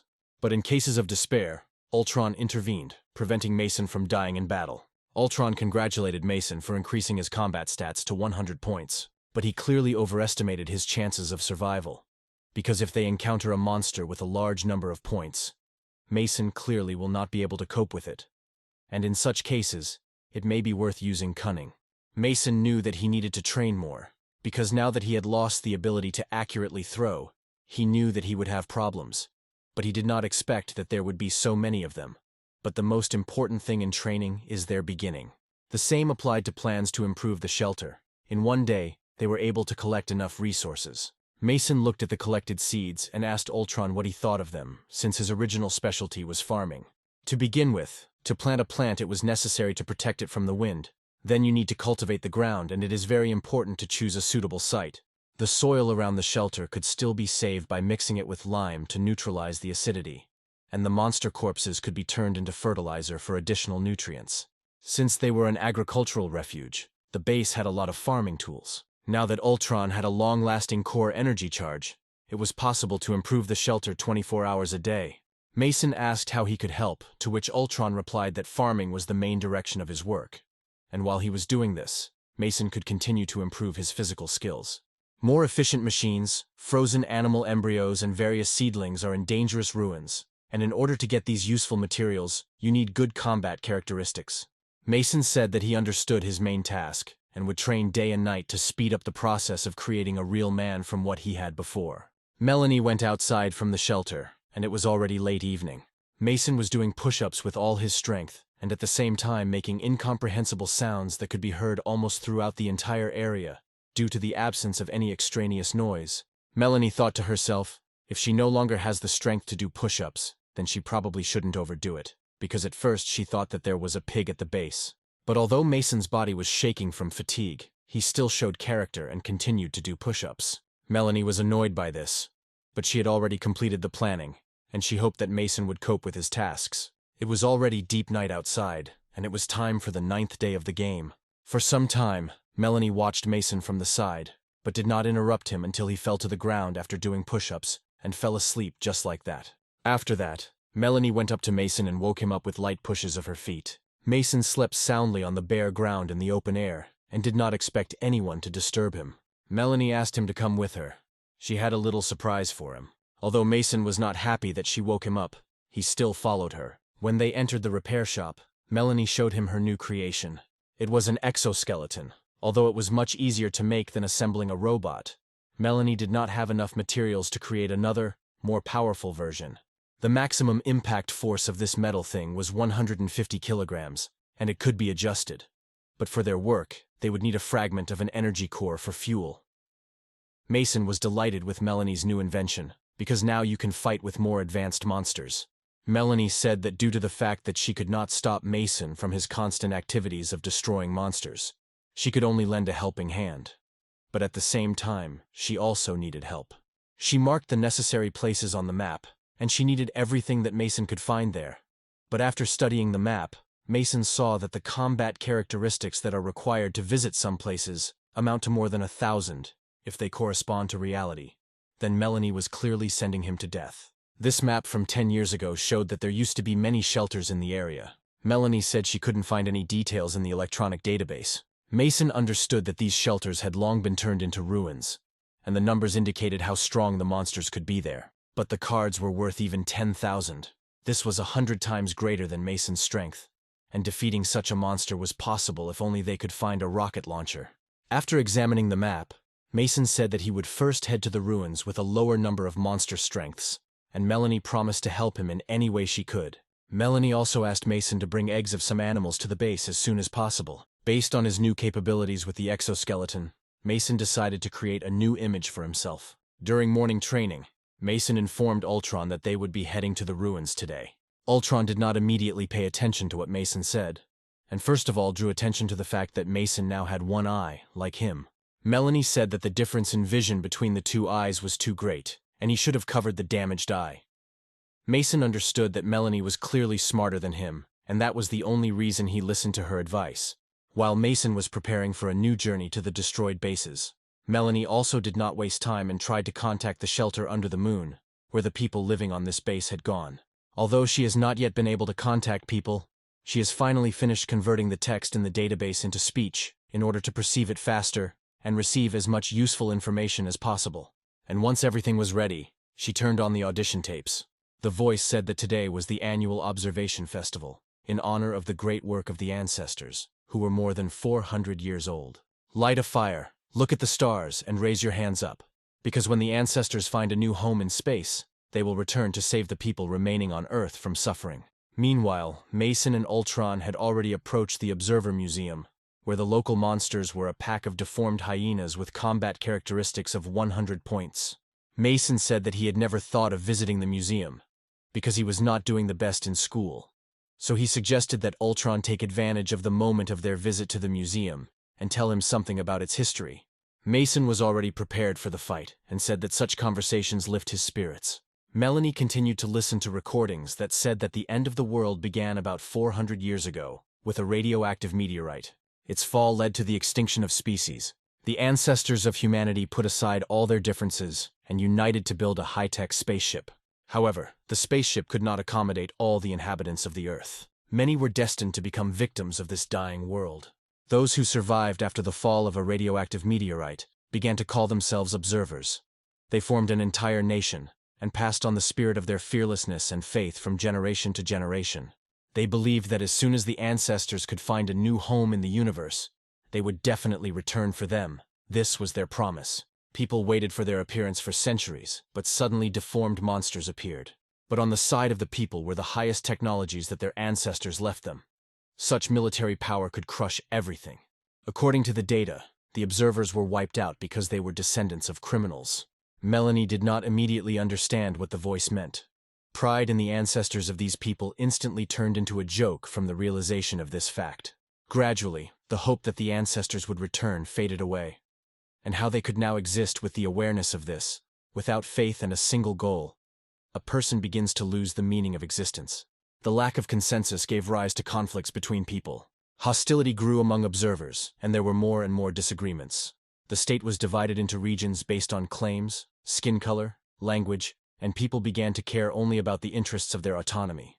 However, over time, people stopped noticing how the poisonous ocean was growing. They were not going to correct this problem, but only gloated if some settlement was drowning in its acids.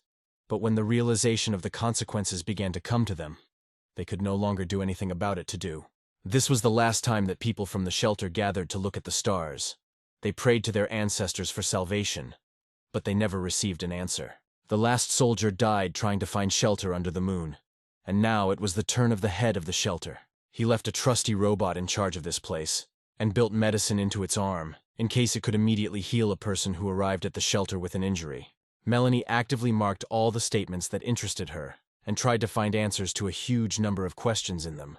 She wasn't surprised that they had to use maps that were hand-drawn when people had a realistic option of using satellites that still orbited the Earth. There was nothing of value to Melanie in this story. She hoped that Mason would be more valuable. She really hoped that he would carefully study the ruins.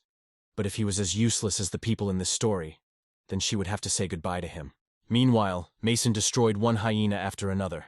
With the last blow, he threw the hyena several meters into the darkness, and saw that a robot was sitting motionless in front of the door. Ultron, frightened, said that this was a high-class combat robot. He warned Mason that such robots do not have intelligence. According to the program embedded in them, they will kill all violators indiscriminately. Here, Mason really felt the benefits of the exoskeleton, because if he didn't have it, the robot would have had to be destroyed with his bare hands. The robot guard spotted Mason and perceived him as nothing less than an intruder, after which he immediately rushed to attack. Mason remembered Melanie's words that the metal ring was the robot's central processor. Mason immediately saw this ring on the combat robot, and thought that if Melanie could restore Ultron, only with the help of this ring, then she could create a new combat robot. Entering the fight, Mason immediately began to tear out his main brain from the chest of the combat robot, while trying to damage it as little as possible. And of course, not without the help of his exoskeleton, which increased his power several times, he was able to tear the metal ring out of the robot's chest. As soon as the metal ring was in his hands, the robot fell to the ground, showing no signs of performance, turning into a pile of metal. Ultron happily reported that due to hard training and the exoskeleton, Mason's combat characteristics increased to 200 points. But Mason was not happy about this. It was too slow. He wanted to find a stronger opponent. They had been walking through the museum for quite some time, and suddenly they came across something. It was a skeleton holding a book in his hands. Ultron immediately said that he remembered this robe, and said that during his life it was the director of the museum. Ultron performed a scan, and came to the conclusion that all the bones of the skeleton were intact, and there were no signs of injury, but Mason did not understand why the director sent a combat robot to guard him. The books in the room were neat, tidy, and well preserved. First of all, Mason pulled the book out of the hands of the museum director, which he held even in the very last minutes of his life. Mason looked at the book and was a little surprised. It reflected all the flags of the ancestors of human civilization. Based on what he saw, Ultron concluded that many antiques were stored in this room. The most famous paintings of humanity, illustrating the life of their ancestors. Now everything has become clear. That's why security is needed. Ultron said that in fact, everything that was stored here was a fake. All the originals were destroyed by a meteorite. But people were actively collecting parts and restoring the past. Mason perfectly remembered many things that happened in reality, and many of the things that people recreated looked a little unreliable. Ultron didn't immediately understand how Mason could know about this. He was a man 400 years ago. He always thought that Mason was an ordinary soldier who had lost his memory. Mason was digging a hole to bury the museum director, and said that he was not old enough for Ultron to consider him an ancestor. Ultron asked if Mason had really seen cute little cats, dogs, and hedgehogs.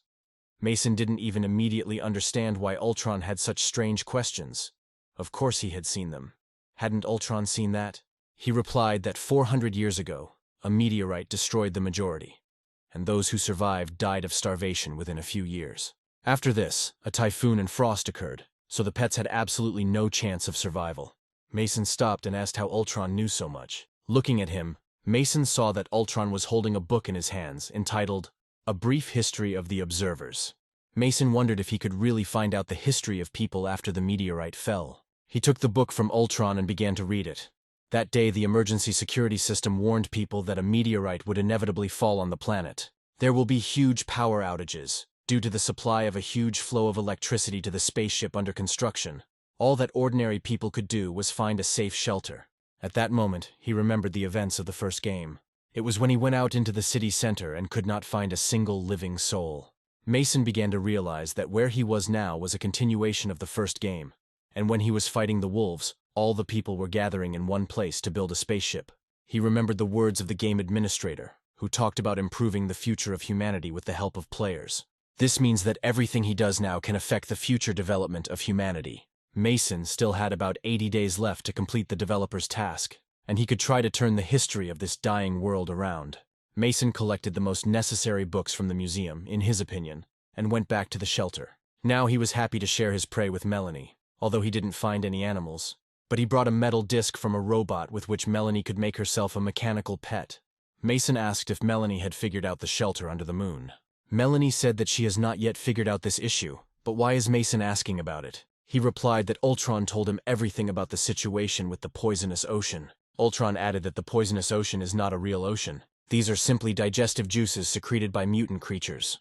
People used to call them acid ants, and this poisonous ocean is their main habitat. They are very prolific and can devour anything with their digestive juices. Human boats and warships could not withstand the effects of acid, and missiles could not reach the depths of the sea. In just a few years, the ocean became beyond human control. Mason said that at some point the ants will have nothing left to digest, and it will be their turn. This is how the end of the world will be. Melanie was surprised to tell Mason that she had been telling him for a long time that the end of the world was about to come, and they needed to join forces and find a safer place. Mason agreed with her. There is only one piece of land left in the world, and its flooding is only a matter of time. They simply must unite to avoid disaster. Melanie had an idea, and if they could implement it, there would be a chance for survival. Melanie showed him the drawings, which for Mason were simple lines on paper. It was the design of a satellite station. If Mason could find all the components, then Melanie, together with Ultron, could build a satellite. Mason didn't really listen to the essence of the plan. He was surprised that Melanie so easily agreed to work with him. Melanie said that they have no other choice. If they do not decide on one thing, and do not systematically move towards it, they will not be able to survive in this world. This decision meant a lot to Mason, and he thanked Melanie for her position. Based on the books brought by Mason, after the catastrophe the world was divided into hundreds of powers, each of which chose its own path of development, and none of them dared to unite in order to jointly defeat the catastrophe. Although they had a defined goal, Melanie thought that there was still a chance to find the place where the former residents of the base had gone, and if she still managed to find this place, then she would definitely go her own way. Mason at this time thought that reality always disappoints him, whether he will be able to reach the end of this difficult game. Without thinking for a long time, and without waiting for a new day to come, Mason sets off to the places marked on the map. In the ruins of a sawmill, he encounters a carrion worm with combat characteristics of 230 points. But Mason is not the first to cope with monsters that clearly exceed his strength. Soon he brings Melanie the first component, and she directs him to a new location. In the ruins of a steel mill, he encounters a metal scorpion with combat characteristics of 320 points. Now, Melanie and Ultron have the materials to create the station's shell. The next stop is the ruins of a transit station, where a giant centipede with combat characteristics of 430 points lives. Melanie and Ultron raise the satellite dish. Electrical processing plant. Here the security robot had a combat performance of 600 points. 2 weeks of hard work passed at this pace. Melanie looked with pride and joy at the satellite station they had made together. After admiring the station for a bit, she thanked everyone for their hard work. Now they can try to find this place that was inaccessible to them. Mason said that he would eagerly await news from her. But now he and Ultron had other important matters. They approached the tree seedlings. They went through a lot to get these seedlings. Finally, they will be able to plant trees, said Ultron. Melanie heard him, but their goals did not coincide. She thought that Mason and Ultron were doing useless things, and with the help of the station, She would finally be able to leave this place. Checking systems, connecting to satellite. Great, a picture appeared. And now it was possible to clearly distinguish areas of land. Suddenly some noise filled the airwaves. The ancestral logo appeared on the screen. A voice greeted and introduced itself as a refuge under the moon. They discovered that Melanie was using the national satellite and asked to indicate the intentions with which she was doing so. Melanie couldn't believe that they had contacted her and was simply silent for several seconds. But without waiting for more words, she simply started screaming that she was stuck in the wheat shelter and asked to send someone to help her. The voice replied that they did not provide rescue services. She would have to move the energy core to the launch pad. It would be needed for the rocket. Melanie didn't know which launch pad the operator was talking about, and didn't understand why. The operator replied that it was obvious that the shelter under the moon was not on the ground. The operator asked Melanie to turn the satellite's optical disc in the other direction. Melanie turned the satellite towards the moon. Now she understood that the evacuation place is not on the Earth. That's why it is called Under the Moon, because it is located on the moon. The operator asked if Melanie wanted to reserve a seat. If so, then to fly to the moon she would need the energy of thousands of kilograms of the core. 1,000 kilograms per person. The core located in the shelter weighed 1,100 kilograms, which meant that only one of them would be able to leave the planet. Realizing this, Melanie, without hesitation, said that she was reserving a place in her name. The operator said the space was reserved, and access to the launch pad would be reserved in her name. Meanwhile, Mason had already planted one tree, which he sat and admired. Melanie came up to him and sat down next to him. Although the ground around them was completely lifeless, this tree instilled hope and joy in Mason. Melanie said that she had not found shelter under the moon. Mason replied that most likely it was in a very hidden place. He did not even imagine that Melanie could deceive him so openly and brazenly. She said that later she would look more carefully for shelter under the moon. Melanie felt guilty about herself. The deception haunted her. She asked Mason what he wanted. Maybe he needed help. Mason smiled, looked at Melanie and asked what kind of questions she was asking, as if it was the last time they would see each other. Melanie said that the end is near, and it was no coincidence that they ended up here together. And before dying it would be good to fulfill unfulfilled wishes. Her words touched Mason's soul. These words reminded Mason how, before getting here, he almost died at the hands of his business partner. Then he was mistaken. Mason realized that his partner urgently needed money, but he did not pay attention to it. Now he understands that he needs to pay more attention to partners. Mason tried to cheer up Melanie. He advised her to be optimistic and not think about death or the end of the world. Since Melanie trusts him, he will definitely take care of the bottom. Melanie was pleased to hear this, even though Mason's deception tormented her soul. After some time, she already knew the location of the launch pad. The operator provided her with the exact coordinates. If she managed to get there by the end of the day, she would be saved. However, she still had two problems. Firstly, she needed to finish creating a powerful combat robot. The people who used to live here sent countless scouts there who died along the way, and going there alone was tantamount to sending yourself to death. Secondly, the energy core had to be transported on a special vehicle that could be found in the ruins, and this could also be done using a combat robot. But the main thing was that Mason would not find out about it. But she needed parts. She immediately thought that Mason had brought a lot of fragments of old agricultural machinery in order to repair it and make Ultron's work easier. She could have deceived Mason and, under the pretext that she was going to fix something, simply steal parts for the robot. At first her plan worked as she intended. But then, when she was once again talking with the operator, Mason ran into the room. Melanie managed to turn off the computer, and the connection was interrupted. Mason wanted to call Melanie, so that she could see how the agricultural machine she created sows seeds. For him, it was simply something incredible. Melanie, smiling, said that she knew this very well.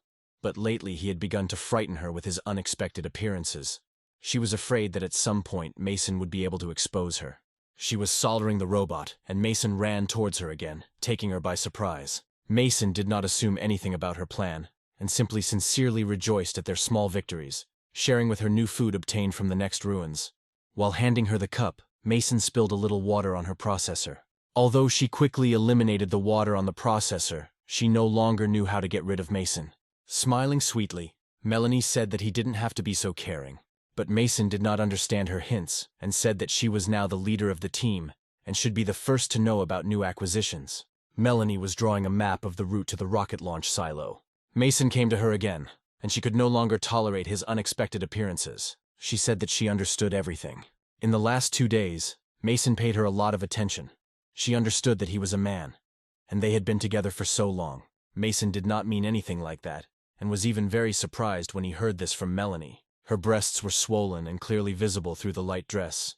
She tenderly asked why Mason didn't tell her about his desires earlier. She moved her chest forward a little, looked at him playfully, and sitting on a chair, spread her legs, but completely forgot that she had forgotten to put on panties today. She was already excited, and was ready to do anything to divert Mason's attention a little, excluding his appearance in her workroom.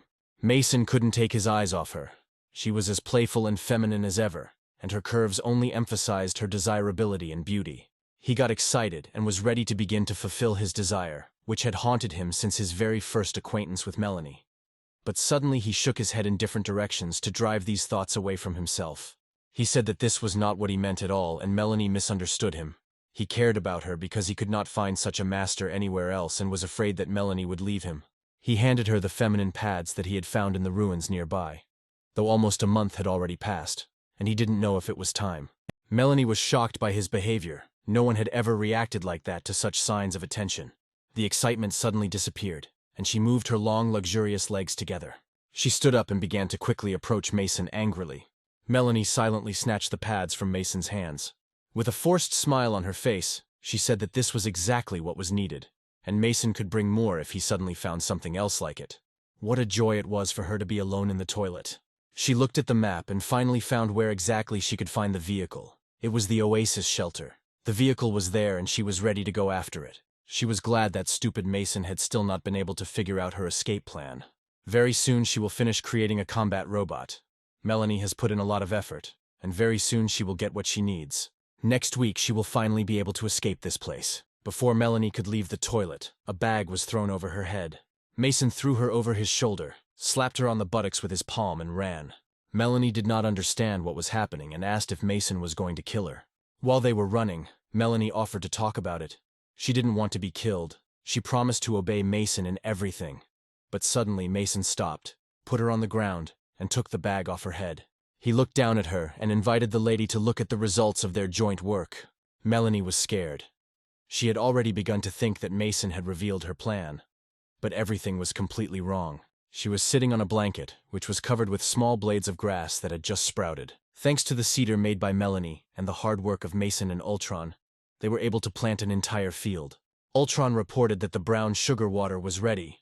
Mason said that only thanks to Melanie's engineering skills they were able to revive this small piece of land again. Mason took some dirt and asked Melanie what she thought about it. The sand in the area has turned to clay soil, which Melanie said is pretty good, and Mason also wanted to show her the treasure. "What kind of treasure is this?" Melanie asked. Mason asked her to bend over a little and look at the ground, after which, with joyful cries, he picked up the jar, under which a beanstalk began to grow. Melanie wasn't entirely happy with this. She said that he was some kind of maniac. Just to show off that beanstalk, he tied her up and forcibly dragged her here. Mason said with a smile that it was just a picnic, a little surprise for her. Mason dreamed that very soon there could be mountains and valleys of lush greenery. People in shelters would be able to see their world taking on its former appearance. He dreamed that he could light a fire in their hearts. "Comrades, unite to protect your homes. Together they can defeat the acidic ocean." Melanie listened to him carefully and asked if it was possible to ask whether there was enough water in their shelter to irrigate so many crops. For Mason, this was a completely unexpected question, for which he was clearly not prepared. That's right, the water really will run out soon. Melanie thought to herself that her assumptions about Mason's stupidity would only be confirmed with time. Melanie said that she could give him a tour of the places where the water is located. But at the same time she was thinking about how she could get rid of him so that she would have enough time to finalize the robot. Mason said that she needed to rest, otherwise her words began to scare him.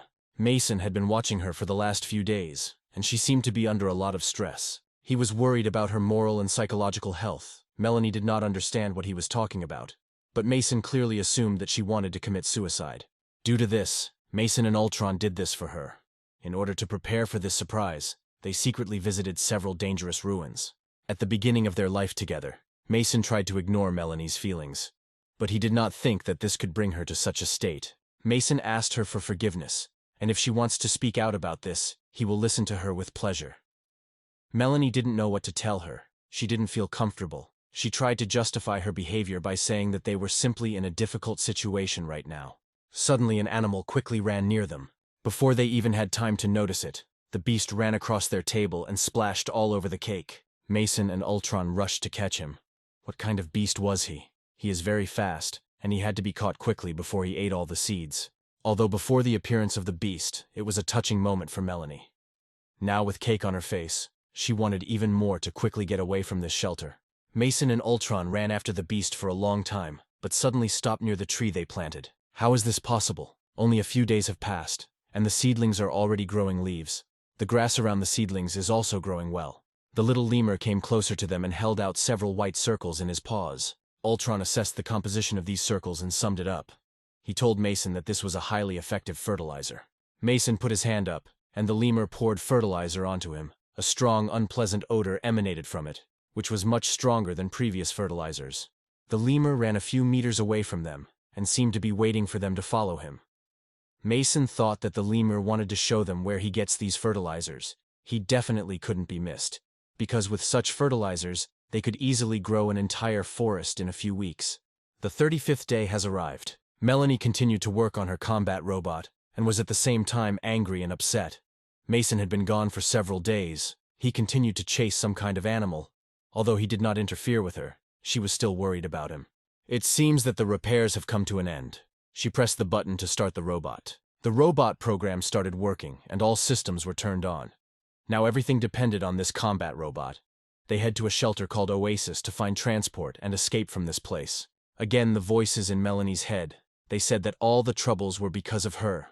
Her grandmother killed her grandfather, her mother killed her father, and now it's her turn to kill her lover. Anyone who gets close to her is in danger. She doesn't deserve a normal life. It would be better if she died. Melanie reached out and started screaming, asking Mason for help. She suddenly came to her senses, already sitting in the car. With great speed, she drove towards the oasis.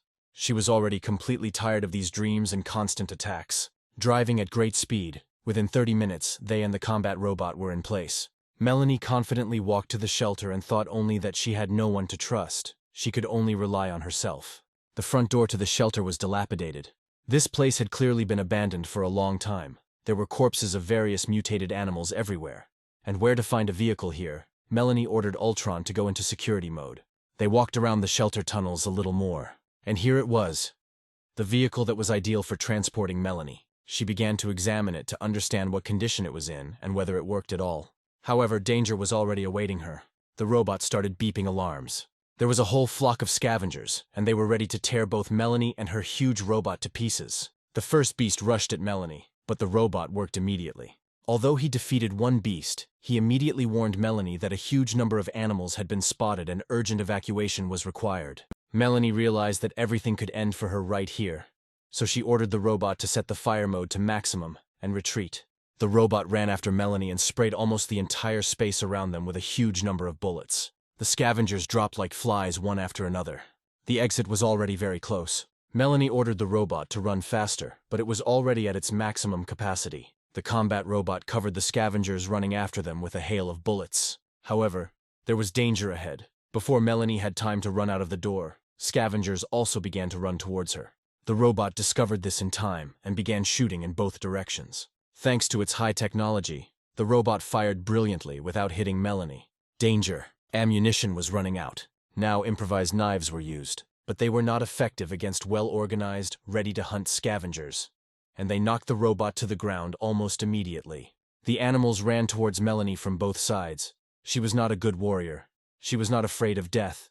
She was only a little upset that she could not carry out the plan to a victorious end. She could not save herself, nor Mason. At such moments, it was time to think about whether she had lived this life correctly and quickly reproduce it in her head.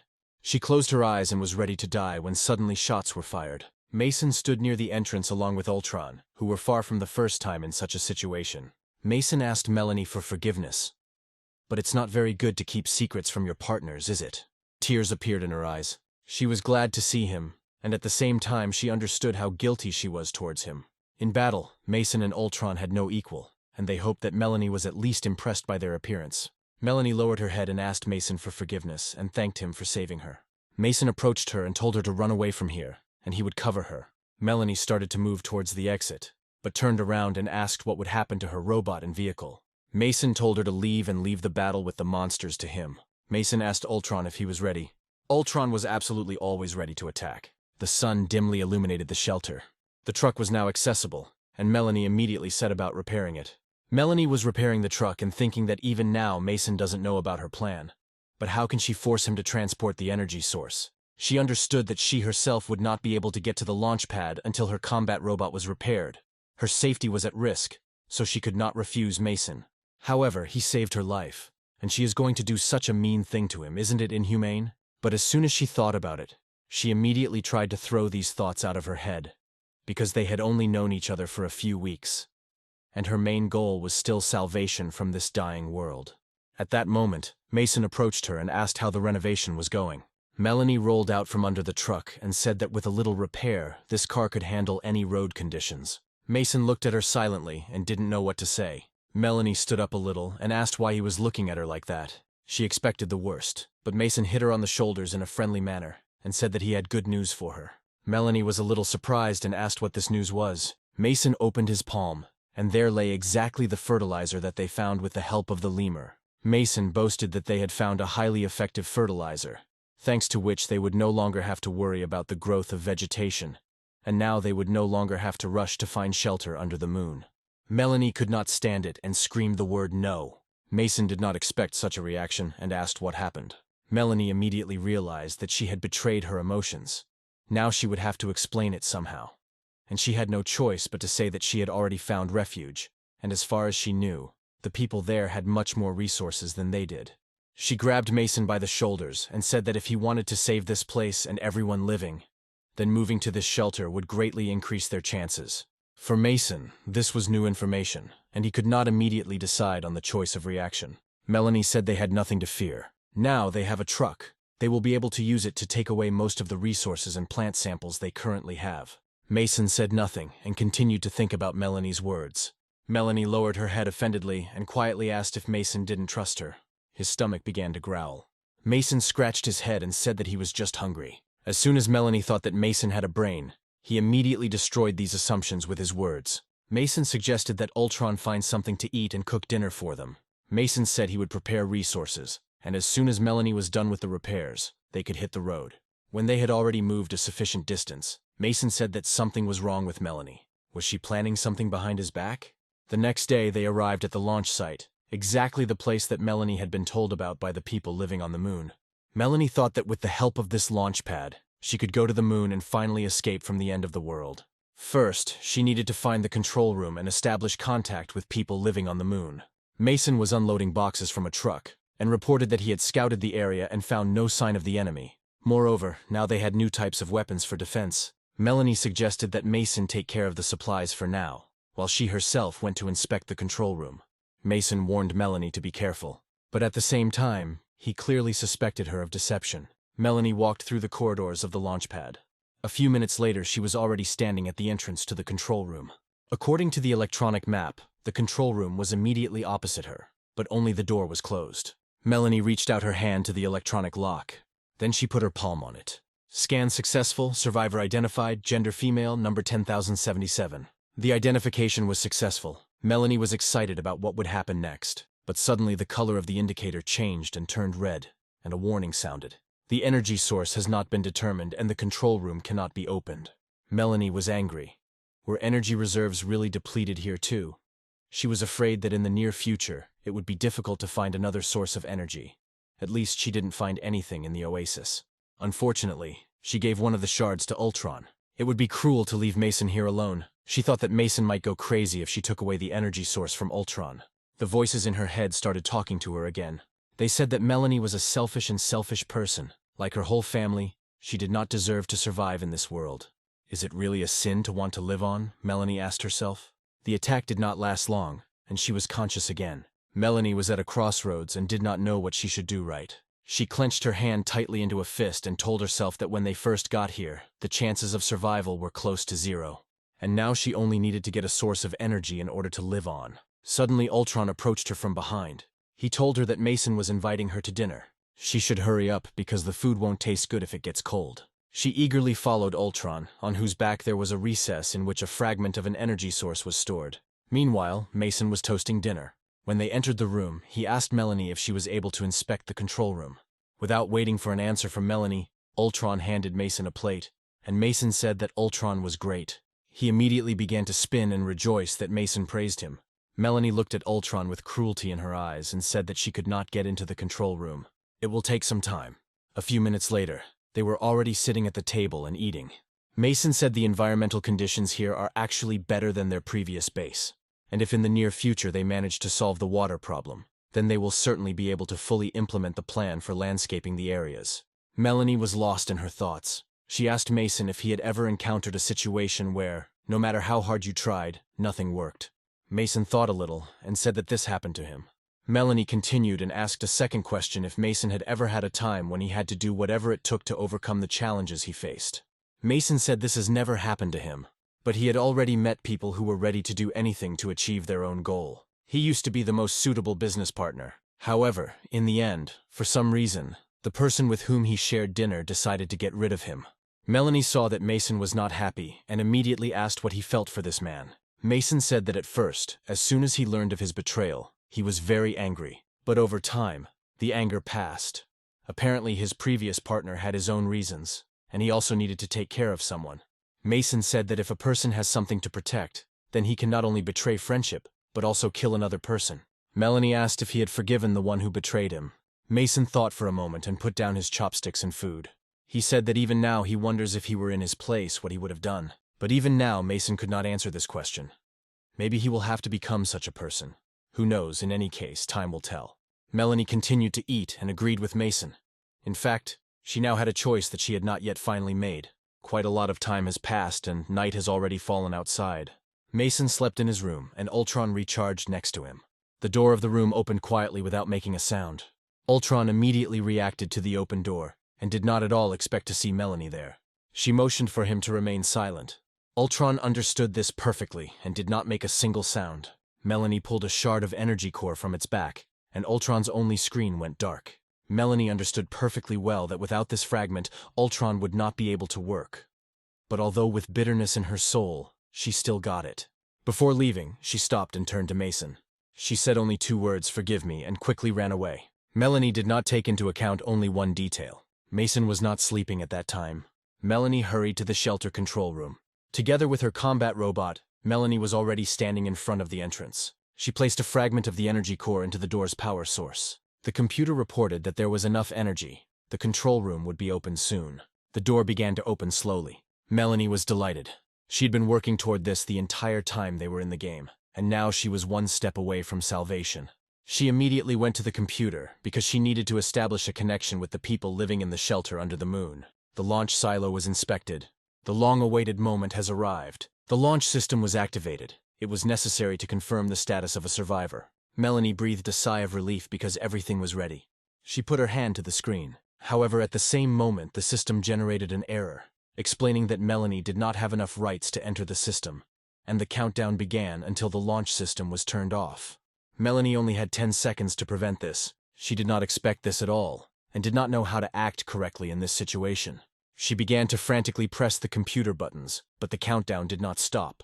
The last digits and the starting system were disabled.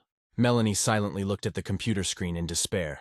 She didn't know what to do. She betrayed her only partner to get out of this hole.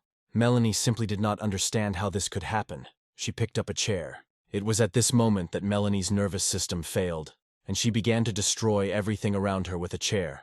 She hit the control unit with a chair for a long time until her strength left her. Tears rolled down Melanie's cheeks. She screamed that she just wanted to survive. What was so bad about her desire? Melanie had nothing else to do and simply fell to her knees, drowning in her own tears. Suddenly, Mason's voice was heard near the entrance. Melanie looked at the door in tears, and Mason said that her actions could be considered a real fraud. Mason was armed and in full combat readiness. He said that he fully explored the place while she was sleeping. He said that the so-called interplanetary shelters simply do not exist. The system that is embedded in the life support program of this shelter periodically releases signals that encourage people to act. The goal of this program is for the survivors to arrive with their main source of energy to keep this base running. Melanie did not believe more than one word Mason said. She said that the system simply said that she did not have access rights, but as soon as she could fix this problem, she would definitely leave this dying planet. Mason said that no one in the world has such rights. Melanie asked what he meant. Mason called Ultron over and asked him to show her what they had known for a long time. Ultron was indeed alive. Melanie couldn't believe her eyes, because he passed out right before her eyes. Mason said that the energy core was only his backup power source, not his main one. He had taken care of this problem a long time ago. Ultron drove up to the control unit and began typing quickly on the touch keyboard. As soon as he finished, one of the doors in the room began to open. As soon as it opened, Melanie saw before her the real pristine nature of the land that actually existed many years ago. Mason said that this is the ultimate goal of this shelter, to prevent this place from being destroyed in any way, even if it means resorting to deception, murder, or anything else, just so that this place is not destroyed. This was the last command of the last inhabitant of this shelter, which the system had been successfully carrying out for many years. Mason squatted down next to Melanie and said that implementing their plans would not be a problem. He also discovered a lot of unfinished research that could be useful for them. Melanie still couldn't believe that she had been deceived by a simple computer program that played on her feelings. Mason asked her to accept reality already. All the supporting facts were right in front of her. Melanie did not want to hear or see what Mason was talking about. She began to repeat that she simply missed something, made a mistake, but she would still correct it and would probably be able to get out of here. In desperation, she told Mason that there was something else that he had not studied. There must definitely be a launch mine somewhere here. He placed his exoskeleton hand on Melanie's shoulder in order to calm her down a little. But Melanie threw his hand away and said he was a liar. She said that Mason arranged everything on purpose because he wants her to stay here. Mason could not stand it and also began to scream. Was it really so difficult to open his eyes, look at everything that was happening soberly, and admit that he was wrong? Melanie screamed that she was never wrong. Mason asked her to wake up, because she had blinded herself with the belief in her soul's survival. Can't she understand that she is deceiving herself?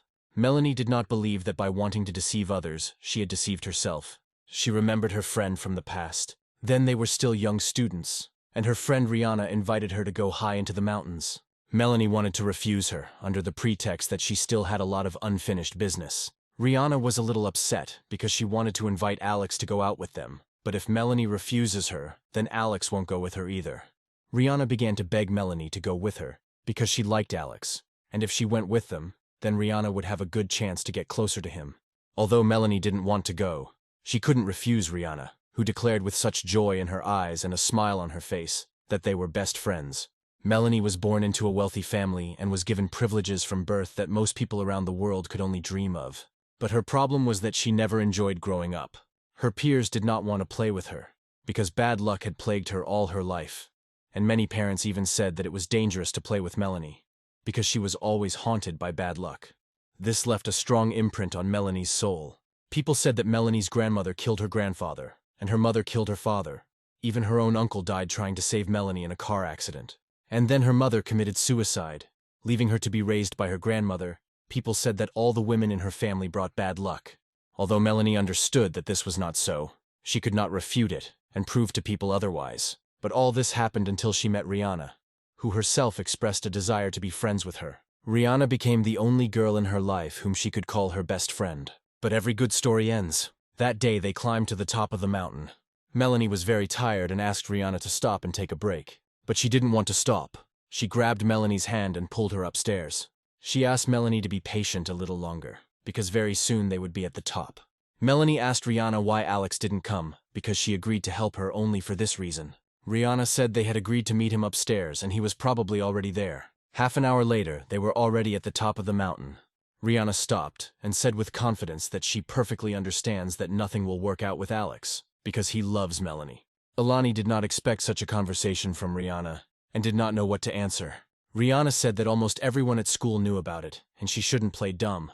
But Melanie said that she and Alex were just friends because they were in the same class, nothing more. Melanie, putting her hand on her heart, said that Rihanna knows very well that Melanie has no friends besides her, and if she had a relationship with Alex, Rihanna would be the first to know about it.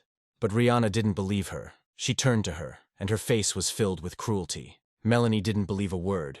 She insisted that Melanie knew that she liked Alex, but at the same time she wanted to sleep with him. Melanie was scared and didn't know how to react to this. She tried to calm and stop Rihanna because they were best friends. But Rihanna was serious and she pushed her away and said they were never best friends. It was all just a game that should have ended long ago. Back then, as a child, Rihanna approached Melanie because she had lost an argument. And if, with the help of Melanie, Rihanna did not get much of what she wanted. Then she would never have been friends with her. But time was running out. Rihanna understood that after school, Melanie would be better than her in everything. She was more beautiful, smarter, and richer, so she no longer needed her.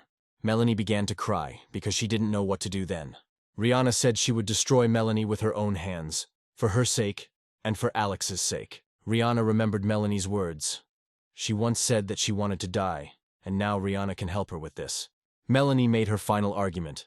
They are best friends after all. But Rihanna, with greed and jealousy in her eyes, grabbed her by the shoulders. Then she pushed me off the top of the mountain.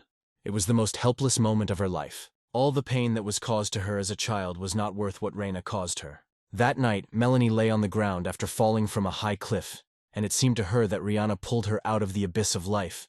But it turned out that she, on the contrary, threw Melanie to the very bottom. This was well etched in Melanie's memory and left a deep imprint on her psychological state. If hunters passing by had not found her that night, she would have simply been eaten alive by predatory animals. They couldn't believe how, with such injuries from the fall, she was still alive. From then on, Melanie trusted no one but herself. Melanie was flooded with memories while in reality she sat on the floor and sobbed. Mason still tried to calm her down. He said that life goes on as usual, and they should continue to take care of the base and stop believing in miracles. Melanie stood up and asked Mason to drop his mask of hypocrisy. But Mason did not understand her, because he was completely sincere with her. Melanie said that she knew perfectly well what he really wanted. Initially, they thought that there were supposed to be survivors in this place. But after a long search, he could not find anyone. She said that he knew perfectly well that she wanted to leave this damned island. But he also knew that only one person could leave this place. However, the skills she possesses are very useful, which is why he came up with a seemingly plausible excuse for wanting to keep her here. Mason didn't even think about it and asked what she was saying. Now Melanie understood everything, so she headed to the exit and thanked him for the work done. Mason looked after her in bewilderment, and Melanie had already left the control room and said that all people, without exception, are very selfish. She was sure that any gestures of goodwill always have an ulterior motive. She said that now they are working on opposite sides. She will take the energy source and find the launch mine, and Mason can continue to do landscaping. As soon as she wanted to extract the energy source, Mason screamed trying to stop her. But as soon as she touched the energy source, an alarm sounded. Illegal entry to a power source has been detected, and the security system has been activated. Melanie didn't understand what was happening. Robotic cannons appeared from the ceiling, carrying out orders to destroy the intruder. The combat robot covered Melanie. Mason started screaming and asking Melanie to lie down on the ground. He ran towards her, and she froze in a daze. The guns opened fire to kill. The fire from the cannons sawed through the combat robot, and only Mason was able to put Melanie on the ground in time, shielding her from the shot. All that was left of the powerful combat robot Melanie was one tin. Mason was lying on top of Melanie, who was shaking with fear. The guns continued to fire randomly, and it was time to escape from there. Mason grabbed Melanie's hand and pulled her along. Ultron was in no hurry to follow them, but Mason could not leave his friend in trouble, so he turned around and told him to hurry up. However, Ultron was in no hurry to escape, and activated the counterattack mode. With both hands, he accurately destroyed all the cannons firing at them. At this time, someone was quickly approaching them in the distance of the corridor. Mason had never seen such a combat robot before. This was one of the most powerful robots in the game. The robot started shooting and simply littered the entire corridor with bullets. When the corridor turned into a huge clot of dust, the combat robot stopped firing and headed forward towards the energy source. The robot's combat system did not turn off, since there were still signs of life in the intruder. The combat robot was getting closer, but Mason had a plan. They exchanged glances with Ultron, and due to the huge number of battles spent together, understood each other perfectly. Attacking unexpectedly, Mason struck first. However, this did not stop the robot, and he took out a huge knife from his hand. But Mason did not give him the opportunity to strike, and grabbed the robot by the hand and threw it aside. Immediately, Ultron adjusted his weapon and fired with full power. The robot shattered into small pieces. Melanie sat down next to Mason and asked if everything was okay with him.